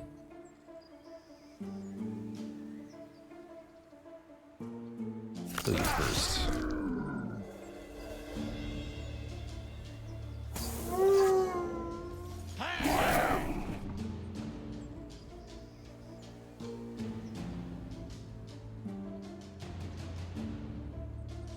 Not sure why I get out of playing Composure here.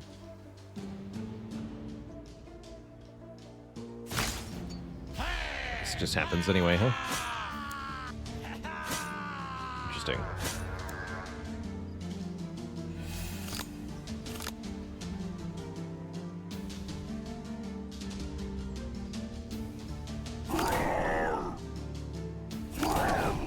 Yet another murder in the bag. Roar. Yeah, I guess maybe if we have a burn effect, it would be worth using. Not sure what the point is otherwise. Damage defense on block, okay.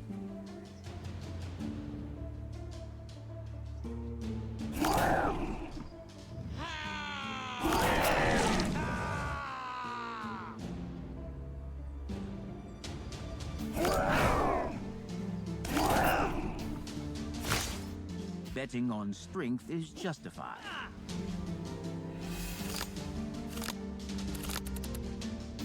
So a knock on the Coffin Lid, rather than having offense and defense be part of what your deck does, it seems to me like it's usually more straightforward to focus on just having damage cards in the deck and then letting your defense come from your equipped items.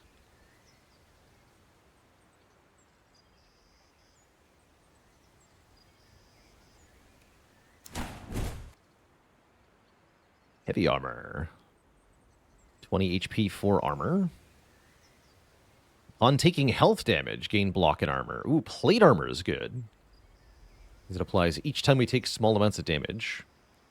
Or a fast dagger. Seems weak. Give me the plate. Although we're already wearing...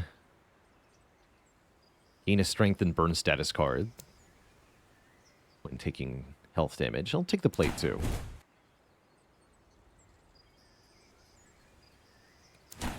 And a potion. Sure.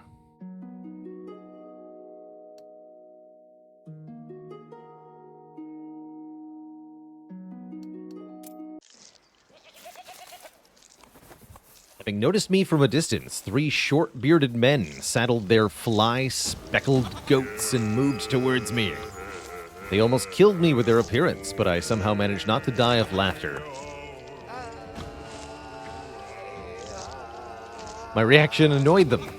They scowled, spurred their coursers, which rushed at me, cheerfully shifting their hooves. Another elite battle. Very well. They're all doing nothing. So much for charging at me. The middle guy is a one-man army, so we should kill him first.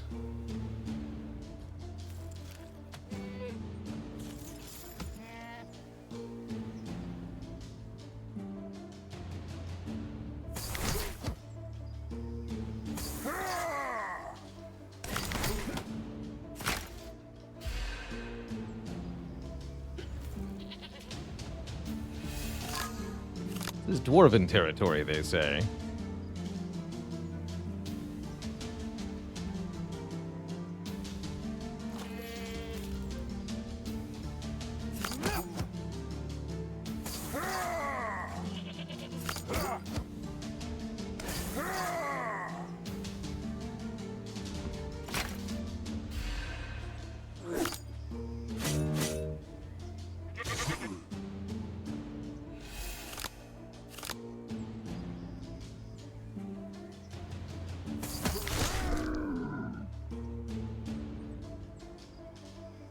Oh yeah, and this turns me back into a human, I believe. All the more reason not to do that. Rest in peace.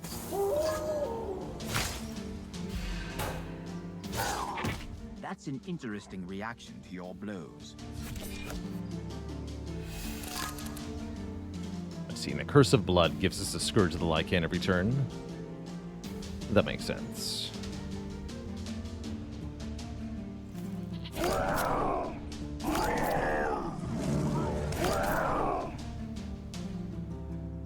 Just to do that.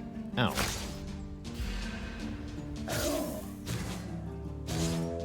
Oot.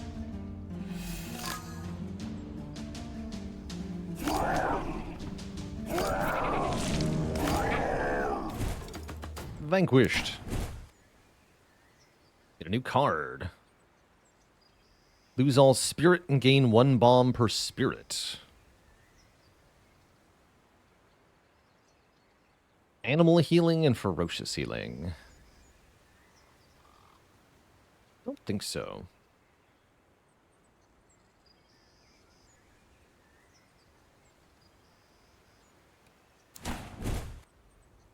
Troll's Fists.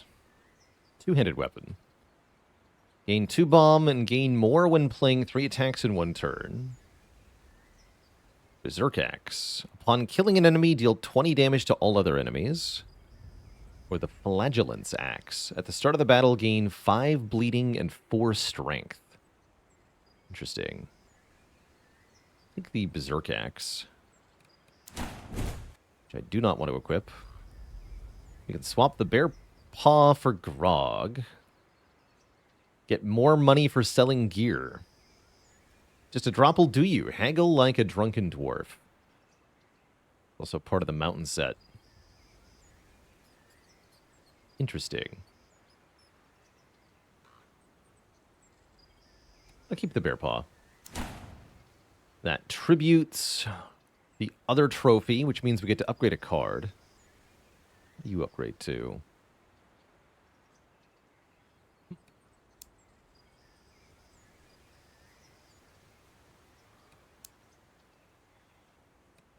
Instinctive. Choose an additional effect.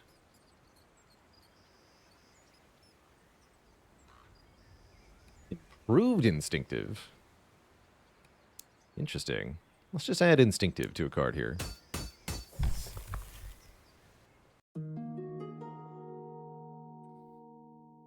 Hey there, Torrid Tech. This is not a sponsored stream, and I don't have any sort of affiliate link for you.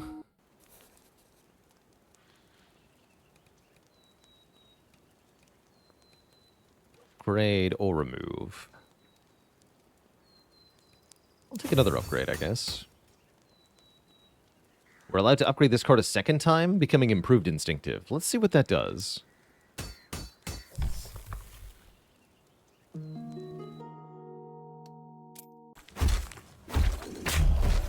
When the Troll Tamer ordered his pet to attack me, saliva started dripping from the furry monster's mouth, as if it had been ordered a meat pie for dinner. Just wait, buddy. I'll feed you. We never fought the troll before. The Troll Tamer and a troll. Playing 2 attacks in 1 turn changes the intention to furiousness. It's already off to a bad start. Oh boy. You've acquired a taste for buffs. Oh, that's right, man. He can berserk still. Even worse.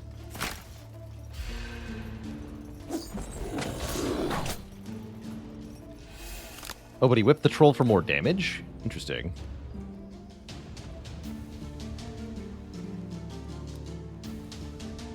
Guess I'm playing a bunch of attacks. Seems painful.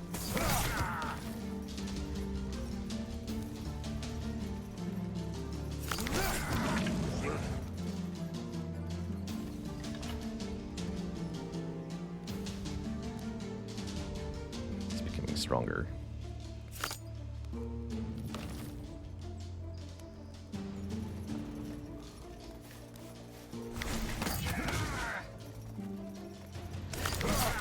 Wait, do you deal that much damage to your friend? Yes. He has angered the troll.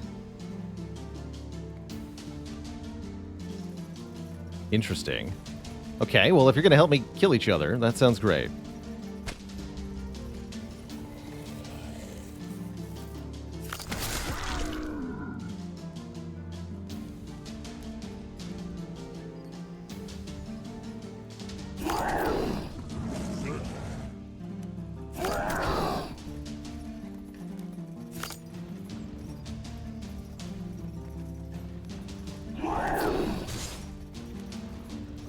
Have at thee.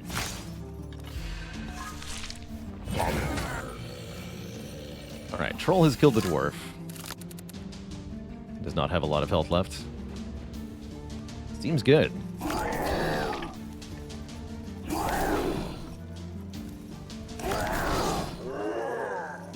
I'm a human again.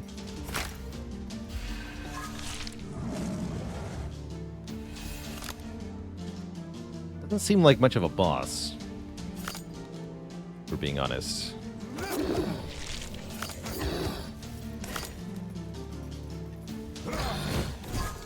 GG. Some rare cards. Renewal. Upon transforming, lose your scarring. Double your scarring. Or burn, lose 5 strength, double your bomb. Double blam. None of these really do it for me. These are all cards that give you healing keywords. Which we don't want. Looted Axe. When dealing damage, also inflict one bleeding. Not bad.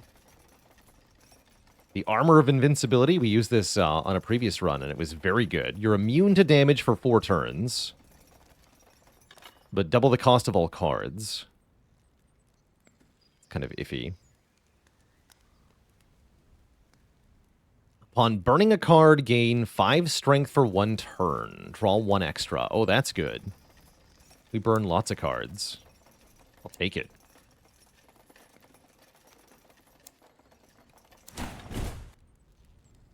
We can replace the bear paw with fetters. Gain 2 strength every time a burdened card is drawn. Which are curses we can only play once we have 11 or more strength. But we gain more strength. I don't know about that. Keep the bear paw.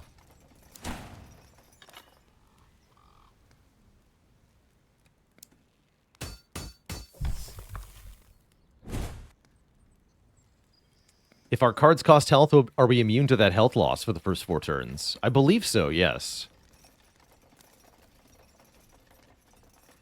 Take the heal. Since when do trolls look at elves with such hungry eyes? Since dwarves started feeding them the corpses of their killed enemies. What a wonderful, bright idea. Who put them up to it, I wonder? Are we an elf? Yeah, we are. We're an elf werewolf. Dwarfs are cruel enough to do such a thing, but not creepy enough to come up with it. Well, you're right. Just like the attack on the frontier, like Ingvar's death, and involving trolls in the war. This is part of Sigismund's plan. I bet this idea belongs to his secret advisor, Milenis. I got to know this viper pretty well when I was her bodyguard. It doesn't really matter. I left my homelands again, but this time I had no regret. After elves chased me away, I missed my woods for so long, but it's in the past now. I have no love for this place anymore. It has long ceased to be my home.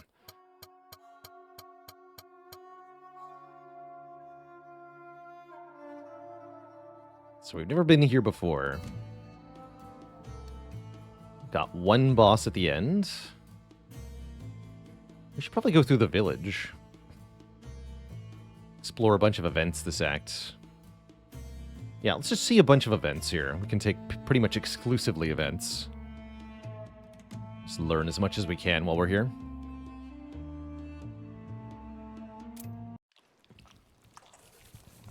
I made my way through the caves towards an enticing smell until I found myself in an earthworm's den. Disgusting. The scent that attracted me was coming from them. I couldn't help believing that the contents of those terrible eggs were not only delicious, but nutritious. My nose has never failed me. Let's fight. If you are in a worm's nest, it's important not to become a delicacy yourself. Hey there, Luminescent. This game is out in a full release state. It's not early access.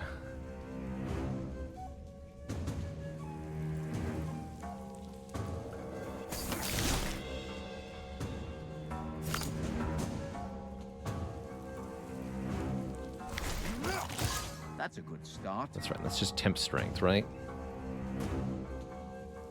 Yeah, every time we burn a card.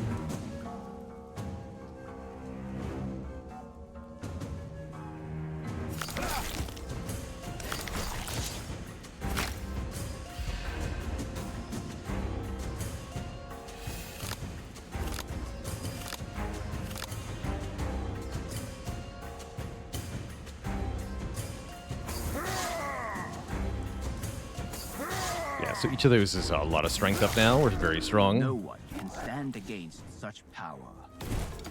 Seems good.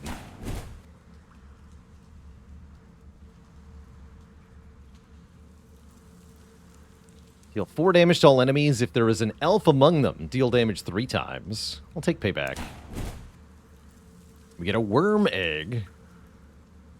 Store health and gain 1 ward until the end of the game. Until the end of the game? Interesting.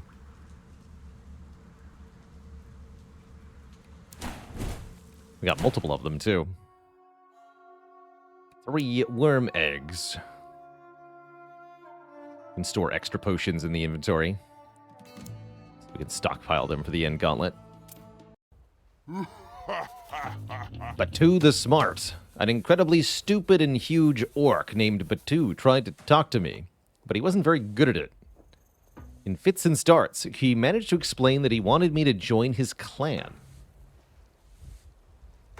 I would love to be on team whatever this is. And that is how I became a vassal of Batu the Smart. He told me to choose a clan item that I'd take. From now on, I'll kill not for nothing, but for the glory of Batu. Fine, so be it. I asked Batu if there was any way to collect more items or even a complete set. It turned out there was. Batu explained what I had to do, but I didn't understand a damn thing except he didn't have eggs.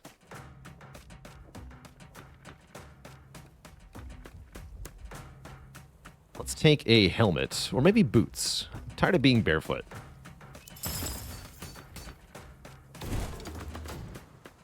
Lose 5 strength, draw 2 extra. Batu is powerful, Batu is generous, Batu values his servants. And I get 1 burdened card. That actually seems okay. 2 more draws, huh? And I can give an egg. Perfect. Or challenge Batu. In a complete vassal set, I could lay claim to Batu's title. An egg. For each egg, Batu rewards his vassal with an item. Okay, so we can get the full set and then challenge him. For the king. Wait, that's an oven mitt. What the hell? 3 corruption cards.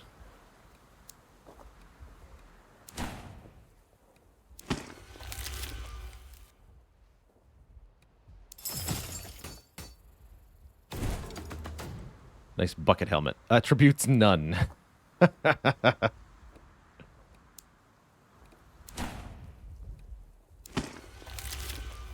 And Duff Punch Strong with the 9 months of support.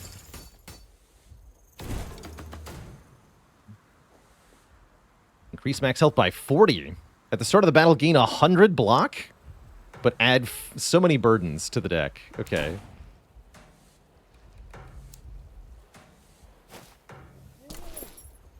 I'm dressed like a training dummy. Ominous.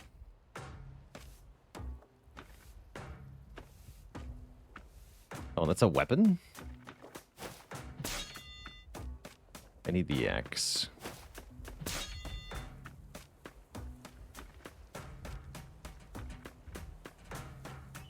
All right. Challenge Batu.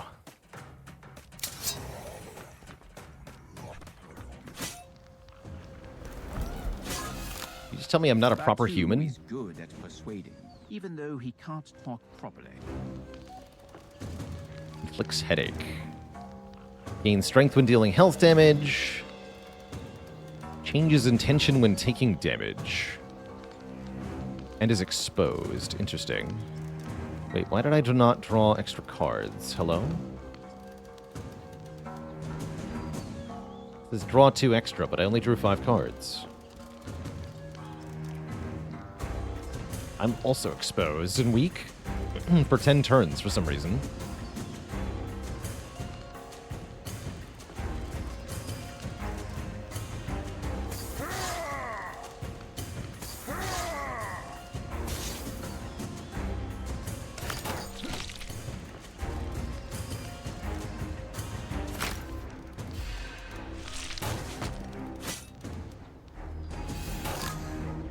Swap cards in hand with cards from the discard pile. Interesting. I'm pretty hosed here.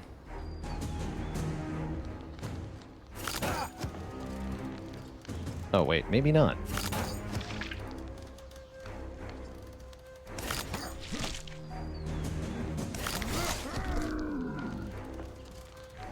Pulls debuffs of everyone on the battlefield. Interesting.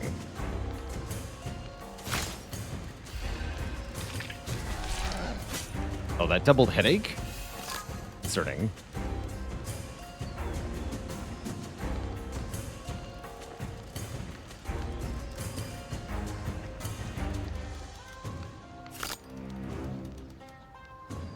Paint a card.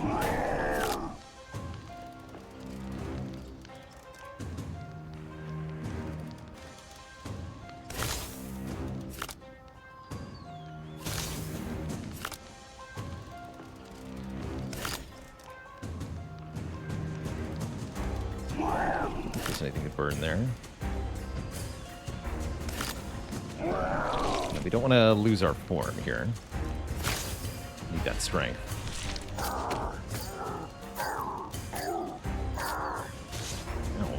60. He's almost dead, though.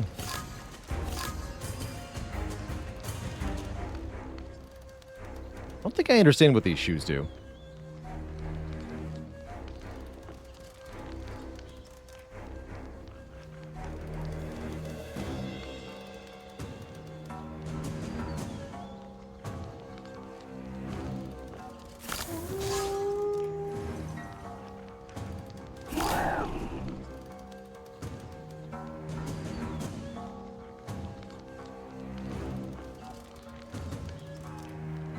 So why can't I play Bloody Hands?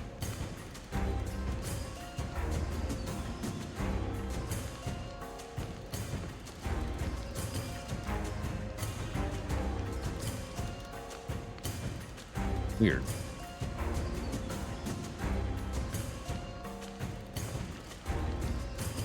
What am I missing here?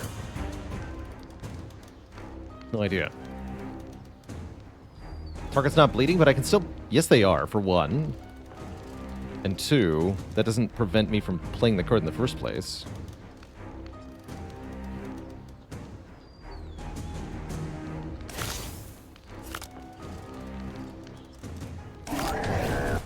Kill him. To the Smarts Necklace. Increase max health by 50. Gain 10 strength. Lose 20 spirit. And draw 1 extra. Favorite necklace of the stupidest orc warlord. Although that would overwrite my gain strength when I burn a card effect, right? Seems really good, though.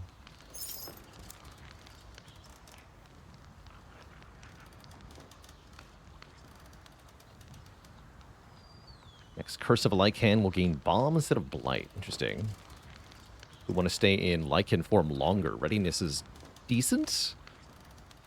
I think just keep skipping, though. I was looking for cards that would scale with Strength multiple times. Doesn't seem to be a thing.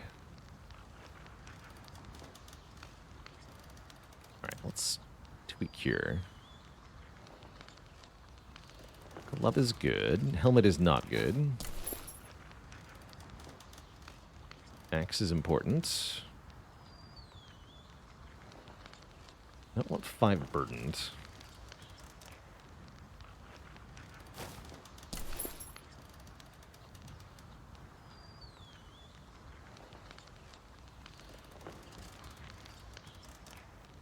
Let's draw 1 extra. Yeah, let's try it.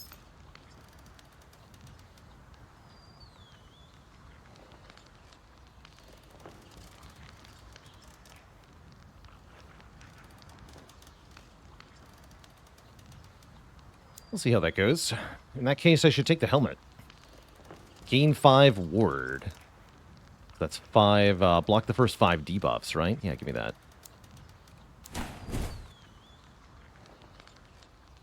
And I'll take the healing thing. Have you ever been to the Crimson Steps?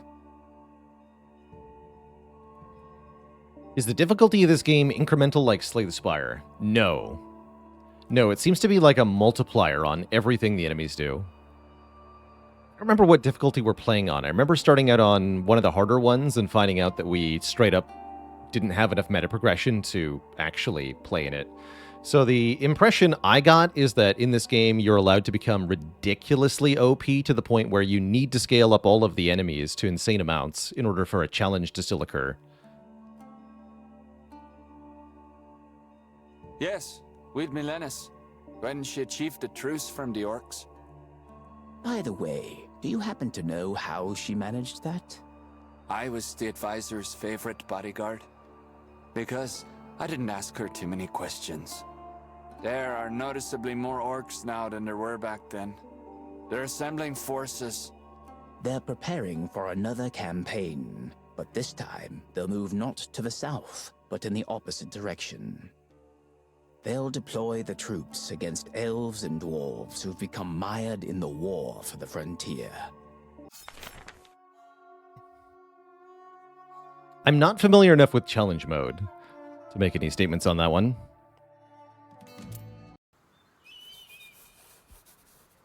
You know what's actually good about war? Lots of valuables. Without owners. I guess. Helmets. Gain 2 strength every turn. 2 armor. And headbutt. Stun all enemies is a pretty good card. TBH. Start of the turn, lose 1 strength and gain 1 spirit. I'll take the Horned Helm, but I won't equip it. Who needs shops anyway? Let's see what's here.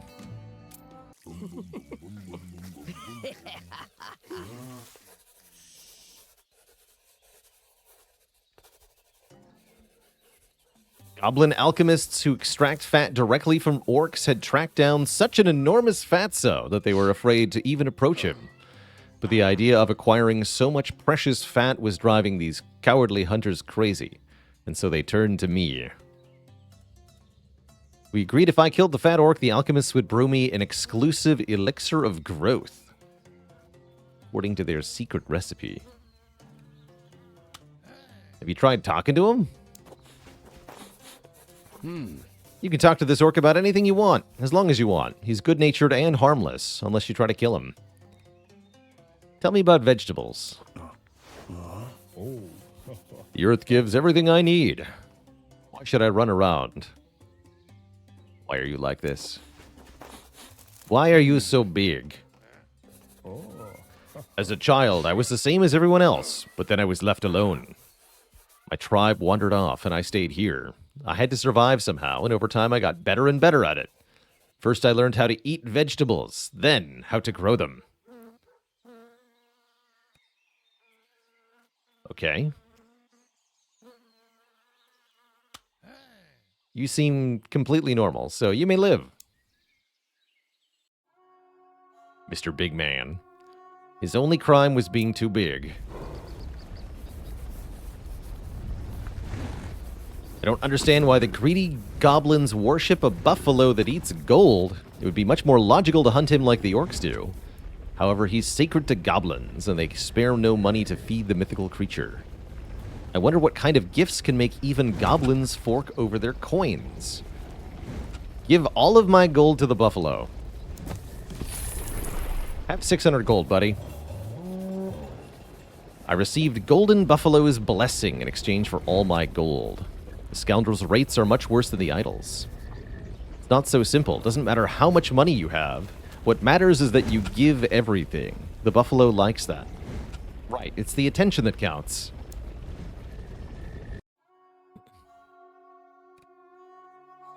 We got a nice blessing, though. I'll take it.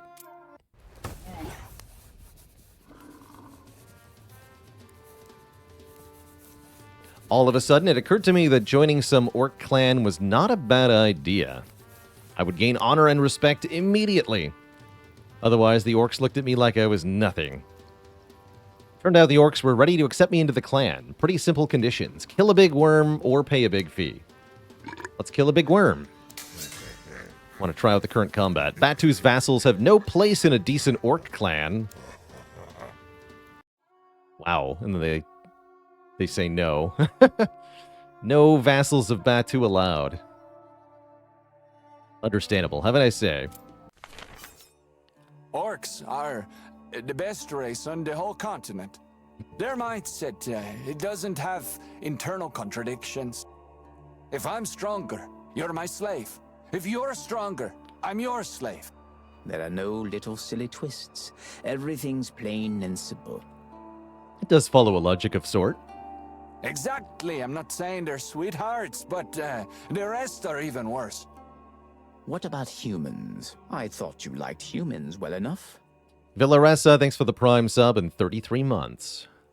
Humans are the tastiest. True. Orc tourney. Except we didn't get an event? Hello? Weird. Why did I not get anything here? Kind of a bummer. Seems like it was a cool event, too.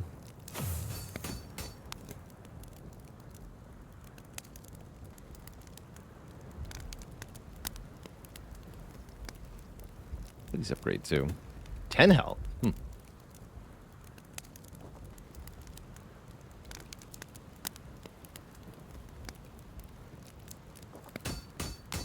Have to be in an orc clan to compete.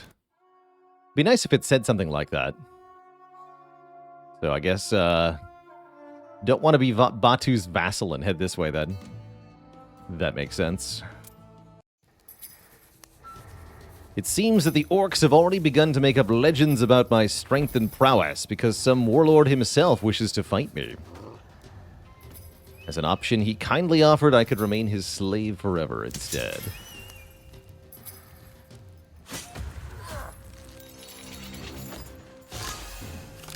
What difficulty are we on? I don't know, normal or something? Not the highest, that's for sure.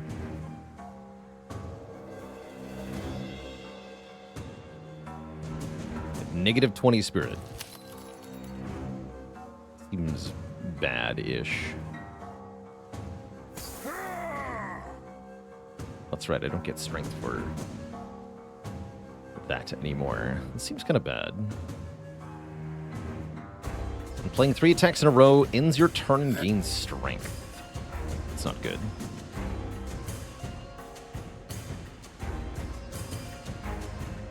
And resurrect a perished ally? Oh dear. Okay, so we've got to kill Grutal first.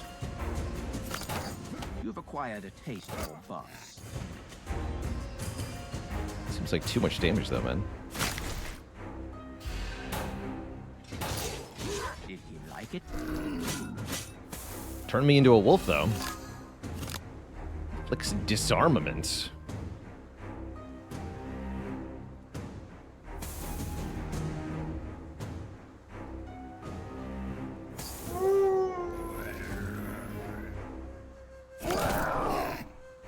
We're gonna die. Now that's strength. Oh, the ward blocked disarmament though. That's good. Yeah, these burdened are really bad.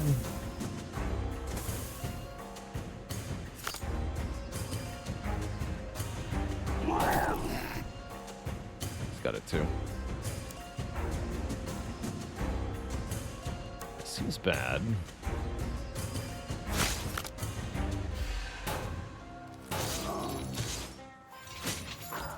$122 damage. Yeah, no kidding. I'm gonna run away too. We gonna die. Yeah, Batu set was not actually very good. We had too many curses in the deck. That's kind of the core problem here.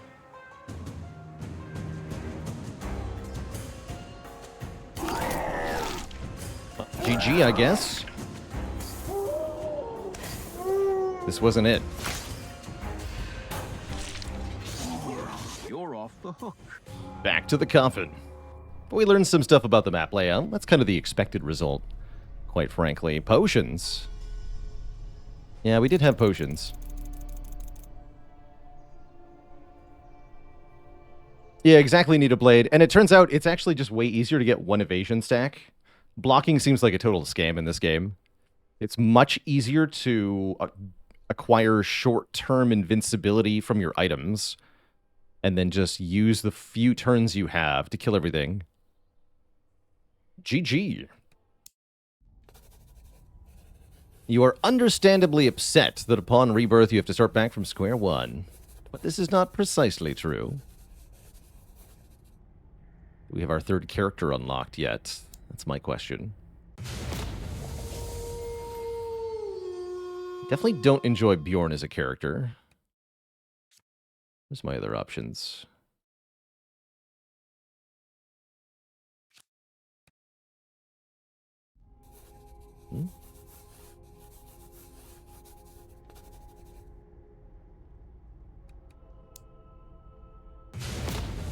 Yeah, there are no other options? What happened to my other character? Guess I'm not allowed to play a different character. We're currently on normal, by the way. I think we started on hardcore and we found that was too hard. Need to exit to the main menu to change character. The button is a lie, apparently. Great coding job.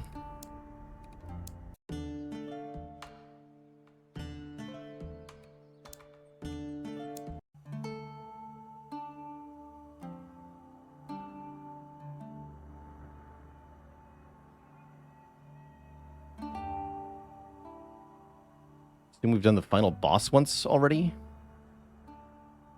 I mean, we've done the, like, you kill... There was a penultimate fight that was trivial, and then there was an invincible fight that was just a story lock. So the plan is to get the story item to solve the story lock on the other fight. Not sure what else you're talking about.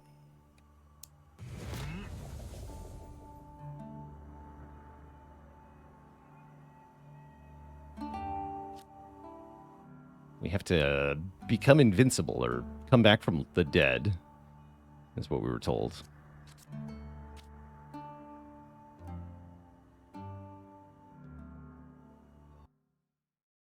Let's venture forth.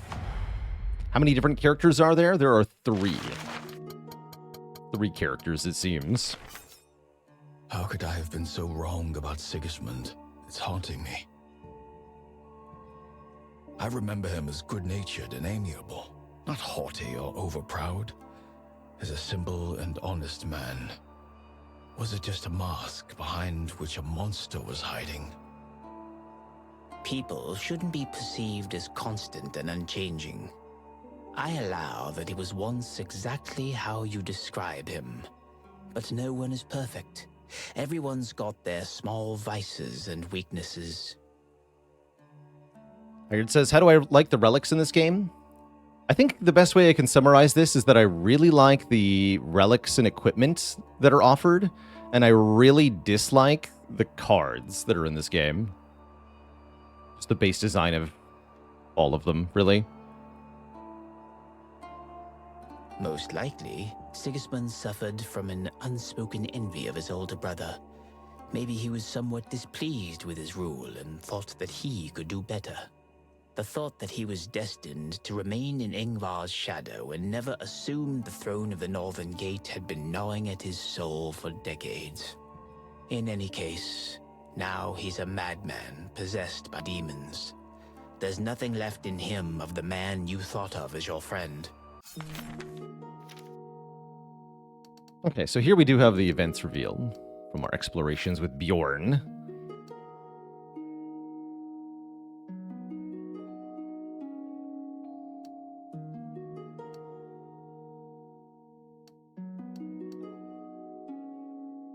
We're supposed to find a golem heart somewhere. Sounds like that's in the desert. Wasn't our only option either.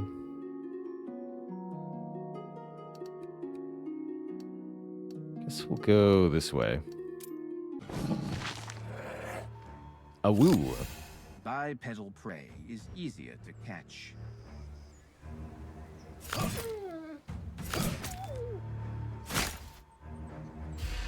So Bjorn has passive armor. Gets him 5 block per turn. I think we lose armor when taking health damage. Yeah, we do. Makes Bjorn considerably better at just full blocking. Got killed there. Bjorn is a more standard energy system. 3 energy per turn, 5 draws per turn. Or Percival, is that our current name? Cleave. Hey, that looks familiar. Finishing move is, well, that's a finisher. Definitely some direct Spire inspiration we can see here. Let's grab Cleave.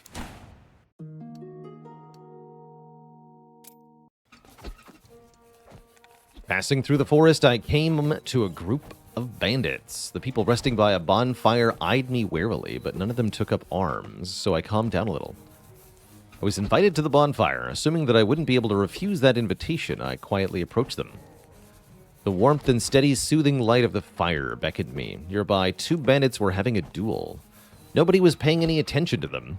A little further away, a few people were excitedly throwing dice. All the humans in the frontier except you are brigands from the Heathlands. They mistook you from one of their own kind. There are flowers on the sit by the fire option. Interesting. Let's have a seat by the fire. I quickly fell asleep, lulled by the warmth of the fire. I woke up well rested and content. The bandits were long gone, and so was some of my money. Did you talk about anything with these people? Did you learn something from them? I did, but nothing good. The humans hoped to get support from the elves, but the elves met with them with hostility, too. At the moment, the dwarves are bogged down in battles with the elves. The humans could try to go home. The dwarves have foreseen this, too. There are combat golems on all trails. The way to the north is cut off. The people are in a desperate situation. They're fighting for their lives. You know, I've been thinking.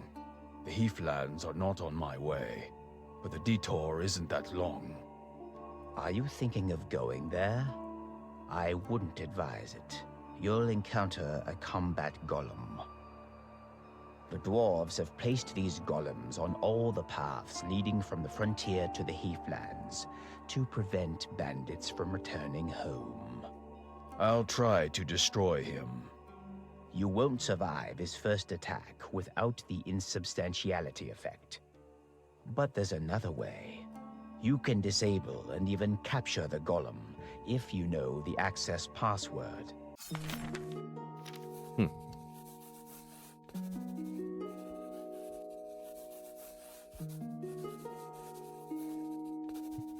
Golem is located in the Heathlands, on the path near the tomb. Heathlands.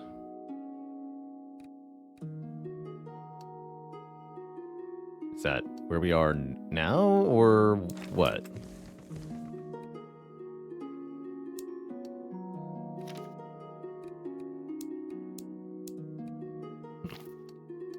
Deeply unclear.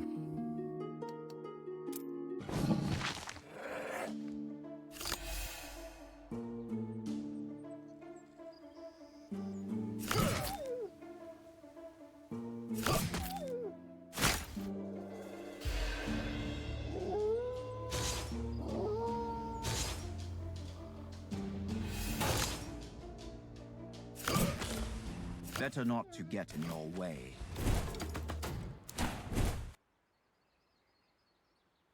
Flourish can inflict exposed. I kind of like that one. Needs an upgrade to be good, though. Header. Move a card from your choice from the discard pile to the top of the draw pile. That's Headbutt. A lot of this character's cards are more or less direct translations from Ironclad cards. Looks like they got more creative with the other characters, though. War is a filthy affair, with corpses piling up and marauders descending like vultures, rifling through the dead and preying on the living. I came across one such piece of scum along my way. He lacked the capacity to even be embarrassed. On the contrary, he beckoned me over and asked me to help him pull the boots off a corpse. Give me the elite fight. Fight the marauder. I decided to do something more habitual for me, to kill him and steal his loot. An acquired taste, they say.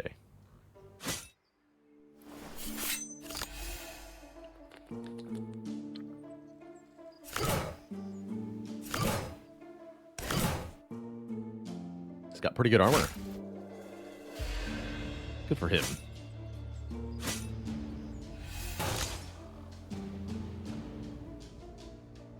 Number of attacks depends on gold. Interesting.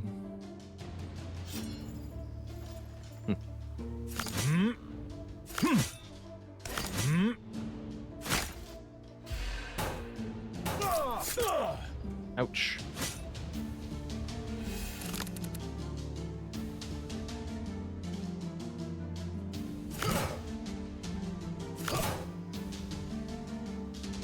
That removes some of the armor. Full blocking is important because we do get 2 strength if we take no damage on our turn. He hits hard, though.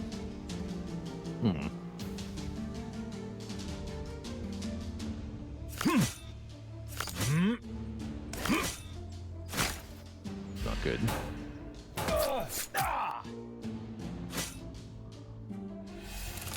What does the adaptive keyword mean? I think it means it has multiple upgrade options. Kind of whatever. Why are we barefoot? Because we have no shoes equipped. Don't run away. Oh, come on. Oh, we got him, though. Good. Take that. Prestidigitation. Draw the bottom card from the draw pile. It costs 0 for this turn. That's kind of cute. When taking health damage, gain strength. Mallet. 2 cost. 3 damage 3 times to random enemies. And it has burn. It's pretty weak. Strength scaling does seem good, though. Let's try it. Yeah, that's part of my problem. So I said I dislike the card design in this game. Half of them seem to be worse than your starter cards for some reason. Not sure why. Golden armor. Attributes none. It's beautiful and expensive. So presumably we can sell it for some good money. And we got some pickpocket cards. At the end of battle, receive an extra item as a reward. Wait a minute. It seems amazing.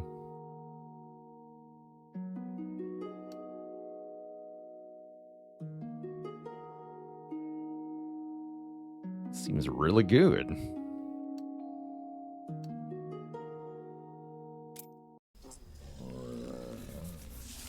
A loony troll decided to reconcile the elves with the dwarves, but it didn't look as cute as it sounds. It's pointless to rationalize the actions of a not rational creature. Apparently, tamed trolls tend to copy the behavior of their owners in a very extravagant way.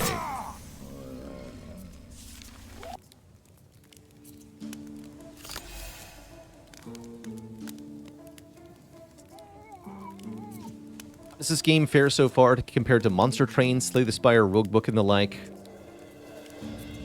So far, I'm sensing a familiar problem. Griftlands ran into this too, which is that it's a roguelike that tries to be different by adding a story, but in the process of implementing how the story works, it forgets how to be a roguelike. So you've got this story-based game that's sort of kind of a roguelike, but it just isn't a good one.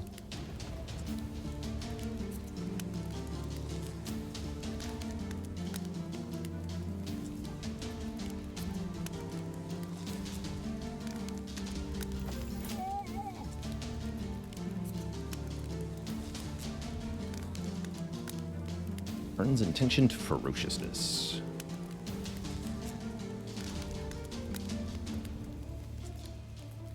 Change intention to dimwit if I play 4 cards that are not 2 of the same type in a row. Interesting. Let's go pickpocket. Armor, I guess.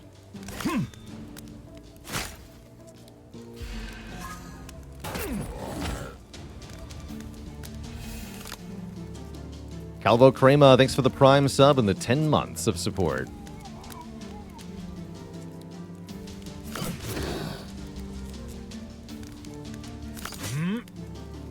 Too complicated.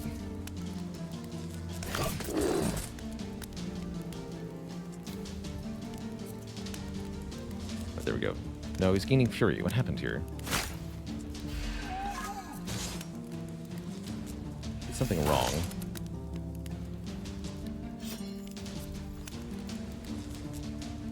What did I do wrong? Try that again. Attack. Goes to 1. Skill. Goes to 2. Cleave. Goes to 3. Decreases down... Oh, I see. You have to do 4 different cards in 1 turn. I can't play 4 cards in 1 turn. That's stupid.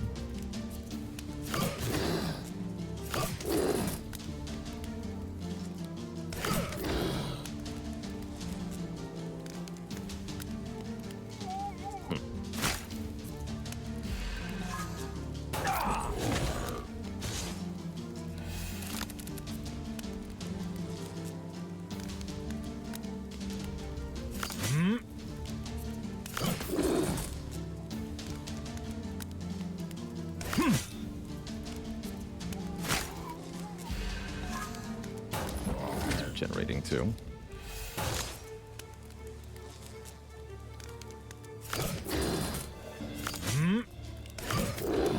I do like the enemy abilities that ask you to play cards of different types or avoid playing the same card type multiple times in a row. I think that's kind of cool.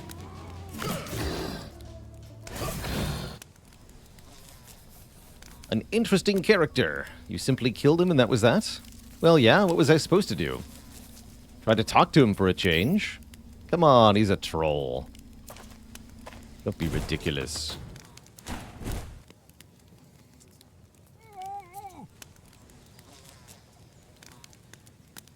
This is decent with an upgrade. Deceiver.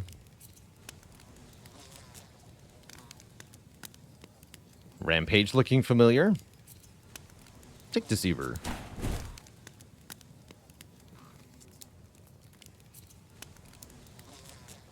Goblin Armor.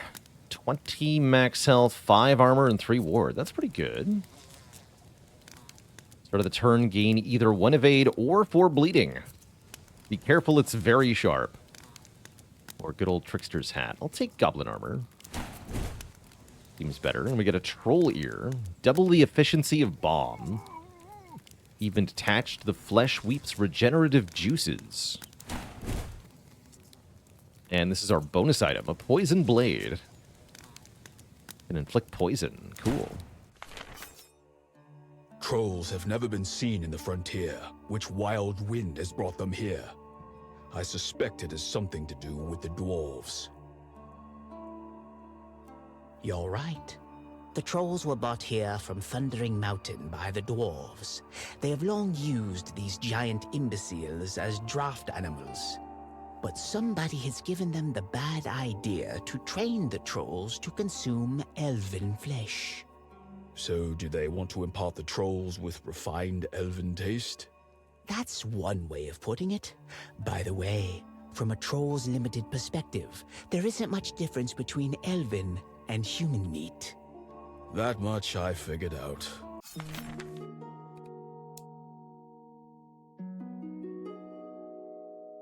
That's right, that gives us the extra items, so probably want to keep that. Not allowed to dual wield this character, as established.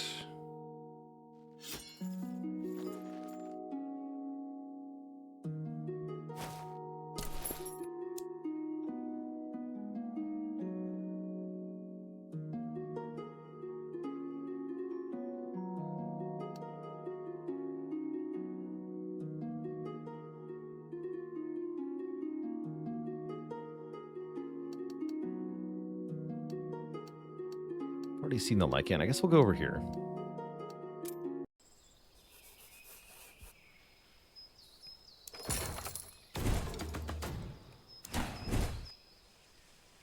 Worm's Head.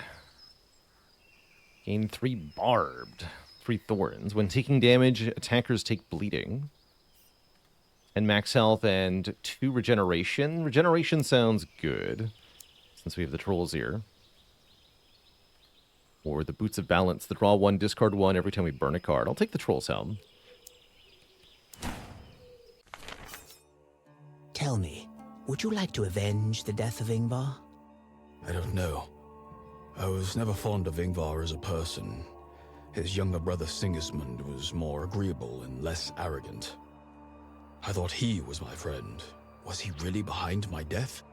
I don't know exactly who gave the order to poison the wine, but Sigismund was likely involved in the conspiracy against his brother. Perhaps he even believes that he was the mastermind of the whole plot.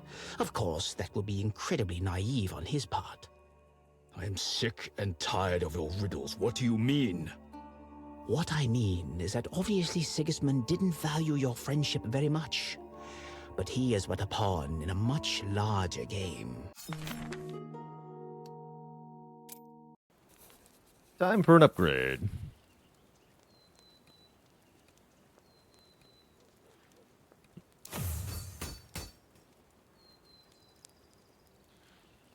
We want to upgrade Deceiver. It goes down to 1 cost. What a big difference. It's not even a very good card without the upgrade. Now I know what you meant when you called Sigismund a mere pawn. Melenis is behind him. Yes, I'm afraid so. She indulges his dark nature, and he does whatever she wants. What is she trying to accomplish? If I only knew. But she's up to nothing good, believe me. You can see what she's already accomplished. That should be enough for you. So in story mode, so far, it seems like the meta progression mainly takes the form of revealing the events that you're going to encounter, and then you can sort of chart a route through the game. Definitely have to try the other mode. See how that feels. We're currently on normal difficulty. Yeah, the trio of dwarves. Fight them or take a chest? Give me the chest. The dwarves found it earlier. Okay. So the options were fight or fight. Interesting. Sure, I guess. Yeah, sure.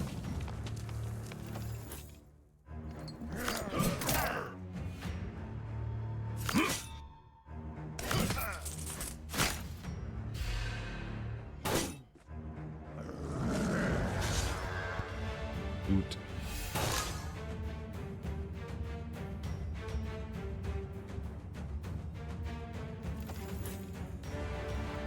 I need you to die. He's dead. Sure is.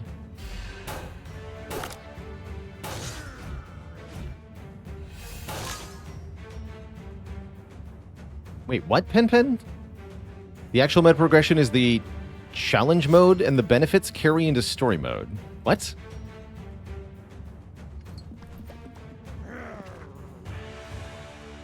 What?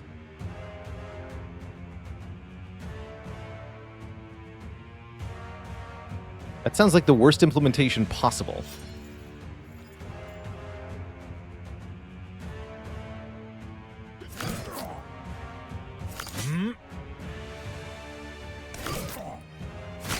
Security Sharks, thanks for 59 months of support. Yes, I had noticed already that there are a lot of times where it seems like whatever the game tried to communicate to me wasn't quite accurate. Just a full transparency, by the way, that this game, I believe, is all translated. Or localized, rather. The native language of the developers is not English. And so there's definitely a layer of comprehension that you lose when you're translating things from one language to another.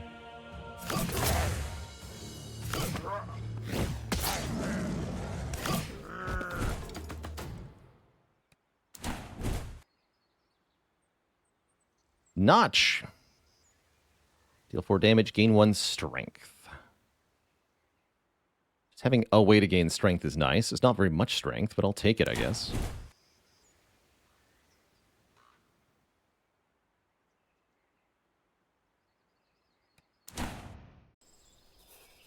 Nothing was stopping me from taking the chest anymore.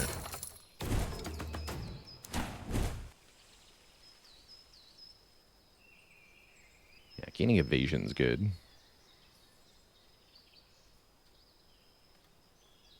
Or the boots of Thundering Mountain. I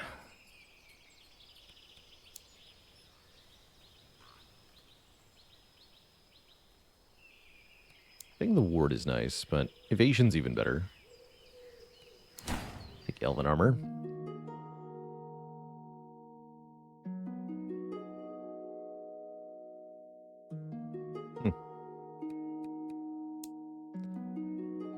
What is the upgrade on Notch?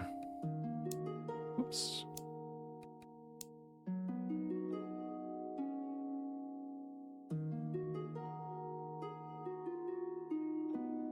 Loses the burn. Interesting.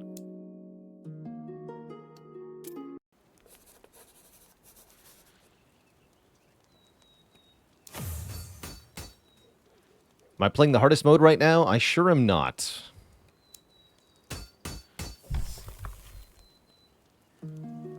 No. This isn't what we fought last time. Hilly and Philly.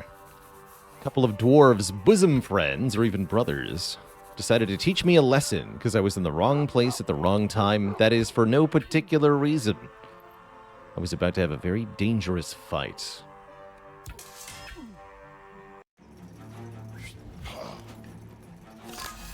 These two may be annoying, but killing them should feel Love nice. the pants.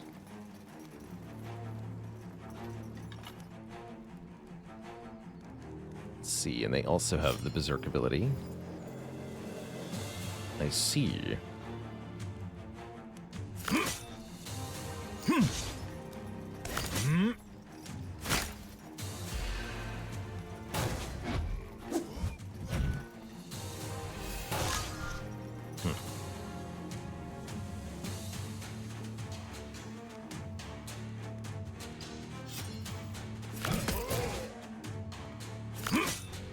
Leave him. That's right, and I have one more energy too, so I can guard again. If I play another attack, they double their strength, though. They're not worth doing that right away, or at least not on a turn where we're being attacked for a lot. Well, here I have to, so very well.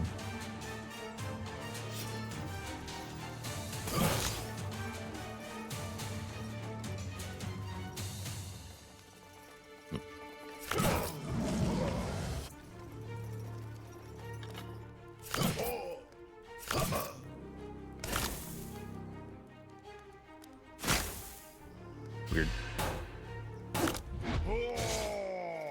I've been wounded.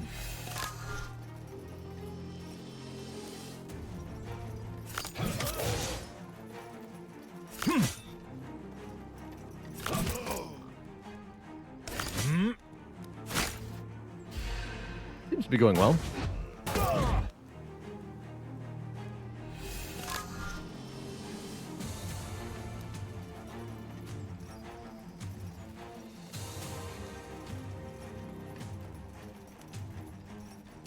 The turn, take 2. And Billy, that's no. how he died. Billy, yes.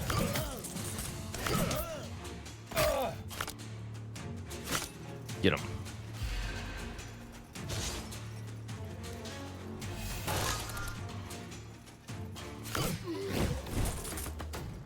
BG. Playing lunges increases damage by 6. The first lunge played in the next turn. Okay, it's a power. Scales my lunges.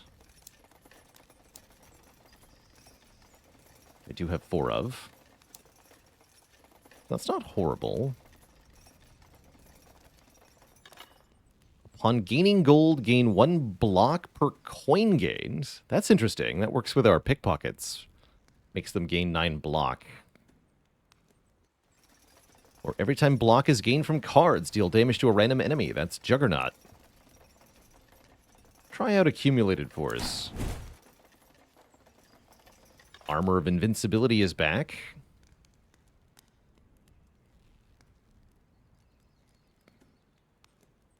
Oh yeah, Amulet of Resistance. The amulet's giving 1 energy per turn is pretty good. Let's take the Amulet of Resistance.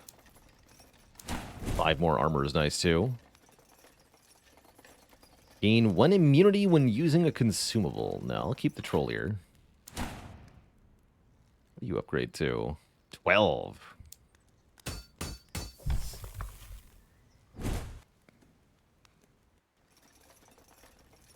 1 turn. Gain immunity for 1 turn. I'll take that. And some shoes. Not the most appropriate shoes for a warrior. And yet, we'll wear them. I managed to slice through the defenses of the dwarves and made it to the Crimson Steeps, but awaiting me there were the orcs and the goblins. Compared to them, the dwarves are a very hospitable folk. Last time, you said that you'd barely known your parents. That's strange. This is for not where the someone of golem noble is. birth. I'm a commoner, but I was raised with young lords to become their loyal friend and vassal. I've heard that the nobility of the Northern Gate often takes orphans or children from poor families as wards. The common people appreciate it a lot. The point is not to please the commoners. I grew up with Ingvar and Sigismund, but nobody ever let me forget who I was or where I belonged. It was still a great honor and opportunity. The doors of high society were open to you.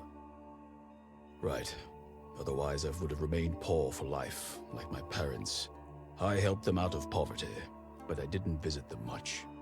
It seemed to suit them since they had many other children. I don't even remember exactly how many. Anyway, why all this talk? To see the future, you have to take a look at the past. I don't know if the orcs will let this character into their crew, but we could indeed do some orc stuff.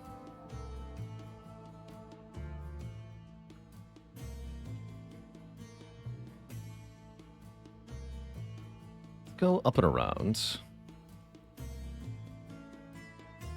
Oh, no, that's the worm lair. What about here? Herb of Oblivion. Orc shamans use it to get rid of curses. Only problem is the herb is poisonous, and only shamans know the right way to prepare it. What would happen if I tried a small leaf? Well, I don't even have any curses, right? So I should probably just leave.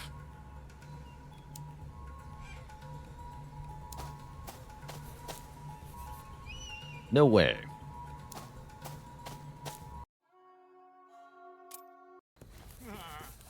An orc shaman sitting by a bonfire, holding a large pipe. From the looks of his face, he'd been smoking at it for quite a while. His bloodshot, filmy eyes and crooked grin were radiating amiability. A known trait of pipe enjoyers. Let's toke. Get a card. See, like, card trick, for example, here. What is this card supposed to even do?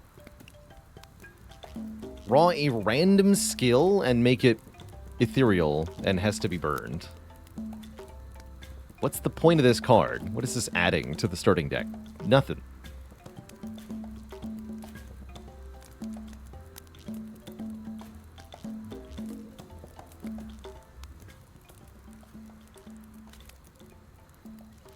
Upon playing, deal 5 damage and gain 5 block.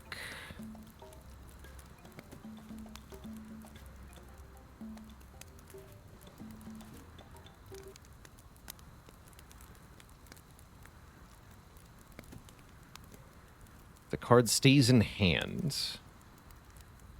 Oh, I see. So it's scales from my hand? Weird.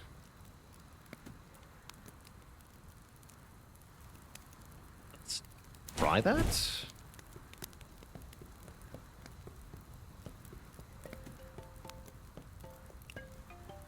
Or exposed is good. There are synergies based on the quantity of burn cards we have. That makes sense. Let's grab another pressure. Okay, how many cards are you going to give me, buddy? Gain 5 block at the end of each turn. Sure. That's just a curse. This is Madness. It's even got the same art as Madness.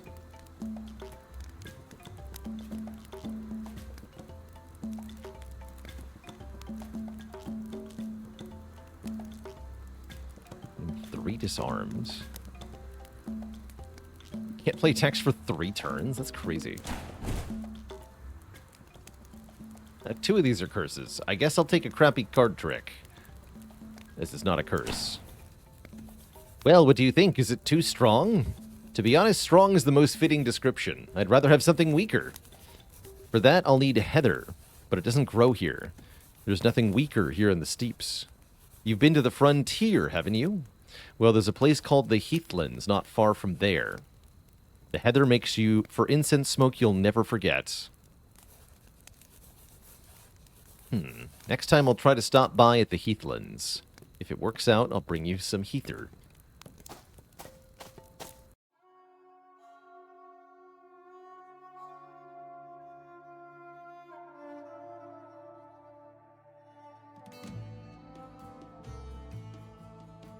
This is the orc place. We're going to go here, here, here.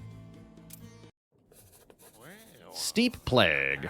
I was chilled through by icy steep wind, and I got sick with the steep plague.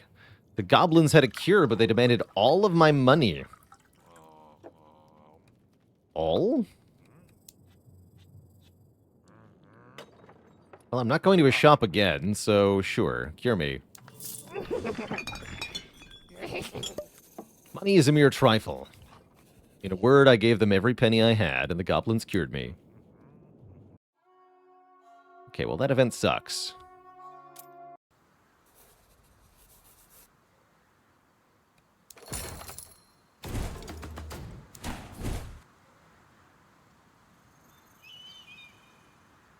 Five ward is good. 2 strength, 1 evasion. Get the regen helmet. 5 ward is good, though.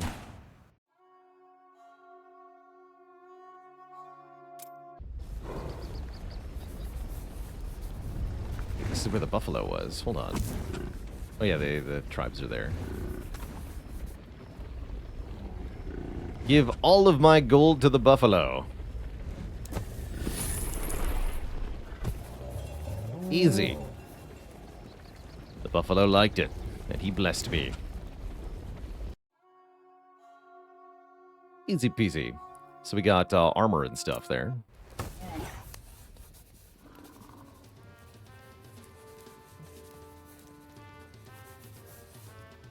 So we can join the Orc clan by killing a worm this time. So we're not that other guy's minion. Hey there, Mazanaka. Seeing this game review saying the deck building aspect is not very good. Initial impressions, I agree with that. The deck building aspect is not very good.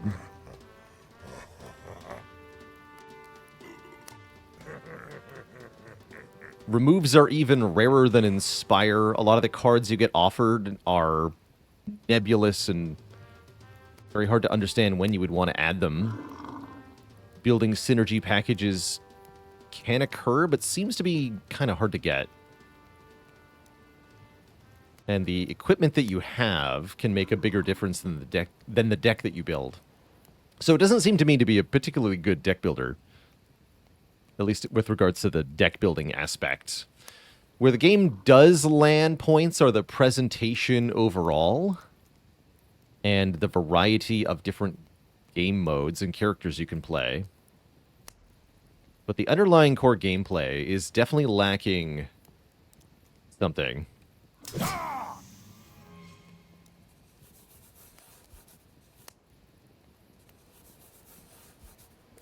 Worms are not grown by goblins for years just for me to kill them.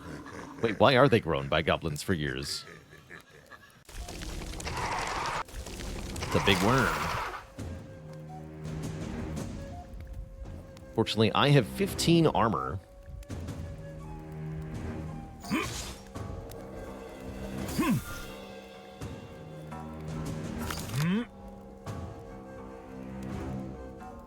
Oh, I see a random card. Now I understand. Wait, what is the phrasing on this card? Draw a random skill. Okay, so not a random skill that's in your deck, but rather generate a random skill. I understand. Very well. You've acquired a taste for boss. Armor's lost. Poisonous spikes are removed. I see. I'm gonna get poisoned here.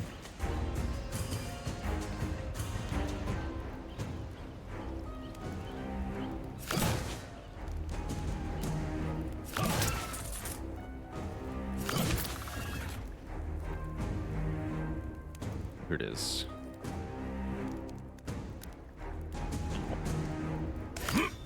It's gonna hurt. Poison does not decrease. Lasts the whole battle. I see.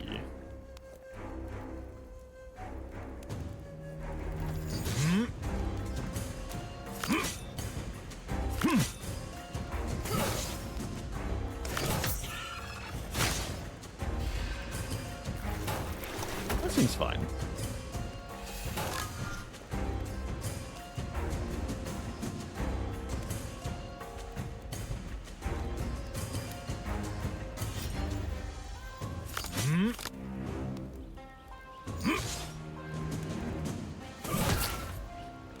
The thorns. Ow.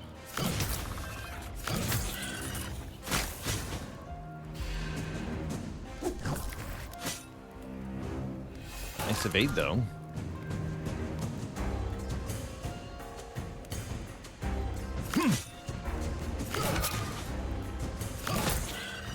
Pressure will be do really good damage next turn.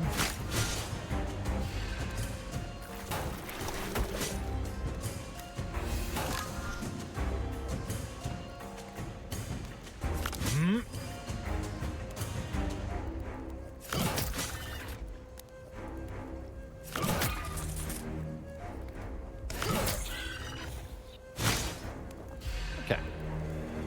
Appears to be working.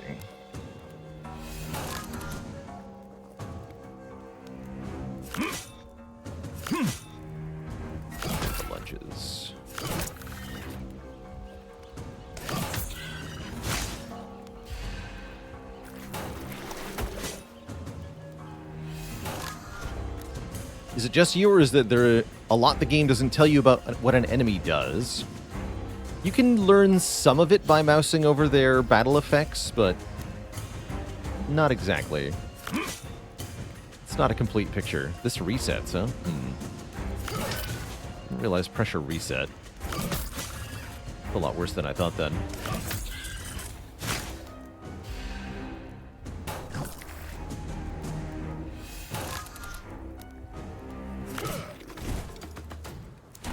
Alright, giant thing dead. We get a clan amulet. Gain 1 energy, 3 strength, and 3 armor. It's even better than my current amulet. And here's an overdrive to double the current strength, which we are definitely going to take. Seems one of the better ways to scale, if you ask me. I should get another item as well. Gain 10 strength. I'll take that. And an elixir of strength, I'll take that. And a dwarven axe. Deal 6 damage 3 times. That's the card it adds. Interesting. I know the Northern Gate was originally built to restrain the orcish hordes So many of the items. Crimson Steppes. I never would have crossed the steppes voluntarily. Fortunately for you, the humans and the orcs are not at war now. Sigismund has somehow convinced the orcish leaders not to attack the Northern Gate, and is engaged in highly secretive negotiations with them. A war with the elves, a truce with the orcs. The world's gone crazy, hasn't it? That's right. Cards are only added if you have the weapon or item equipped, unless it's a cursed item. Don't get your hopes up. The orcs are unlikely to welcome you with open arms, but at the very least, not all of them will try to kill you.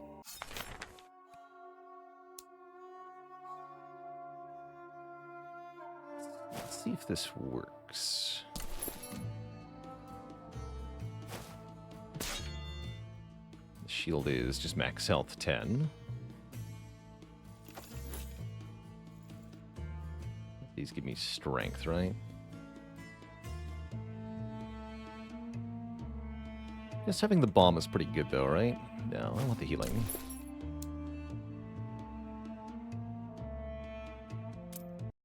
To the arena.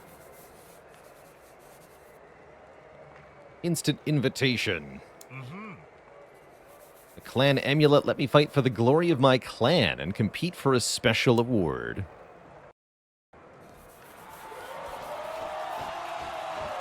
To begin with, I was given the weakest opponent.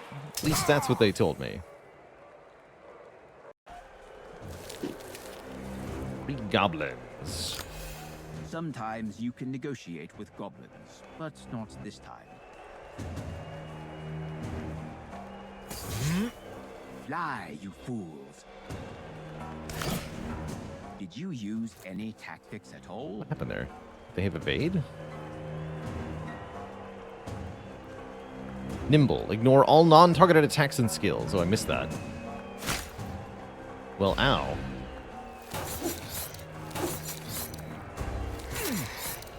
Cannot AoE them.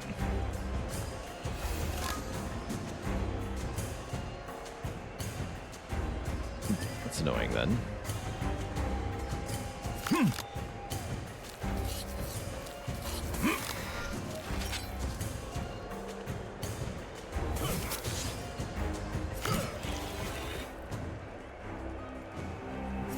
Ignore it. Hee hee hee, they say. As they should.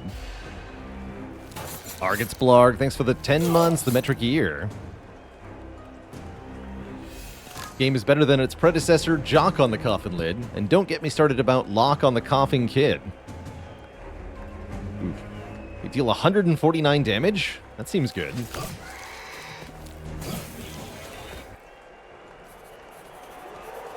My next opponent was Tuesday's champion. That's a weird title.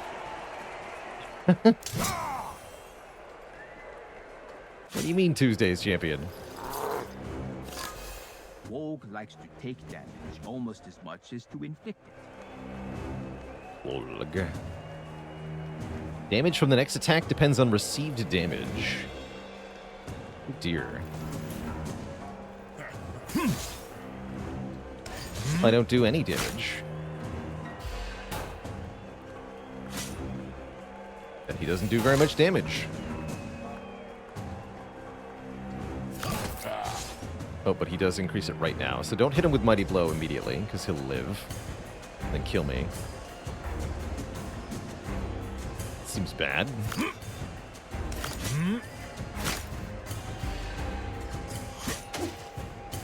Oh, I had evade, though. I should have hit him. Forgot I had evasion.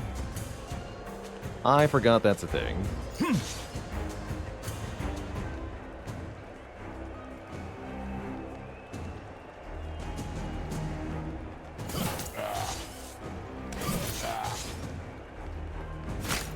He'll have evasion, too.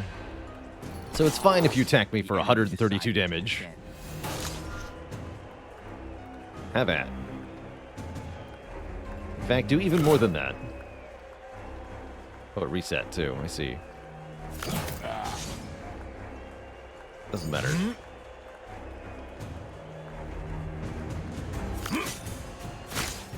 A breather never hurt anyone. Now I have no dodge. Shouldn't matter, though, because you should be dead? You should be dead. This is what I call skill in its purest form.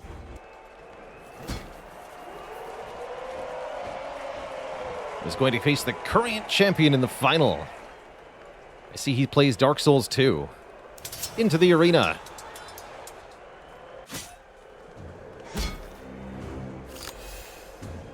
Peekaboo. Doesn't lose block every turn. Gains strength when dealing health damage. Gains agility if I play 2 attacks in a row. That seems to be it. Gonna gain Armadillo Shell.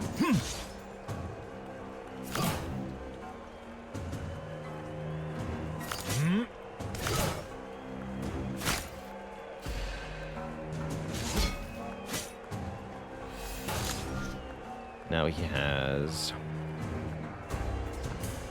armor plate. Block the next attack damage, resets afterwards.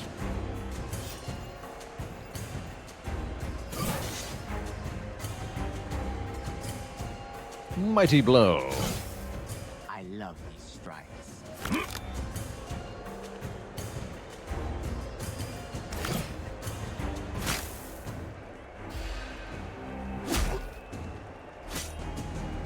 Problem.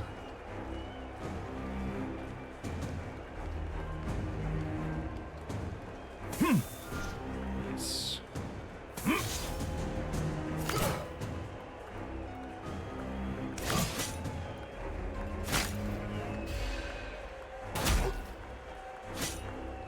Two attacks in one turn, not 2 in a row. I see. Too bad for him. Get 446 gold. Hello. Get an obscene amount of gold.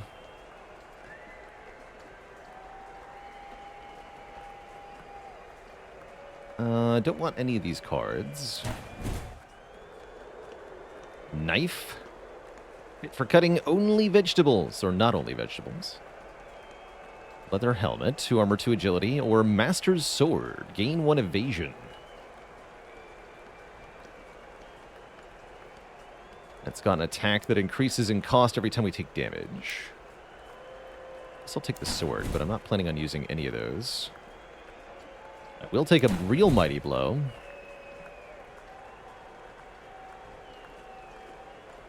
Dealing health damage, restore 2 health.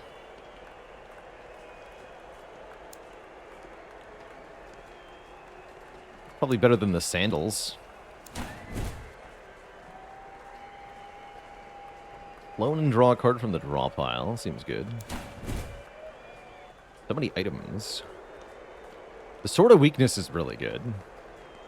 Inflict weakness when dealing damage to health, cutting enemy damage in half. Spiked Shields. At the end of the turn, deal 1 damage to all enemies per 4 block. A weapon for attack rather than defense. Also not bad. I'll take that. Swap that out. Card draw.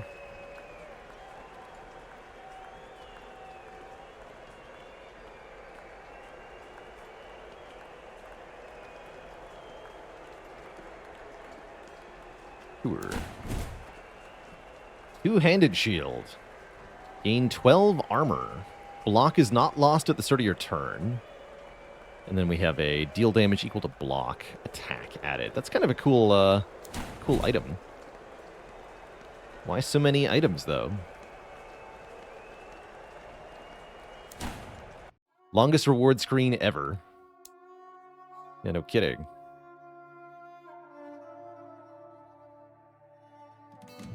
So many items now.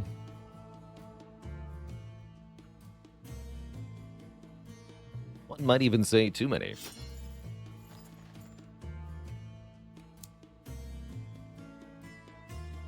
Only I found block to be useful. I don't. Not everyone can endure a multi-day march with overnight stays in open air, but we can. Please upgrade Mighty Blow.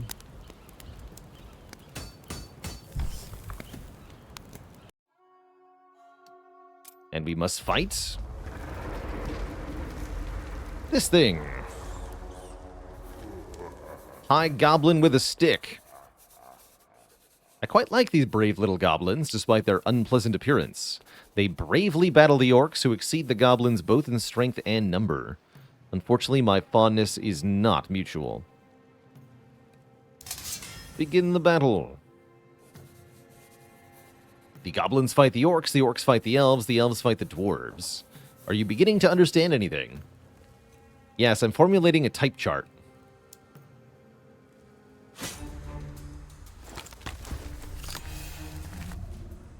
$79 damage. Seems good.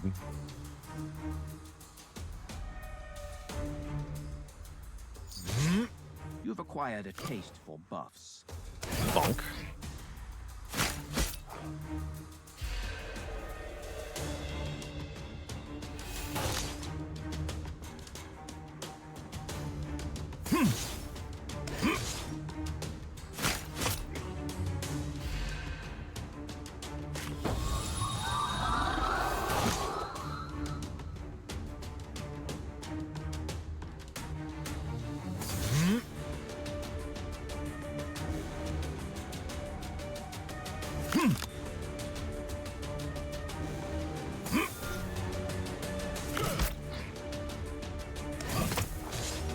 Yep.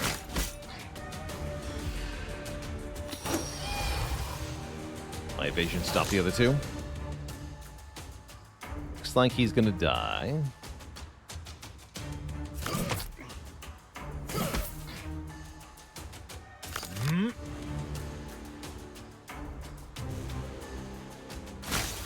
Did you decide to have a rest? Summoned a worm. He almost failed to get that in the first place.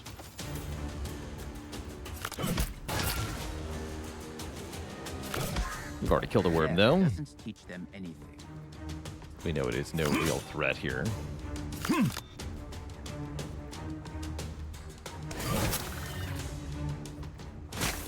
fact, it's already dead. Easy peasy. 15 damage 2 times to all enemies. Dominance seems okay. Stellaris, thanks for the Prime sub and the 7 months. Lightning Strike is weird. Let's draw one. Actually, let's try Lightning Strike. Amulet of the Orcs. Start of each turn, gain 1 strength, lose 1 agility. That's kind of whatever. Lose only half your block at the end of each turn. Gain 5 armor.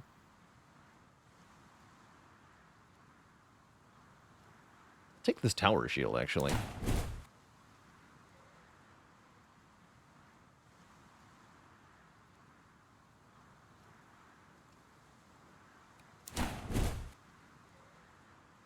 Get offered a High Goblin Collar.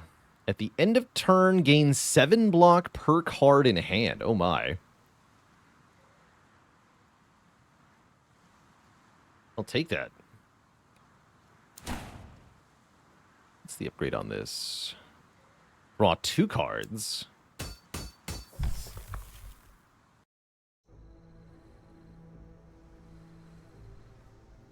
Damn the Crimson Steeps, the orcs, the goblins, and other murderous fiends. I am not gonna miss you. All around me is desolation, destruction, and death. That's what my homeland met me with. Is that all you can say? Oh, right. Also with looters, madmen, fanatics, and mysterious demonic freaks. Sigismund's reign has been disastrous for the Northern Gate. It seems that he's made not a very caring ruler. Do you think so? I can't believe this. Is he really that foolish to offhandedly destroy everything his older brother had been creating for decades?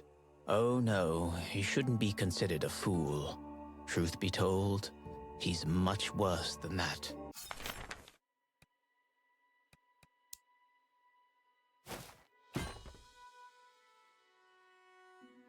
Current potions are fine, I guess. We should probably get to a shop. Or some such. Oh yeah, that guy wanted me to swear allegiance to demons. Although it looks like our starting node depends on where we came from. That's kind of cool. Some of these events are only accessible from the desert start.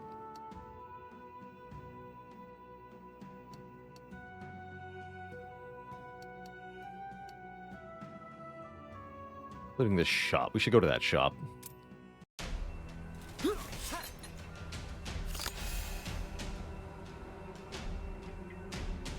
Piercing damage? How dare you?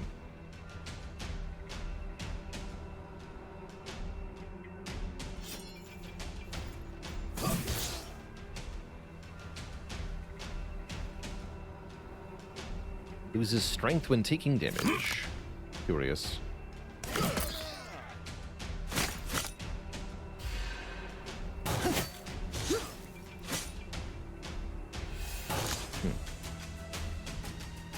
Weird effects.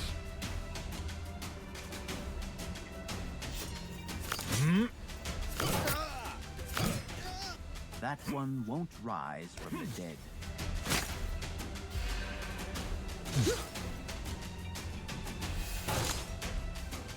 Bonk.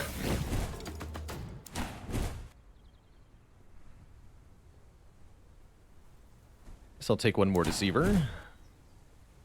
Shield of the Fire Brothers. Inflicts burning on enemies when attacks are blocked. Or block for each burned card.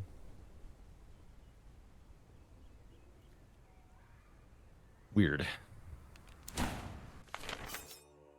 Aliens invaded the Northern Gate. The Brotherhood of Fire, a paramilitary order intolerant of all manifestations of evil spirits, undead, demons, and any dark cults. They came to purify this land of filth.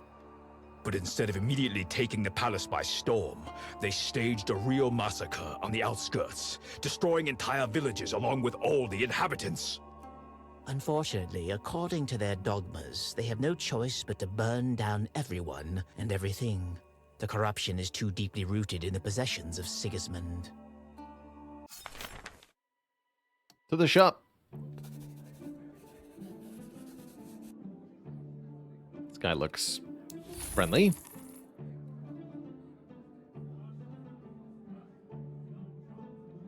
See all sorts of items here. Robber's armor.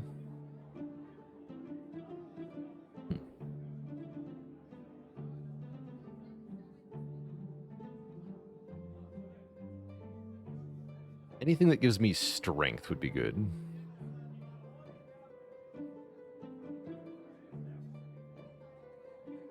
Have I played Cult of the Lamb? Cult of the Lamb was cute. A little bit on the simplistic side, but pretty well done. If you like Binding of Isaac, I would recommend it.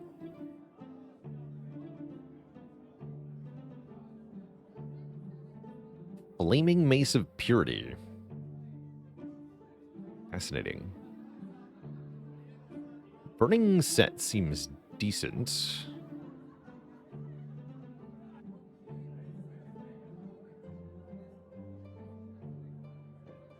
There's no other elven items here, huh? Oh well.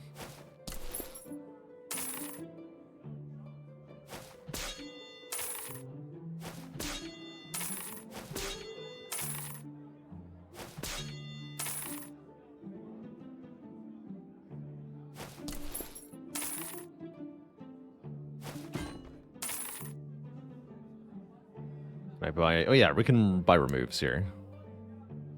Let's lose guard. And let's lose guard. And let's lose guard. Cool. Those cards were crap. Okay, and from here we can get anywhere within the town. Let's find out what this event is, though. This could be important. Dishonor. I found myself inadvertently interrupting what appeared to be a ritual procession, in the midst of which sat a grotesquely fat demon on a palanquin, staring at me hatefully. Get out of the way, dog. Lucky for you, I'm in a hurry. If you bow before me, I'll spare your soul. Not gonna happen. That's too good for one odious demon. Let's fight.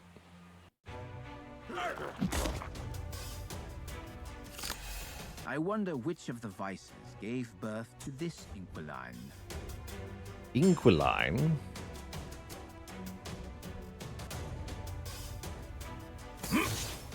Strength alone is not enough to win.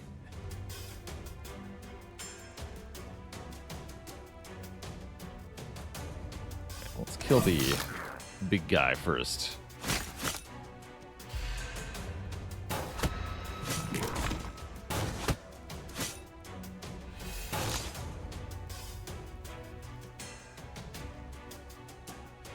If indeed we can. You've acquired a taste for buffs. Double Deceiver. Get my turn.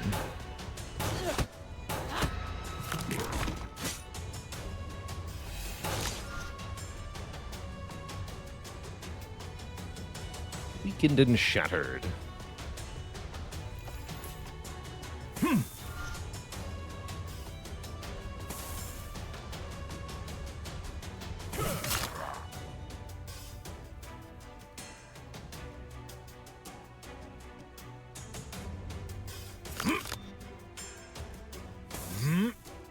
That was worthless.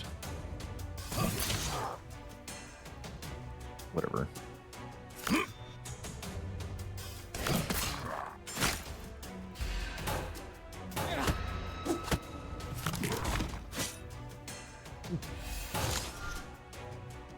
Here we go.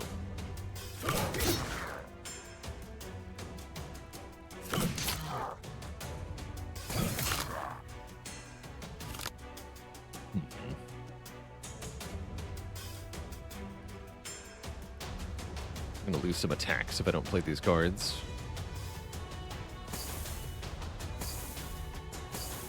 Get rid of them. Did you decide to have a rest?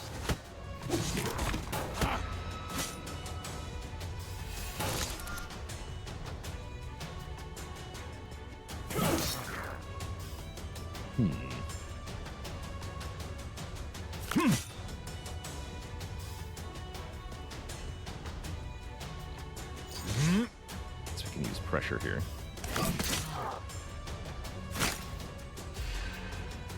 Getting tons of block at the end of each turn. Kind of nice.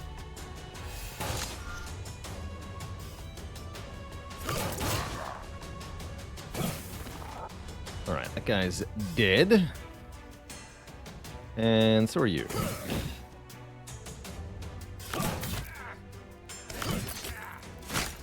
Wait.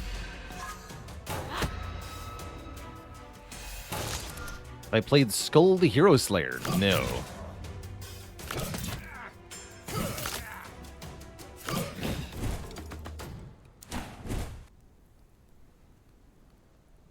Blood Debt. Start of the turn, lose 1 health and draw 1. Also looks familiar.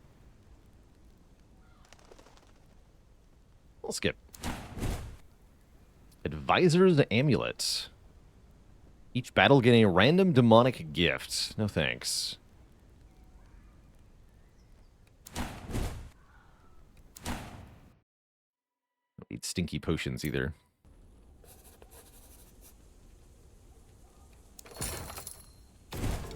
Anything good in here?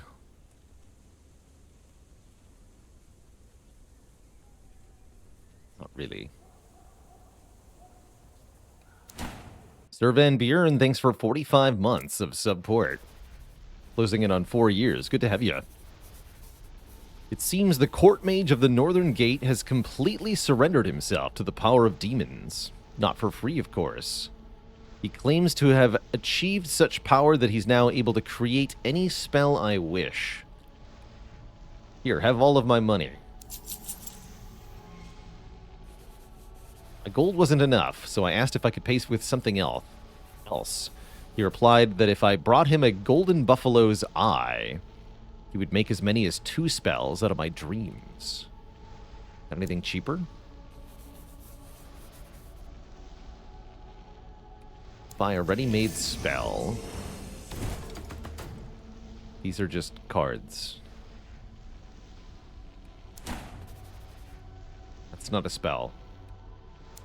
Whatever.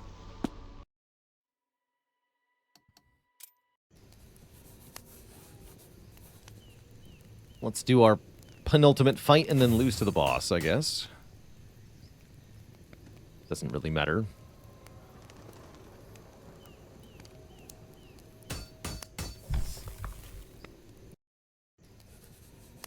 My journey came to an end, but I never found a way to counter Melenis. So I can just end here. Alright, let's do that.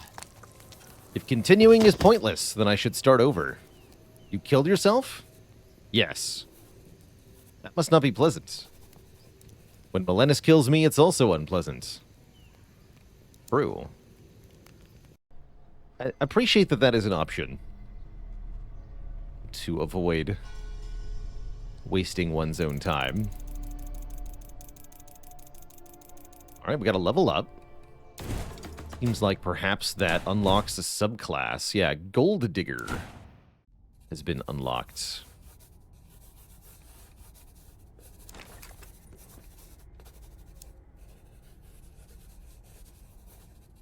GG.